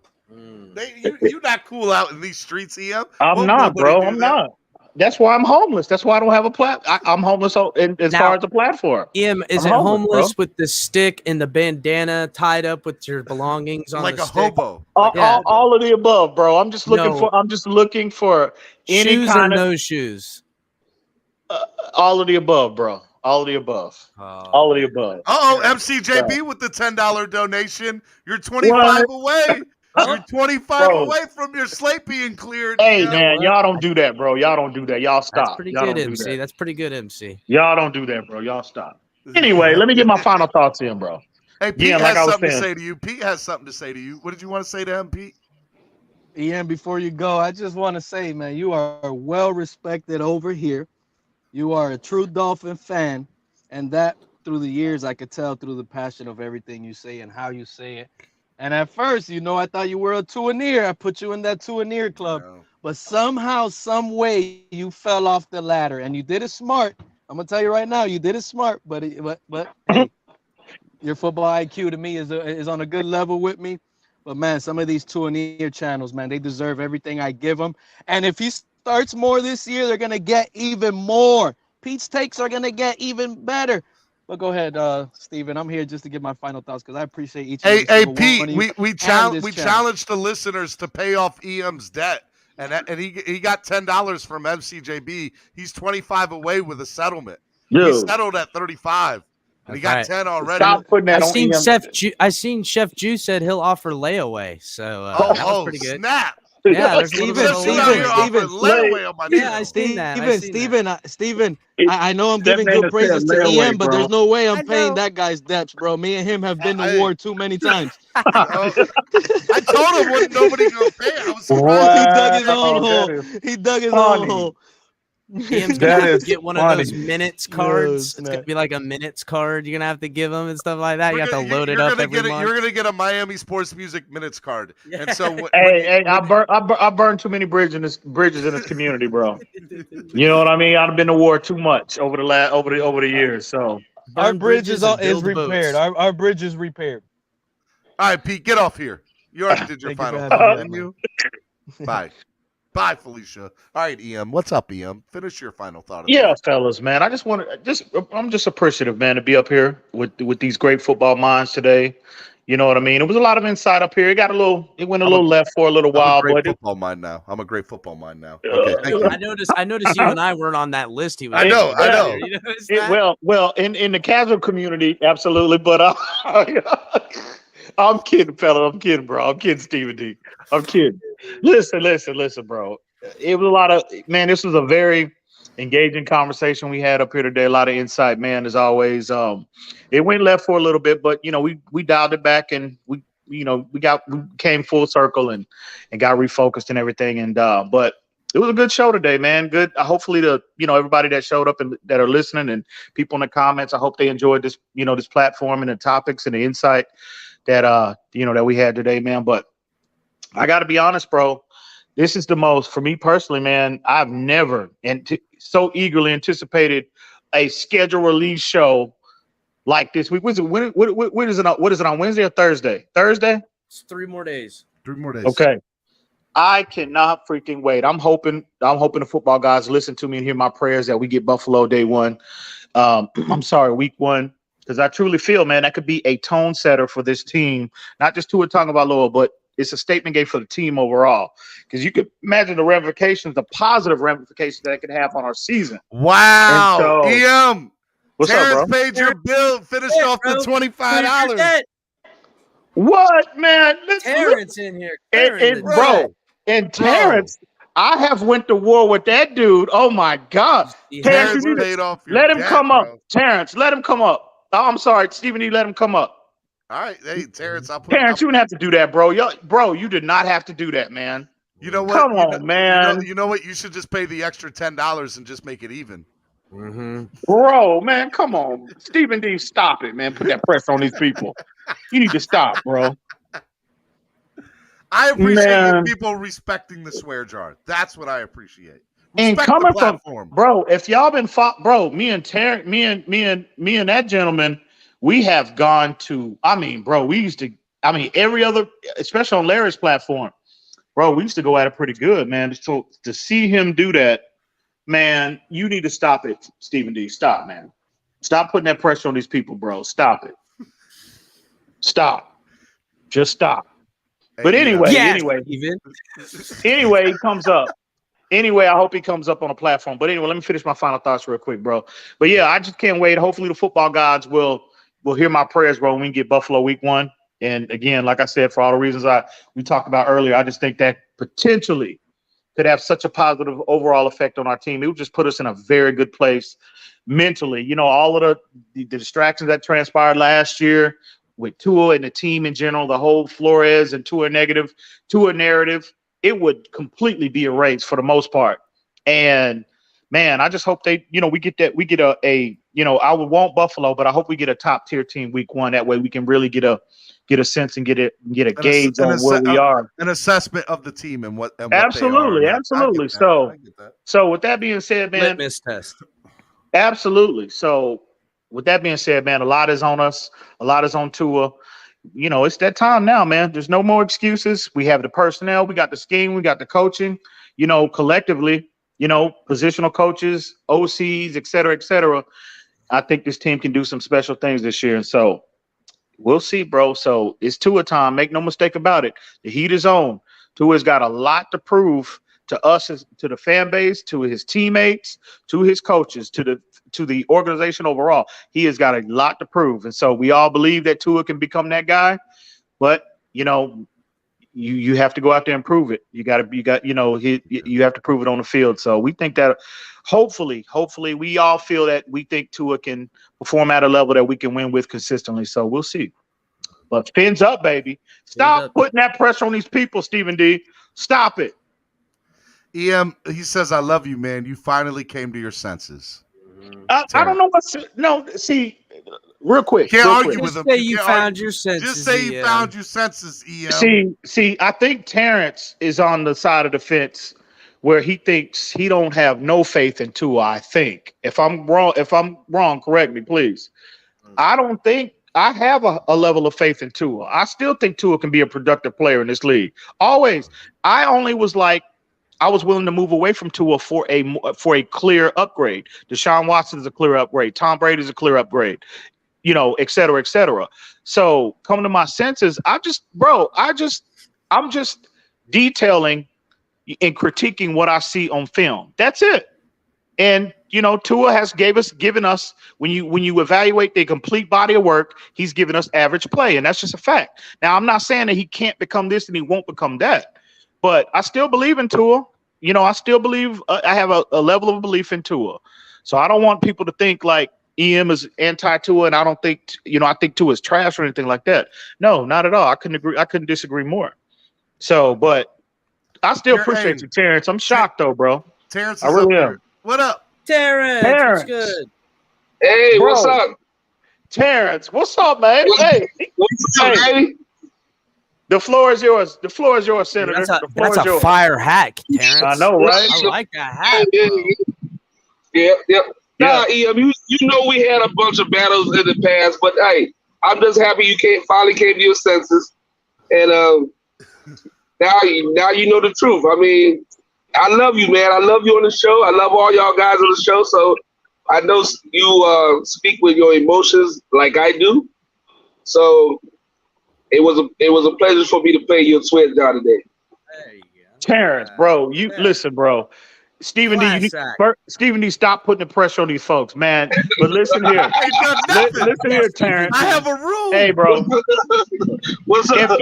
If anybody donates in the name of EM Dolphin fan, if it's a penny, if anybody takes their hard-earned money and donate in the name of EM Dolphin fan, bro, that is really heartfelt for me, my friend. It really is. Especially, we had our bro. Terrence and MCJB. Yeah, we know we used to go at it, bro. But you have the same. Me and Terrence. Let me clear the picture up for the people that's in the comments on what level me and Terrence used to go at it at. We was actually talking about pulling up. We was talking about pulling up. You know what I'm saying? Son, you can pull up. We talking about pulling up, bro.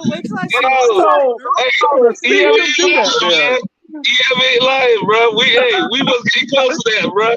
I was like, send me the address. Drop that location, baby.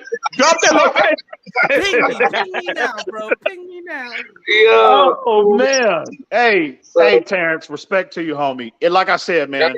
Anybody that think enough of me to even to donate in my name, bro. What's that? MCJB did too.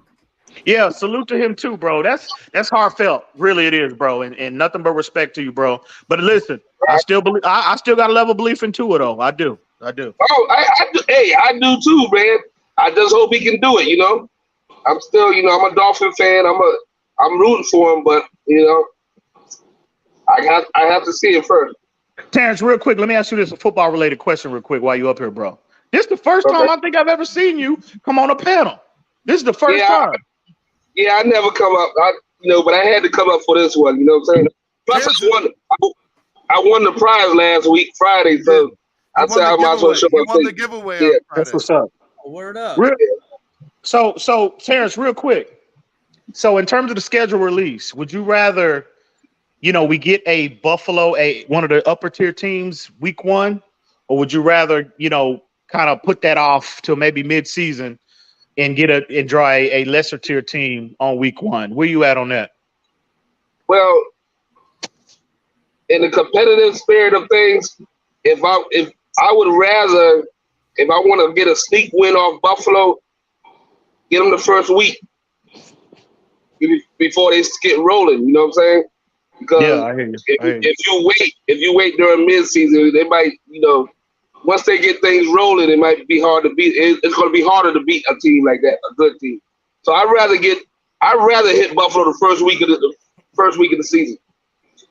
That's what's up. I hear you. That's fair, man. I think. But anyway, I have to go, man. I have to just jump in here for a second. Hey, respect to you. Respect and salute to you, bro. Salute to you. I love you, brother. I love you too, bro. Hey, we gotta get together sometime, Stephen D. You already know. Yo, we're like 30. You know what I might do? I might have Zach send me the prize so we can meet up and I can give you the prize in person. Okay, yeah, that's fine. Yeah, we do that. We just meet up halfway. Yeah. Oh damn, y'all close to each other, huh? That's what's up. Yeah, he lives in Glen Burnie, Maryland. I'm north of Baltimore, so we're probably 45 minutes away from each that's other. what's up. Yeah, that's what's up. Yeah, so. But again, hey, Terrence, respect to you, bro. All right, Number baby. love for Love you, bro. All right, peace bro. up. Be good. All right, gentlemen. Hey, I'm out, fellas. Y'all be good, man. Hey, EM, your slate is clean. If you want to pay that other $10, I wouldn't believe him, EM. We were talking about pay that other $10 if you want. But we settled it, man. That's ridiculous, bro. See what happens when the debt collector calls and you stop putting that pressure on these people, bro. You're stop good, putting EM. that pressure. Stop putting that heat on these people, bro. Stop it. Hey, number love, you, El Capitan. We gonna chop it up real soon, bro. Holler. Y'all be good. Y'all be good. Later, EM. You know, don't you love this fan base, man? It's great, man. You know, you alluded to it a little bit earlier, earlier. It was probably like an hour ago. You were like, I know we've been out here for 4 hours and 19 minutes this morning. Yeah, it rolls. It rolls. You know, you kind of alluded to it a little bit earlier about, you know, we talked about our platforms off screen before, and it's we see that there's hate from people and this bickering, and I think you and I have this same idea that this is like the precipice. YouTube, at least what we're doing, is where social media and how people are just blindly mean to each other and just poke fun come to actually where they actually get to have a discussion about it.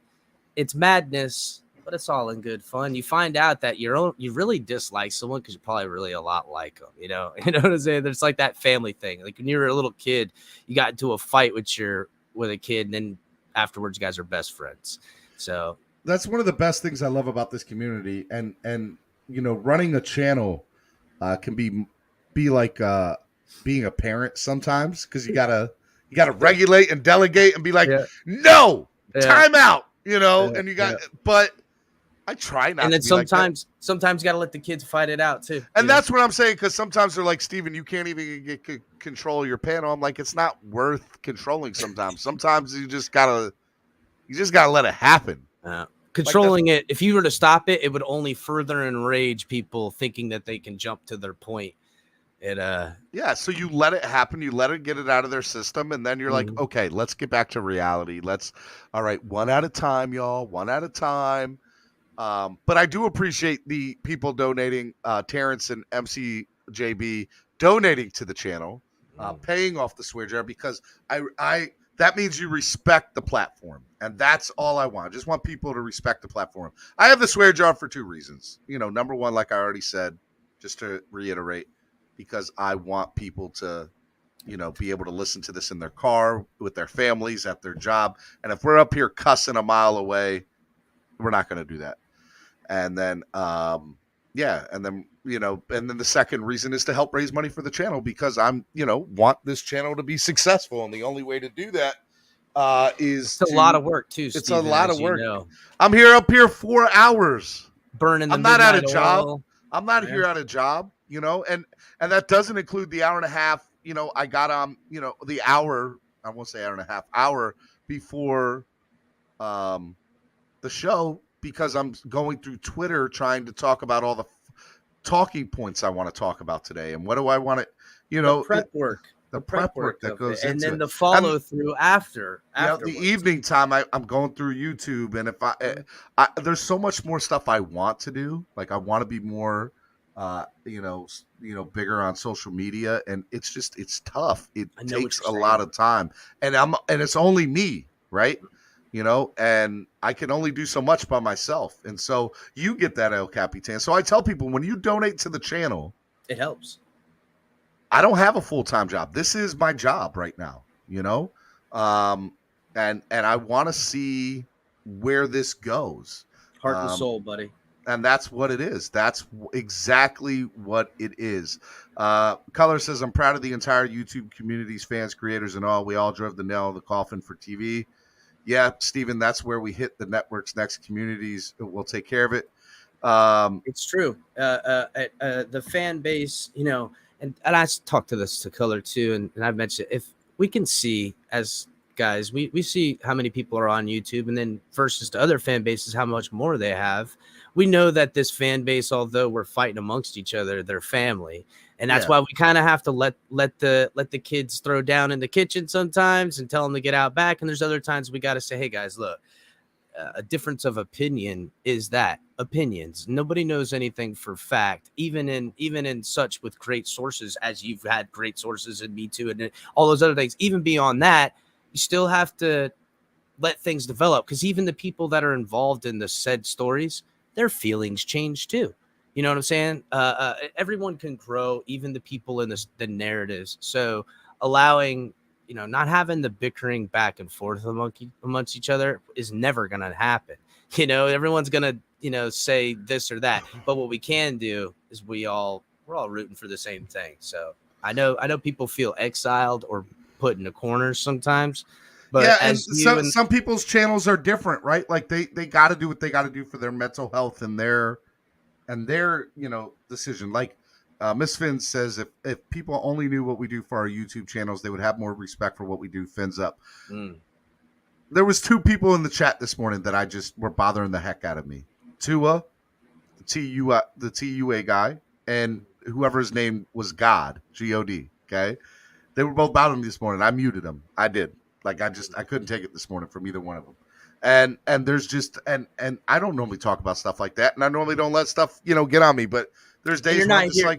You're not here putting a blast on it. And you know what? Today is one day. Tomorrow you might feel completely different. How it was bothering you today, you could look at it and you could make it into a whole bit. Yep. It's for people to sit here and freeze moments in time with writing and words. It's just ridiculous, bro. Like, grow up, move on, and have a little bit more forgiveness. And you know what? And I'll leave it with this. Dolphins in the wild don't eat their own, bro. They don't cannibalize their own, bro. So wake up, Dolphin fans. We don't eat our own. Perfect Q says, I agree. The national and local media is an overpaid dinosaur. I am also proud of all team YouTube communities driving entities like ESPN down. And just for the record, I don't want to put ESPN out of business. And I'm also don't think that I'm, I don't come in for ESPN. Who the hell am I?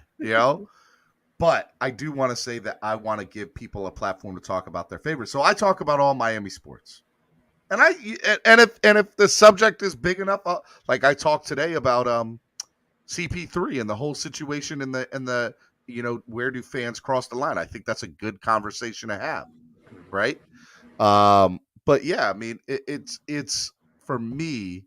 I just want everybody to enjoy the show, and there's some people that don't. When certain people get on, just change the channel, go somewhere else, and come back when you're ready to. But yeah. So thank you to everybody who donated today. If you still want to donate, remember $5 gets you in to the giveaway raffle that Terrence won this past Friday. I don't know what we're giving away yet. I will find out tonight what we're giving away. But we're giving something away, autographed memorabilia. We do each and every Friday. That's not going anywhere. And, Fonjo says, Stephen D, just make sure you don't let it affect your positivity, love, kindness you bring to the world. I appreciate that, Fonjo. I appreciate that. All right. El Capitan. Final thought of the day for you, sir. Final thought is everybody love everybody and have a little bit more forgiveness. And in this void of the off season, don't eat your own, people. And it's not even against Jets or Bills fans, because they're going to be, I've been getting a few in the chat swinging by on my show at night and stuff like that. Does Vlad come on? Vlad and I've seen Vlad in there before. Mark K. I've got a couple of different cats. I got a couple of different cats, and some are nice. They poke. Vlad and Mark K are great. They support the channel. Both of them have donated to the channel. They're right. Great guys, and they're both Bills fans. They're great. Let's not maul them unwarranted either. I get people are sitting on their hands. They're looking for anything. Relax, people. You know what I'm saying? Relax. Yeah, have some fun. As you say, spread kindness. You know what I'm saying? Spread some kindness. And, if you got to duke it out, do that too. Respectively, We can go throw hands and then we can go have a beer afterwards. That's what I'm saying, bro. Like, this is the American way. You gotta. There is one person that I'm friends with that I grew up with that me and him got into a fight the very first time we ever met. Yeah, and we're really good friends now. Happens a lot, bro. Even then, even when you have like a guy friend for a long time when you're younger, growing up, you eventually end up fighting him anyhow. You know what I'm saying? I have fought my best friends twice. Every time, man. Yeah. My family go to the big old family gathering. We have enough or having a little bit too much. They're gonna make some hands thrown potentially. You still love each other, still sitting down, eating at the dinner table. Pass me the mashed potatoes. Your biggest fights have guaranteed come with family members. Well, usually you find out it's a respect that's either broken or not, and that's why there's anger. You can't hate somebody enough to fight them if you didn't love them enough. You know what I'm saying? California says if another fan comes in talking trash on our team on a Dolphins channel, it's on. You listen, California. We welcome the smoke. But what we don't need is people chasing them down on Twitter, talking about, I don't know, their family. Yeah, Mark children. K, who, by the way, is awesome here, who had just said, hey, guys, Giants have released James Bradbury, corner. That'd be interesting. Looks like he could be headed to the Bills. That really impacts the AFC. That would be a very big one. Mm-hmm. Mark K is very, he's been great on the channel. And Vlad is another one. Two Bills guys that have been awesome. But what do you got going on your channel, man? You know me, man. Late night swear jar not in effect because I'm just a freaking. You're a late night guy. I'm a degenerate. I'm doing the late night gig, so you already know what it is, Steven. So we'll be going into some stuff. Got some prep work. Haven't really done too much. Maybe it's a free for all. I got some guests coming on later in the week and stuff like that. Danny Johnson from TPP is going to come in on Wednesday. I can't wait. Shout out to Danny. I know. Yep. Danny going to come on. So this Danny's actually, great. I was going to release that on the show tonight purpose. that he's coming on. So here, I broke it on here for you, Steven. So Danny does so much for Dolphins fans and charity. He's a legend in the community. Danny and the Positive Porpoise have done so much for charity. It's insane what they've done. It really is. Yep. Those guys have. I think in 2.5 years they've been doing this. And please correct me if I'm wrong or verify this. I want to say they've raised over $250,000 in 2.5 years. I want to say it was like 110 this year, something like that. Yeah. So I know they're going to be. They're trailblazing something else that one day I only hope to help in some sort of way. Obviously, we have our own things we're building, but the gift would be to do anything with TPP or something like that when we're able to help those kind of guys as this community grows. You know what I'm saying? The YouTube audience is small. It's only 50, 60,000 people on it, and there's not that many that are active. Very active are the ones that are on, but I think with better football, Tua taking the step, the team looking on the up and up, we're going to see the fan base grow over this next year or two. How did you come into 50 or 60,000? How'd you come up with that number? Well, look at the Dolphins on YouTube, their channel. They've got 61,000 subscribers on there.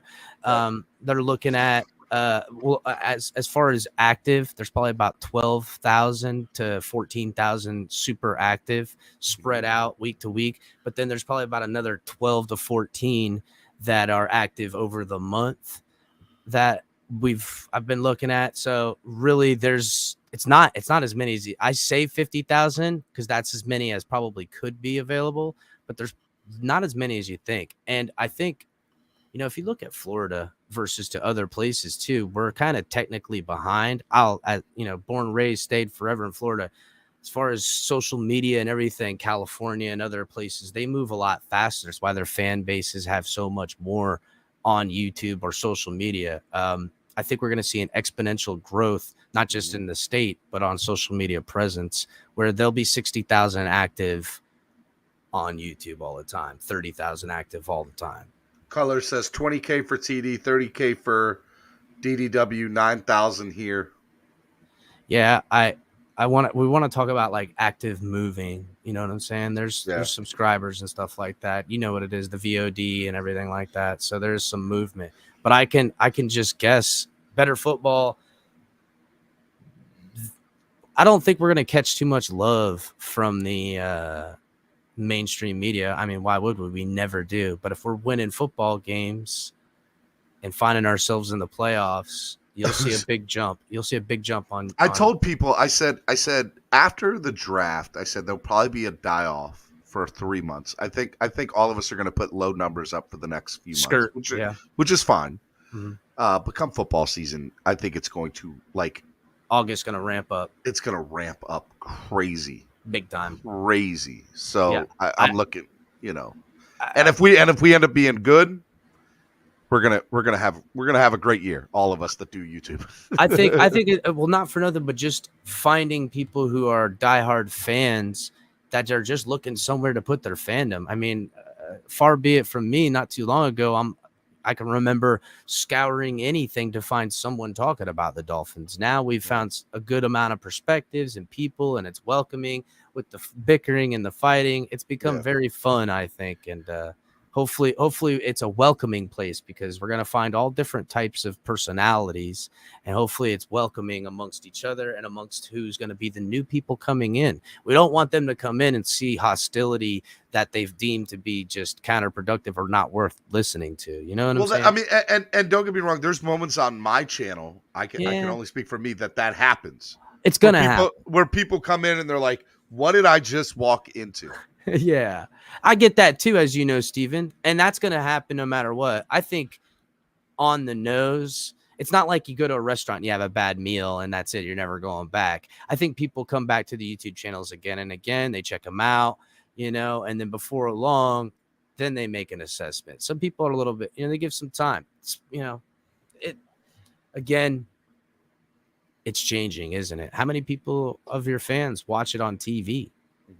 A lot of people don't just watch on their devices. I know a lot of. I have a lot of people that watch on TV on my channel. It's cool. It's cool, right? So it's changing. It's going to continue to change, and we're gonna be here, have a great time for it, man. That's what it's for. Yeah. And we're gonna see some winning.